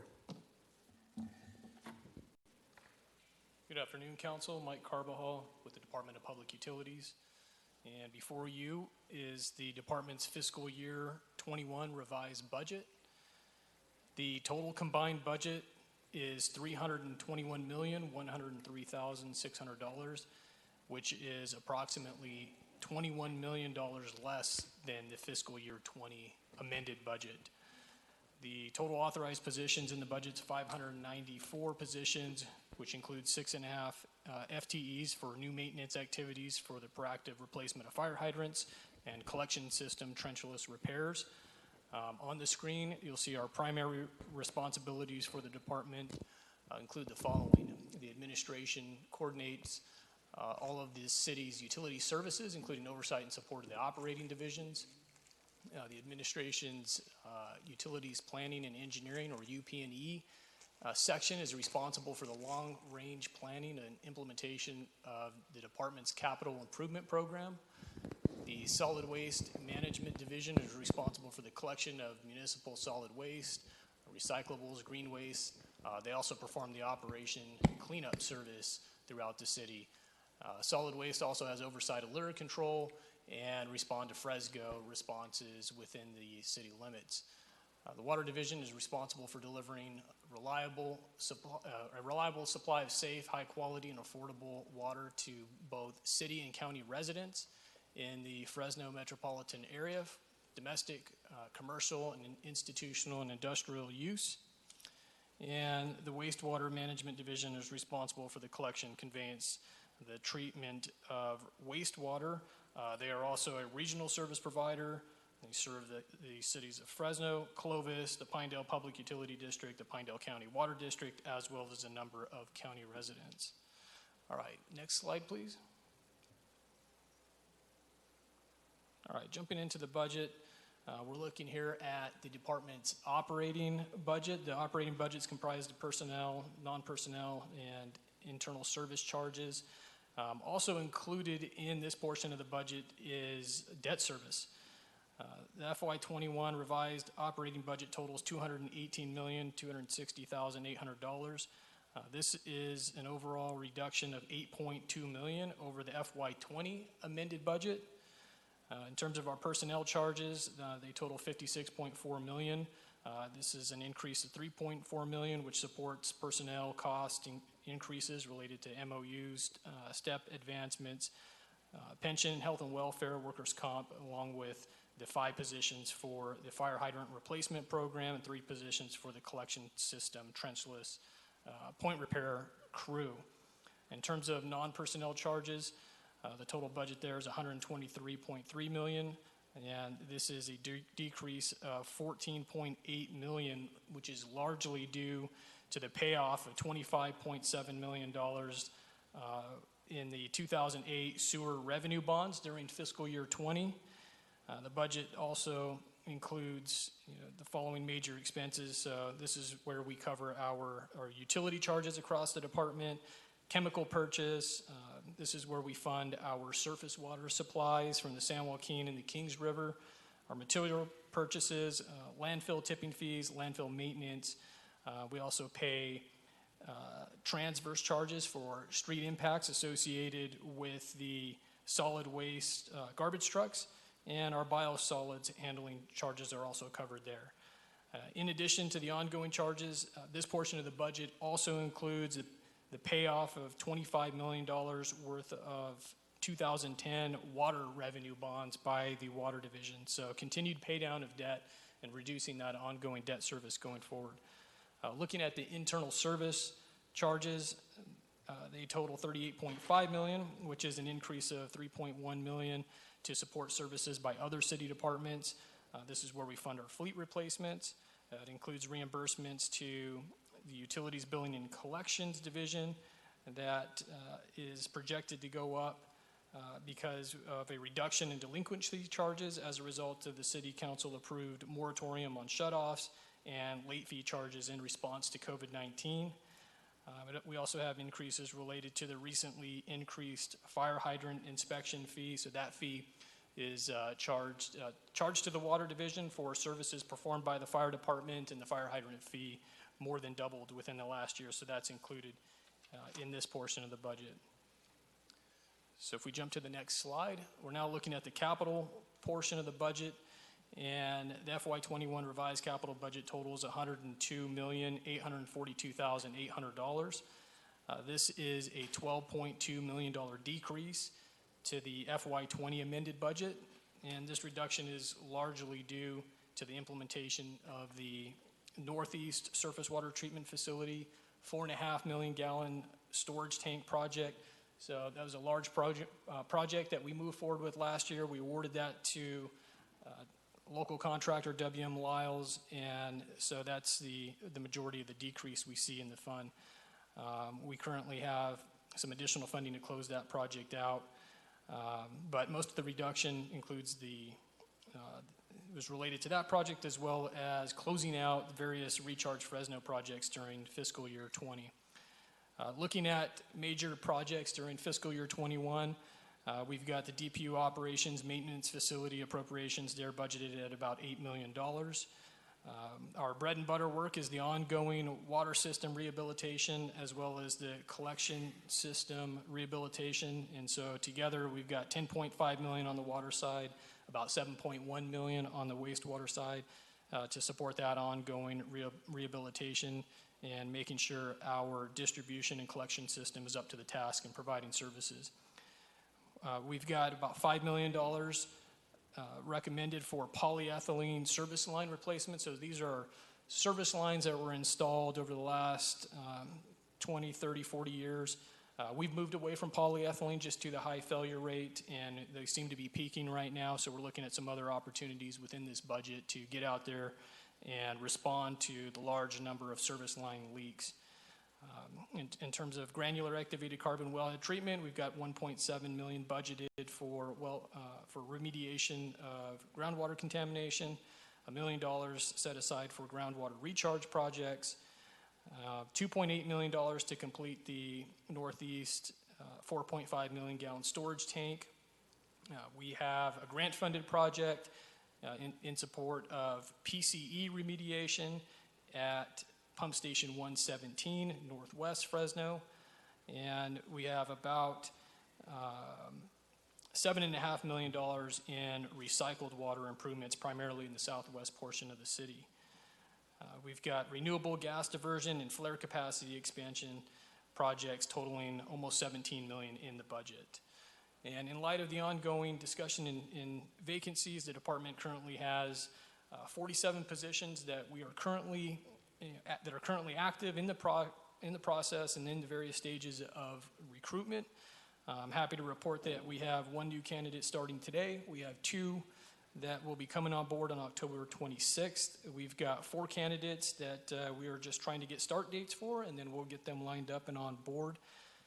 The department's currently experiencing some ongoing transition of employees, and we expect that to continue in the near future. Looking forward over the next 3 years, we have 32 employees that are currently in the DROP program that have to exit city service over the next 3 years. And so that's a concern for us as we fill positions, especially with our certified water, wastewater positions. A lot of times our employees are moving up into higher levels of certified positions. That has a cascading effect, opens up new positions down below. And with the anticipated levels of attrition that are ongoing, that are going to occur over the next few years, we've expanded our operator and training programs. We have created new trainee positions that will advertise soon, so we're looking forward to that. That allows individuals with as little as 6 months of work experience without a high school diploma to qualify for these positions. The position pays about $36,000 a year, and we will help them with the education process. We will get them the experience. They have about 2 years to obtain their certification. Once they obtain certification, they automatically flex to a technician. That position pays $50,000 a year with full city benefits. So this is an opportunity for us as we see employees who move out of city service to create new opportunities, not only investing in our staff, but investing in the community. And the task for us going forward is to make sure that we're reaching out to the underserved, disadvantaged communities and making sure that they are provided this opportunity going forward, and we're going to need them to support the ongoing services. So that concludes my presentation. I'm available for any questions. go to Councilmember Esparza first. Do you have any questions? Not at this time, Council President. I'll let you know. Thank you. Any members of the dais have questions? Councilman. Councilwoman Soria? Okay, thank you. Just have a couple questions, and I know that your last point was talking about the vacant positions and making sure folks from disadvantaged neighborhoods. I hope that that's the case. I'd love to see folks take advantage of those opportunities. I do notice, though, that your department has 20 vacancies, at least per the report that we got, that have been vacant for more than a year. I'm kind of concerned about that. I don't know why. Is it that the salary is not enough? Is it what are the issues that you guys are seeing? And there's several of them, at minimum a handful, that have been vacant for 3 years. That's problematic. Why do we continue to have them on the books if you have had 3 years of no staff? And the reason I bring this up, I get it, it's not a general fund. It's not a general fund department. However, every few years, we get ready to come and ask the taxpayer to pay more. And, with the potential increases in rates. And so I want to make sure that if we haven't needed them in 3 years, maybe scrap them, unless you really want to figure out, and tell us why you still need them to be on the books, and you have a plan to actually fill them. But I am concerned that your department has a lot of vacant positions. I think, I don't know, how many do you have? I don't know if it's 57. I don't know, maybe I don't have the number right. So my count is, well, with the employees that we're going to onboard here that have already been selected, we are at 64, 65. Vacancies? So it's about, so we're right between 10. With that, it would be right around 10 to 11%. We were down around 9% early this year. Over the last, say, 6 months, it's with some retirement, some other forms of attrition, we're back up to right about that 11% mark. Yeah. So, for example, I see one here, it says Engineer 2. Engineer 2 is filled. Well, according to this, it says that it's been vacant for 1,500 days. Yeah, so I believe the report you're looking at is dated March 26th. If we're looking at the same report, I'm not sure, but it shows vacant 1,467 days. Mm-hmm. I show that position as filled, and that is a technical position. Okay. Our technical positions have been tough, but we did have some movement on that this year. The Engineer 2 has been filled. We were able to fill a professional engineer, so that's a position that we really struggled with and had an ongoing continuous recruitment, and so we were able to fill that one. I see. Okay, so then this was just provided to us on September 22nd. It was ran.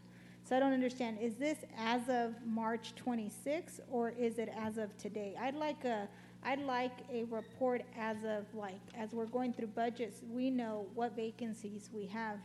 Because if he's saying that he's filled these positions, but in my list is telling me that it's been vacant for 1,400 days, we have an issue. So my understanding from Henry is that vacancy report that you have was ran prior to the hiring freeze, so you didn't capture any positions that we kept vacant due to the hiring freeze. Is that correct? Yeah, so he ran it based on a March date. But can we do all of them up to date, like today, so that we actually know? So he just said that they hired that person. I want to know what today is vacant, including those that were frozen. We can get you an updated report. Yeah, I think that would be. So as of today, yeah. As of today's. Well, as of like this month. Got it. So that we know. We'll run another report and get it distributed. Councilmember Soria, I'll run the report as of today's date, so you see the most current. Yeah, and does that include all the frozen positions? Because I know right here it tells us if some positions were frozen. I just want to make sure everything, that the council knows everything. If their status stays frozen, it'll show it there. Okay, perfect. Thank you. Yeah, so I won't ask any additional questions because it looks like I don't have the data accurately, and so I trust what you're saying. Mike? So what I will ask, the following question. In the previous budget, there was a proposal for the convenience center, right? That's correct. Where is that at? Can you give us an update? Because I know that there was a number of positions that were authorized or. Yeah, the convenience center at this point, we completed the design. That was to be located out at the corner of the Chestnut Diagonal and Winery, which is within the corner of the Leaky Acres Recharge Facility. The project was escalating in price. We did bid it, and unfortunately, the cost for construction, as well as the construction management, the inspection, the total cost to build it was going to push about $4 million. And we just don't have the $4 million at this time within the solid waste budget to start that service up. And so with that, we were holding on to the plans. We were looking at some other opportunities to provide that similar type of service to, across all of our customers. And so we'll compare the two, and then we'll make a recommendation on how to move forward with that. Okay, so would the convenience center have addressed some of the issues? For example, I have an area on Dakota Shields area of a convenience center, or it's essentially a recycling center that was adopted way before my time, and I get complaints every single day because of the transient population, the dirtiness, just an attractive nuisance that it's become. Would that have helped eliminate those types of facilities in our city? I mean, that's the goal, right? We currently have Operation Cleanup. We provide that service to our residential customers, and the goal here is to provide another outlet, because that only comes around once a year. And so we're looking for ways to provide additional outlets for members of our community to get rid of bulky items, as opposed to illegally dumping that in an alleyway. How much are we spending? How much are we spending in illegal dumping? In illegal dumping? I think that's really going to be rolled up in the ongoing costs for the alley maintenance that we do, the Fresco cost. So do we have an actual number? Could we get kind of an estimate? Because I'd like to see, again, are we just going to be reactive, or are we going to create a place where people can go on a regular basis and drop off stuff? We get, I'm sure my colleagues probably get the same calls every single day, or if they go into the system, they can see all the reports. And so $4 million versus probably what I can imagine we're spending a few $1 million to clean up illegal dumping and all this stuff. And I would like to see this convenience center get built, because I can then petition to the state that we need to get rid of these attractive nuisances, which are impacting the quality of life in neighborhoods like the ones that I represent. So I don't know if we can figure out how we squeeze $4 million out of your budget, maybe eliminating some of these vacant positions that have been vacant for a long time, figuring out, do we need to go and do a bond to build a facility? I don't know. We need to really push and explore this. I know that this council unanimously supported going forward with this, so I'm not sure why we're now being told it's, I know that the price has escalated, but it hasn't been, we haven't been given the opportunity to say, let's move forward and let's figure out a way to get it done. Right. So we recognize there is a need, and we're just trying to find the most efficient way to deliver that service. And so, like I said, we're weighing that facility, which would be constructed by the city, staffed by the city, versus some other options. And once we have that analysis, we look forward to bringing that forward and then making a recommendation on how do we do that. That'll allow our customers hopefully to self-haul some material, get it to a point so that it's not on the street. So what happened to the funding? Because it says right here, in support of this operation, fiscal 2020, budget includes the following permanent positions: sanitation, 55,000, labor position 41, administrative clerk 39, another administrative clerk 44, 411,000 for a new excavator to handle residential bulky material, and 396 in annual operation costs. So Yeah, where we're- are all these dollars? We're talking about the capital cost. The driver here is the capital cost No, of I know, building the but site. I get that. So I'm saying, what have you guys done with these dollars that were appropriated in the previous budget? Are those dollars still there so that when we finally decide to move forward? Absolutely.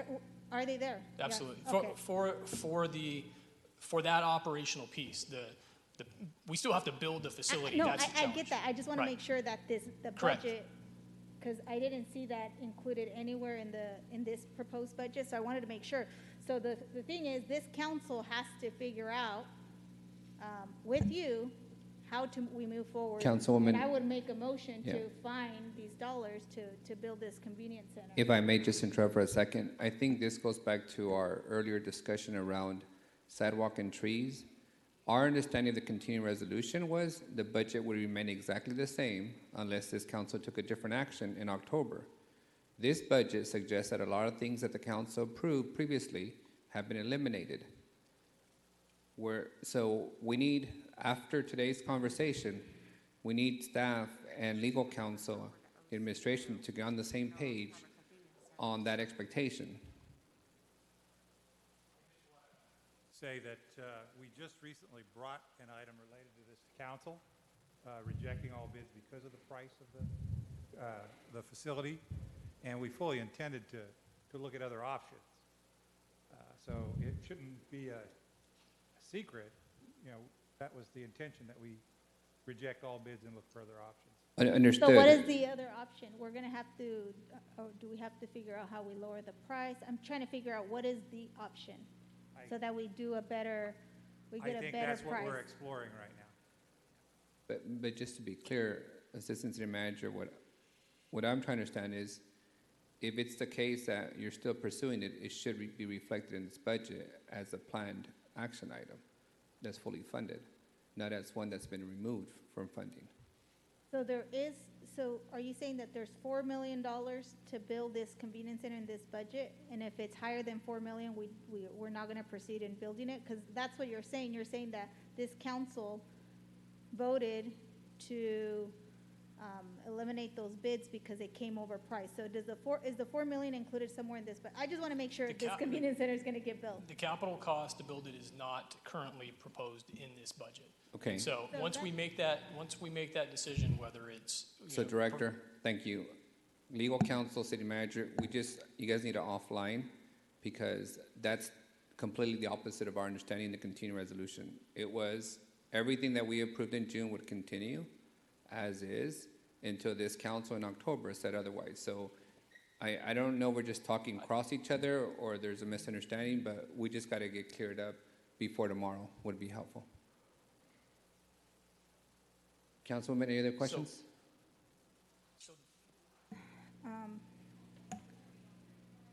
Henry's going to address that quickly. Yeah. Hey, Henry, can you just do me a favor? I don't want to create any more confusion on us on the dais today. If you guys can just get with Doug and get on the same page and then just report back to us at the beginning of tomorrow, that would be helpful. Sure. Okay, go ahead, Henry. Council President, council members, the way it was structured is, yes, there was a continuing resolution that was presented to you back in June, and it was a placeholder. It was to allow us to continue paying our bills. But in addition, during the meetings, there was a series of 50-some motions that were approved. So those approved motions then got layered on top of the continuing resolution. The key is that continuing resolution was a placeholder. So then, when we were able to then start really building the revised 21 budget, that then was put together, but it wasn't going to be reflecting that placeholder. It was now going to be based on a new revised budget. So some of the items like you had talked about, like with this tree trimming, that was back in 20 through a motion. It was a one-time motion. It got carried in through the continuing resolution. But it wasn't meant to carry over into FY21. Yeah, I understand, but it just feels like staff rewrote the budget without the knowledge of the council. Because our understanding was the continuing resolution was going to be a status quo budget plus with the changes that reflected all those motions that were approved. Now what you're suggesting is, yes, that was the case, but you also took the liberty of Eliminating. of rebudgeting Go one time. all the whole budget and are now disclosing it to us in this revised budget. Legal counsel, am I just confused in my own head, or are you following this conversation? Well, yes. What the council approved in June was the FY20 budget again, as it was amended as of May 15th of 2020, plus the additional motions you made in June. That is the budget right now, unless you make a motion to change that budget. So this might help too. The controller is chiming in, and he's up here if we need to call him in. But he's basically, and Henry, correct me if I'm wrong, but the continuing resolution included the $4 million for the convenience center. However, the revised budget is taking it out. So if council would like to see it in there, you're going to need to bring it back via motion. Does that make sense, Henry? Yes. But, so that's what I don't understand then. Why did it get taken out? Because I don't think it was ever the intent of the council to eliminate the convenience center. So, The position- Councilwoman, if I may, I'm going to defer to legal counsel on this because it sounds to me like staff utilize authority that they don't have on the budget. Or there's a misunderstanding. Right now, we have a budget for this year. Yes. It is the continuing resolution as you amended it in June. That is the budget unless you take positive actions Which to is the- change that. The mayor's office may have proposed changes that is before you now, but you could ignore that. If you did nothing in June, We if still have you a did budget. nothing now, we would still have the June budget. Got it. Okay. All right. Are you done with questions, Well, Councilwoman? I'd like to figure out how we put those resources back. So if it needs to be a motion, I'd motion to make sure that those dollars are there so that we can continue along in the process. So in the continuing budget, there was a portion of the funding needed to build the convenience center. And when we bid it, it was higher than that. And so in the revised budget, that funding isn't there. So that's the budget you are considering right now going forward through the end of the fiscal I know. year. What So did- if what your did you- motion is to put it back in, then we can go ahead and consider that and rework this budget. Okay, but where did you put the money so that I know where to take it from? The money is within the operating fund. It was going to be funded from the solid waste management enterprise fund. So Okay. it's still Well, let's within. make sure that we allocate the $4 million. Are you guys? Can I get a point of order on your point? Maybe this might be moot. Can council leadership, president, vice president, meet with administration and legal counsel to figure out what's going on, and then if necessary, we can come back and make your motion. Yeah. That way, maybe. They just made it clear, though. They just made it clear by the controller that in the what we have is So it's not Councilwoman, included. if you would like to make a I'll motion make to a revert back motion to the original, to make sure that there's funding allocated to complete the convenience center. okay, I'll second that motion. Any other questions? Councilwoman? Right now, that's going to be it. Okay. Thank you. Councilmember, you ready to fill? Okay. I do have some questions, Mike, Director. So I'm struggling with two different kind of realities here. One, your revised proposed budget suggests that you're losing money in the recyclables, or the vendors are losing, so you included an additional $1 million to provide the recyclable vendors more money? That's within the currently approved contract, right? So there was an amendment that was recently approved that allows for the payment of recyclables up to, I want to say, $20 a ton, right? And so we are currently at 20. So we're currently paying $20 a ton right now, which is far better than most communities are paying, but it's definitely an increased cost for that service, and that's just a product of the current recycling market. So who's getting the additional $1 million for? We have two providers, and one is Mid-Valley and Carts. Mid-Valley and who? Carts. Carts. So they're both going to get an additional $1 million to make up the losses in the recyclable market? There's $1 million in the budget for increased recycling cost. So have we signed a contract that already guarantees them the $1 million, or are you simply proposing that we increase the budget to give them the $1 million? That's based upon projected increases going forward through the end of the fiscal year. At those already negotiated and approved prices. So there's nothing coming before the council yet? So the council previously approved that increase? Correct. The council approved an amendment that included paying up to $20 a ton for the processing of recyclables. When did the council approve that? You recollect? You guys can get back to me on that. Okay. Yeah.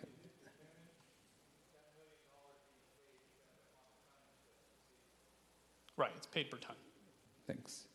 At the same time, you're still paying for police officers to patrol recyclables being stolen. I think you call them here. I think you guys came up with the creative name. Yeah, you're talking about Protect Blue? Protect Blue. So are we literally having police officers patrol blue cans? We have 3 police officers. Yeah. So we currently fund 3, and we have historically funded 3 police officers. I know we've historically done it, but you're funding police officers to, I guess, prevent recyclables from being stolen. And then you're giving recyclable companies an additional $1 million because the recyclable market isn't doing that well, and they're taking more tonnage.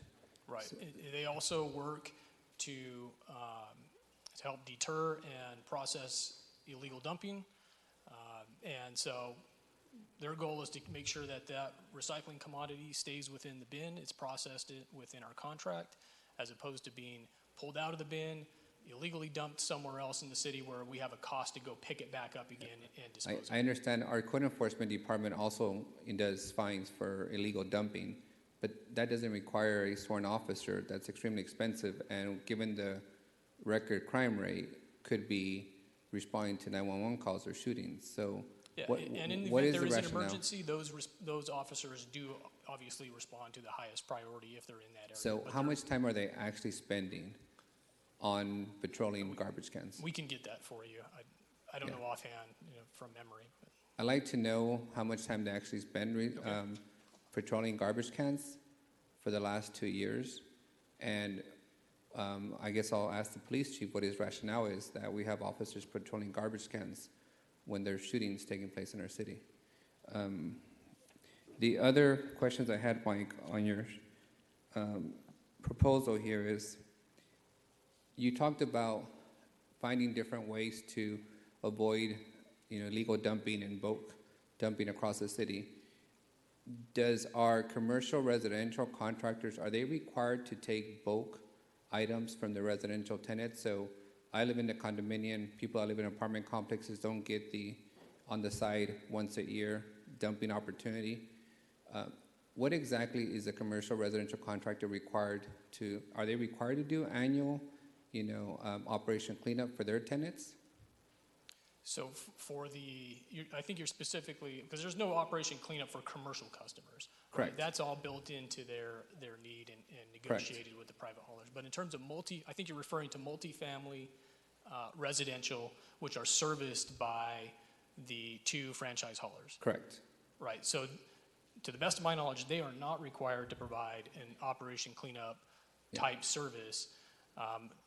Some of the larger apartment complexes do provide roll-off bins for the move-in, move-out, and disposing of bulky items that way.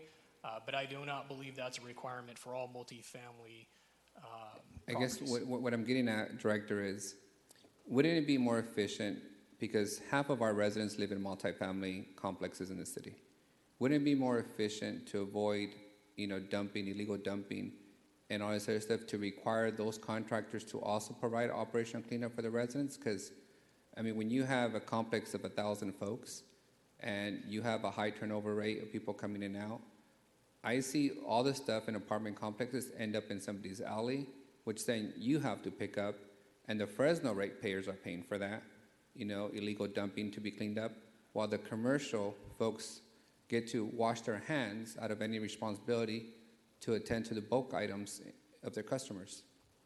That's definitely something that we can look at. I think we discussed this last year during the budget process. We did provide a memo.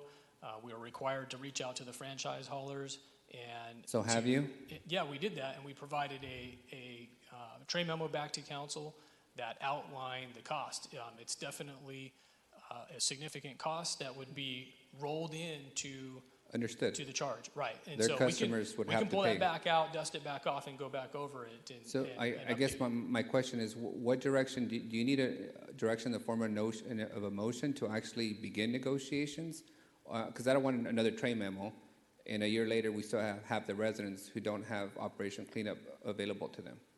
If that's the council's purview, we'll go back, look at the cost, and if that's the council's purview to renegotiate those contracts, to increase the cost for commercial solid waste service, that's a process we can go through. Okay, I'd like you to make a motion to direct staff to begin negotiations so that multifamily residents can also have Operation Cleanup as, single-family residents do. Yeah, and the one thing I would like to point out is it's much different than residential, just because residential doesn't have the same turnover rate. Yeah, understood. And so yeah, when we say Operation Cleanup, I don't think we're talking an apples to apples comparison. Understood. Well, what I'm trying to avoid is Gary lives in a single-family home. He's a ratepayer of the city.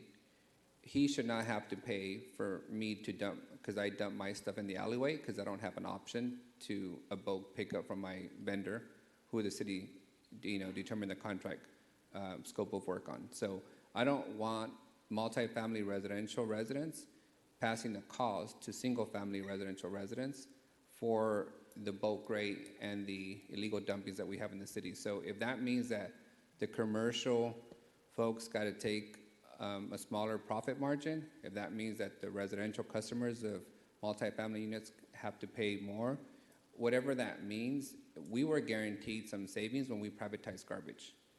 I'm yet to see those savings, and before we start building, in my view, a $4 million facility, or hiring more police officers to monitor recyclables, or to cite people for illegal dumping, I want us to seriously pursue how half the city can have some level of Operation Cleanup, because we know more than half the city lives in multifamily units that currently don't have access to that.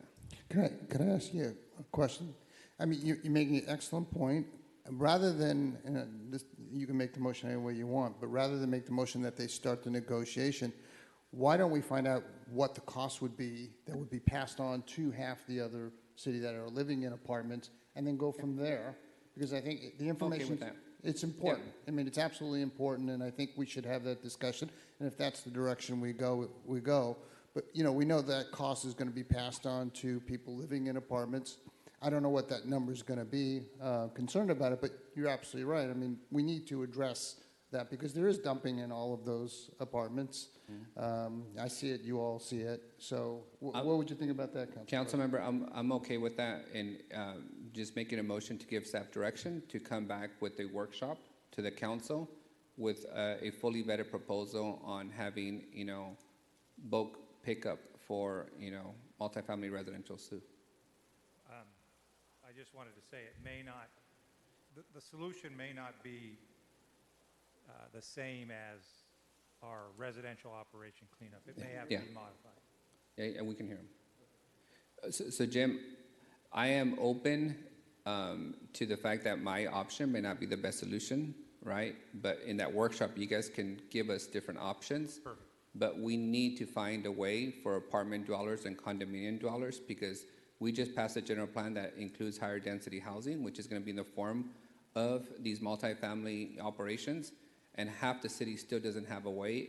I mean, what our option right now is that when Gary does Operation Cleanup in his frontage, for me to go dump all the stuff to Gary, right, in Gary's house. That's what county residents do that now, and our ratepayers are absorbing the brunt of all that cost. I'm just concerned that a once or twice a year cleanup may not suffice for this. Yes, completely understand. Okay. Transient rates are higher, move-in rates are higher.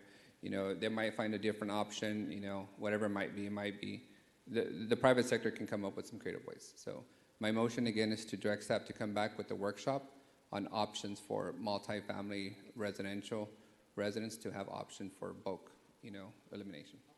Miguel, could you have Mr. Schad repeat what he just said? His mic, I think, was off, or he was kind of away from the mic. Would Jim, if you can just repeat that for the record? Is it working now? Yes. I just had indicated that the solution that we use for residential, where we pick up twice a year, may not be the ultimate solution for multifamily dwellings, simply because of the turnover that Council President mentioned. All right, thank you. All right, well, that's a motion. Is there a second? Second. All right, and I'll write my motion so that's clear for everyone. Council President, I had a question. You have the floor.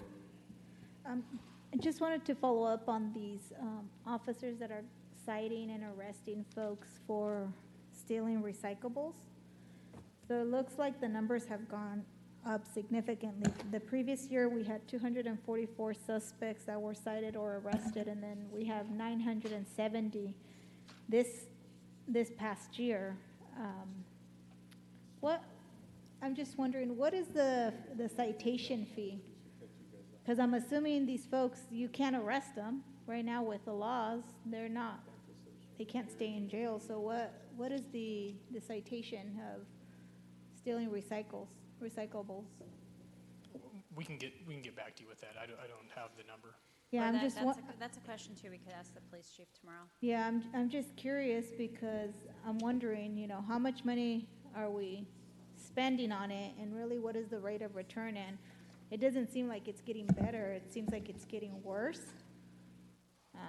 And with a pandemic in front of us and people being desperate, it probably will get even worse. So I don't know if that's the best solution. I know that there's been a number of us, and including the Police Reform Commission, looking at some of these issues about, enterprise departments paying for the police officers to do particular tasks. So I think we're going to have to figure out a better way. I know that you guys still partially fund the homeless task force.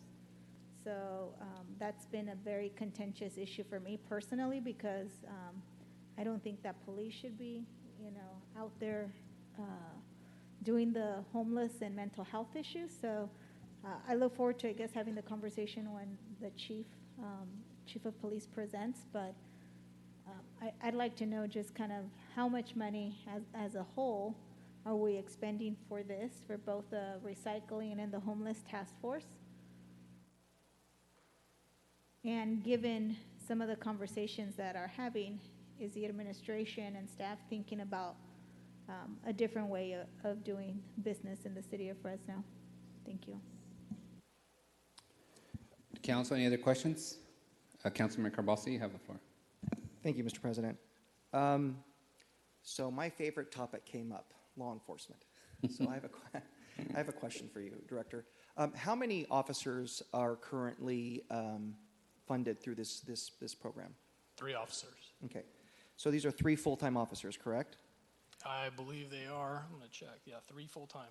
Yes. So, and then the good question was raised by the Council President. So what are they doing when is there always a call, or are they able to, if they get a call for a higher priority crime, go out and help relief on those crimes? Yeah, definitely higher priority. If there's a shooting, if there's something of that magnitude that's higher level than recycling, yeah, they're definitely, and they're in the area, they're definitely going to respond to that. Right. So, and I actually appreciate Councilman Soria's point regarding the fees. So basically, if someone is a violator and they are cited, so the officer will go and they'll cite them and then give them a ticket. Is that my understanding? Yeah, that's my understanding as Okay. well. So they're going to get a citation. And you're going to get back to us on the how much that is? Okay. So we have 3 officers now. Now, can you please, for the public, if anyone's actually watching, explain the difference real quick? I'm sorry it sounds elementary, but this is all new to a lot of people. The difference between an enterprise fund and the general fund. Because what we do when we deal with the budget, we mostly deal with the restrictions in the general fund, which is a much smaller portion of the overall budget. Would you mind providing a little bit of background on that? Yeah, the difference is the Public Utilities Department is not funded through tax revenues. We are funded through user charges or rates for service, specifically the residential solid waste, drinking water, as well as sewer collection and wastewater treatment. So all three of those are distinct enterprise funds. They do not receive any tax revenues, and all of the revenues are derived from the users who are paying specifically for a service. They cannot be commingled with other revenues and must remain separated and must reflect the actual charges for service. Right. So, but to reiterate, the officers that are on these calls, if they get routed to a shooting or higher priority call, they have the ability to leave to provide help for the victim, correct? Correct. Okay. So the reason I'm getting at this, I'm trying to understand what happens if we eliminate these positions because our policy is we don't want to use enterprise funds to pay for officers. What fund will have to, maybe this is more appropriate for Yeah, Henry. if you eliminate, you have 3 less police officers. And I mean, I think it's a question for the police chief tomorrow, but I understand, but because it's your department paying for it, if it's eliminated, then I'm assuming Yeah, the the general the fund general has to fund pay would for pick it? it up, right. Okay, so right now we're in a pandemic, we're in a recession, which means general fund revenues go down because sales tax goes down, and we're in a crime wave with a 300% increase in shootings in the city. And I actually respect my colleague's point. I don't want to fine people for making a violation when we have bigger priorities. So here's my motion. I move to double the number of officers in your department, funded by your department, and to eliminate any fees, just warnings for people violating sorry? Eliminating any fees for anyone violating any of the policies under your, because they're not egregious, that you would cite them for. That's my motion. That'll help to provide for the need. I'm sorry, folks, it's a creative solution to provide for the need we have for public safety in this community. And that doesn't mean that we're not going to focus on other areas that are important, like the need for mental health services, but we can't ignore the reality before us. We are going to have a diminished budget, and we cannot afford more cuts to public safety, especially in our neighborhoods that are most vulnerable, and that includes Northwest Fresno and the Fairmont and Holt area. That's my motion. If there's a second, I'd appreciate it. Allow me to go to Council Vice President, because I know he's punched up, then Councilman Soria, and then our legal counsel, if there's any question about the legality of the motion. Well, I'd second the motion, but that's the issue, the legality of it, and does it fit within the parameters of Mr. Carvajal's department? So I guess it's up to you, Doug, to give us some clarity. My understanding is the motion is to double the number of officers involved in DPU with illegal dumping, but as a matter of policy, have them only issue warnings and not enforce the law to the extent it's a misdemeanor or infraction. And I do that because my colleagues are concerned that maybe with these penalties that we're taking advantage of certain people. Maybe if it's a repeat person, I'm open to a change on that mark, absolutely. But I want us to keep our eyes on the ball. And the fact is, this is a creative way to increase the number of officers we have protecting our communities in the middle of a crime wave. Right. The one concern I have is whether it does fall within the Prop 218. Right. So right, because Come on, we all know that. If we're not going to cite them, then why do we have a sworn officer provide that? We really I don't did need that them, to provide, I'm sorry, I did that so that Councilman Rosario would be appeased. If you want, let's fine them, that's fine, but my motion still stands to double the number of officers in your division. I think, Councilmember Carbasi, I think if this council wanted to hire 300 officers and pay for them out of the enterprise fund, that wouldn't be legal under Prop 218, because you can't impose. But it's legal to tell facts they have to cut the number of officers and cut their funding. So why is that allowed, yet we can't increase the number of officers when we're in the middle of a crime wave? So, I'm trying to be as creative as possible here. My suggestion is that we calm down, ask for legal opinion, and see if in fact this is feasible or not. And then we can argue that it is or isn't or whatever. But let's have a foundation from which to work from the legal perspective. Thanks. I Are think you going to give the that analysis cues you now? up, legal But I counsel. think, yeah, so Or would you like time to get back to us? What do you prefer? Prop 218. Here is the answer that I know right now. We can look into it more deeply. But right now, under Prop 218, there are really two options. Either first, you'd have to articulate how this expenditure benefits the enterprise, the utility, or two, you could use non-ratepayer funds to pay for the police officers. Okay, so I can amend my motion to as legally permissible, and we can just define, like with all the CARES funding. Here's the point. If we're going to start the narrative that we're beating up on people by using officers to fine them, and we're going to have other enterprise funds deduct the number of officers they have, and we're going to say that's just what we're going to do, then why can't we go the other way? I think that we need to explore this option. We're going to have to find every option we have not to cut the number of officers we have protecting our neighborhoods in the middle of a crime wave. Whatever legal means we have, I'm for that. But that's where I stand. So can we table this until we have our legal opinion? Good. All right, Let's move along. The motion is tabled until we hear back from legal counsel on the matter. Any other questions or motions from the council on this budget? Allow me to go to the public comment before you step down, Director Carvajal. Any member of the public wishing to address the public utilities budget? Seeing none, before we end council, the budget hearings today, I do just want to make one motion and bring the council up to speed on one sensitive item in my district. Today, we publicly announced the confirmation of contamination at the Maxi Parks Community Center as a result of receiving a notice from the State Regional Water Board on some testing that they did underground. The mayor and I have been working with the administration on getting clear on the level of contamination and developing a work plan for the state's approval to begin the mitigation of that site. It is temporarily closed to the public and to the West Fresno Resource Center, who's been operating that facility. Amongst their duties, it has been to provide rental and mortgage relief as part of a contractor with the city. In an abundance of caution, we have closed the facility until we have clarity from the state on the level of mitigation and until we complete the mitigation of that site.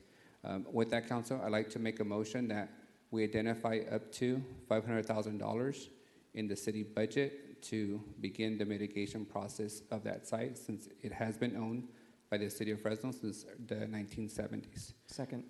Thank you, Member Carbasi. With that, council, unless there's anything else or any additional motions, we will conclude the hearings today, and we'll see you back at 9 o'clock tomorrow. I'm sorry, Council President. Yes. Was there a second? Yes, Member Carbasi. Thank you. Thank you. And again, council, let's write the motions and send them to staff. Council President, I looked at the agenda. I didn't see the Wednesday start time at 10. The tomorrow is at 9 o'clock. On Wednesday, it's at 10 o'clock. Start time. I have court appearance to Yes. defend the rights of my people. Thank you for your public service. That's highly compensated.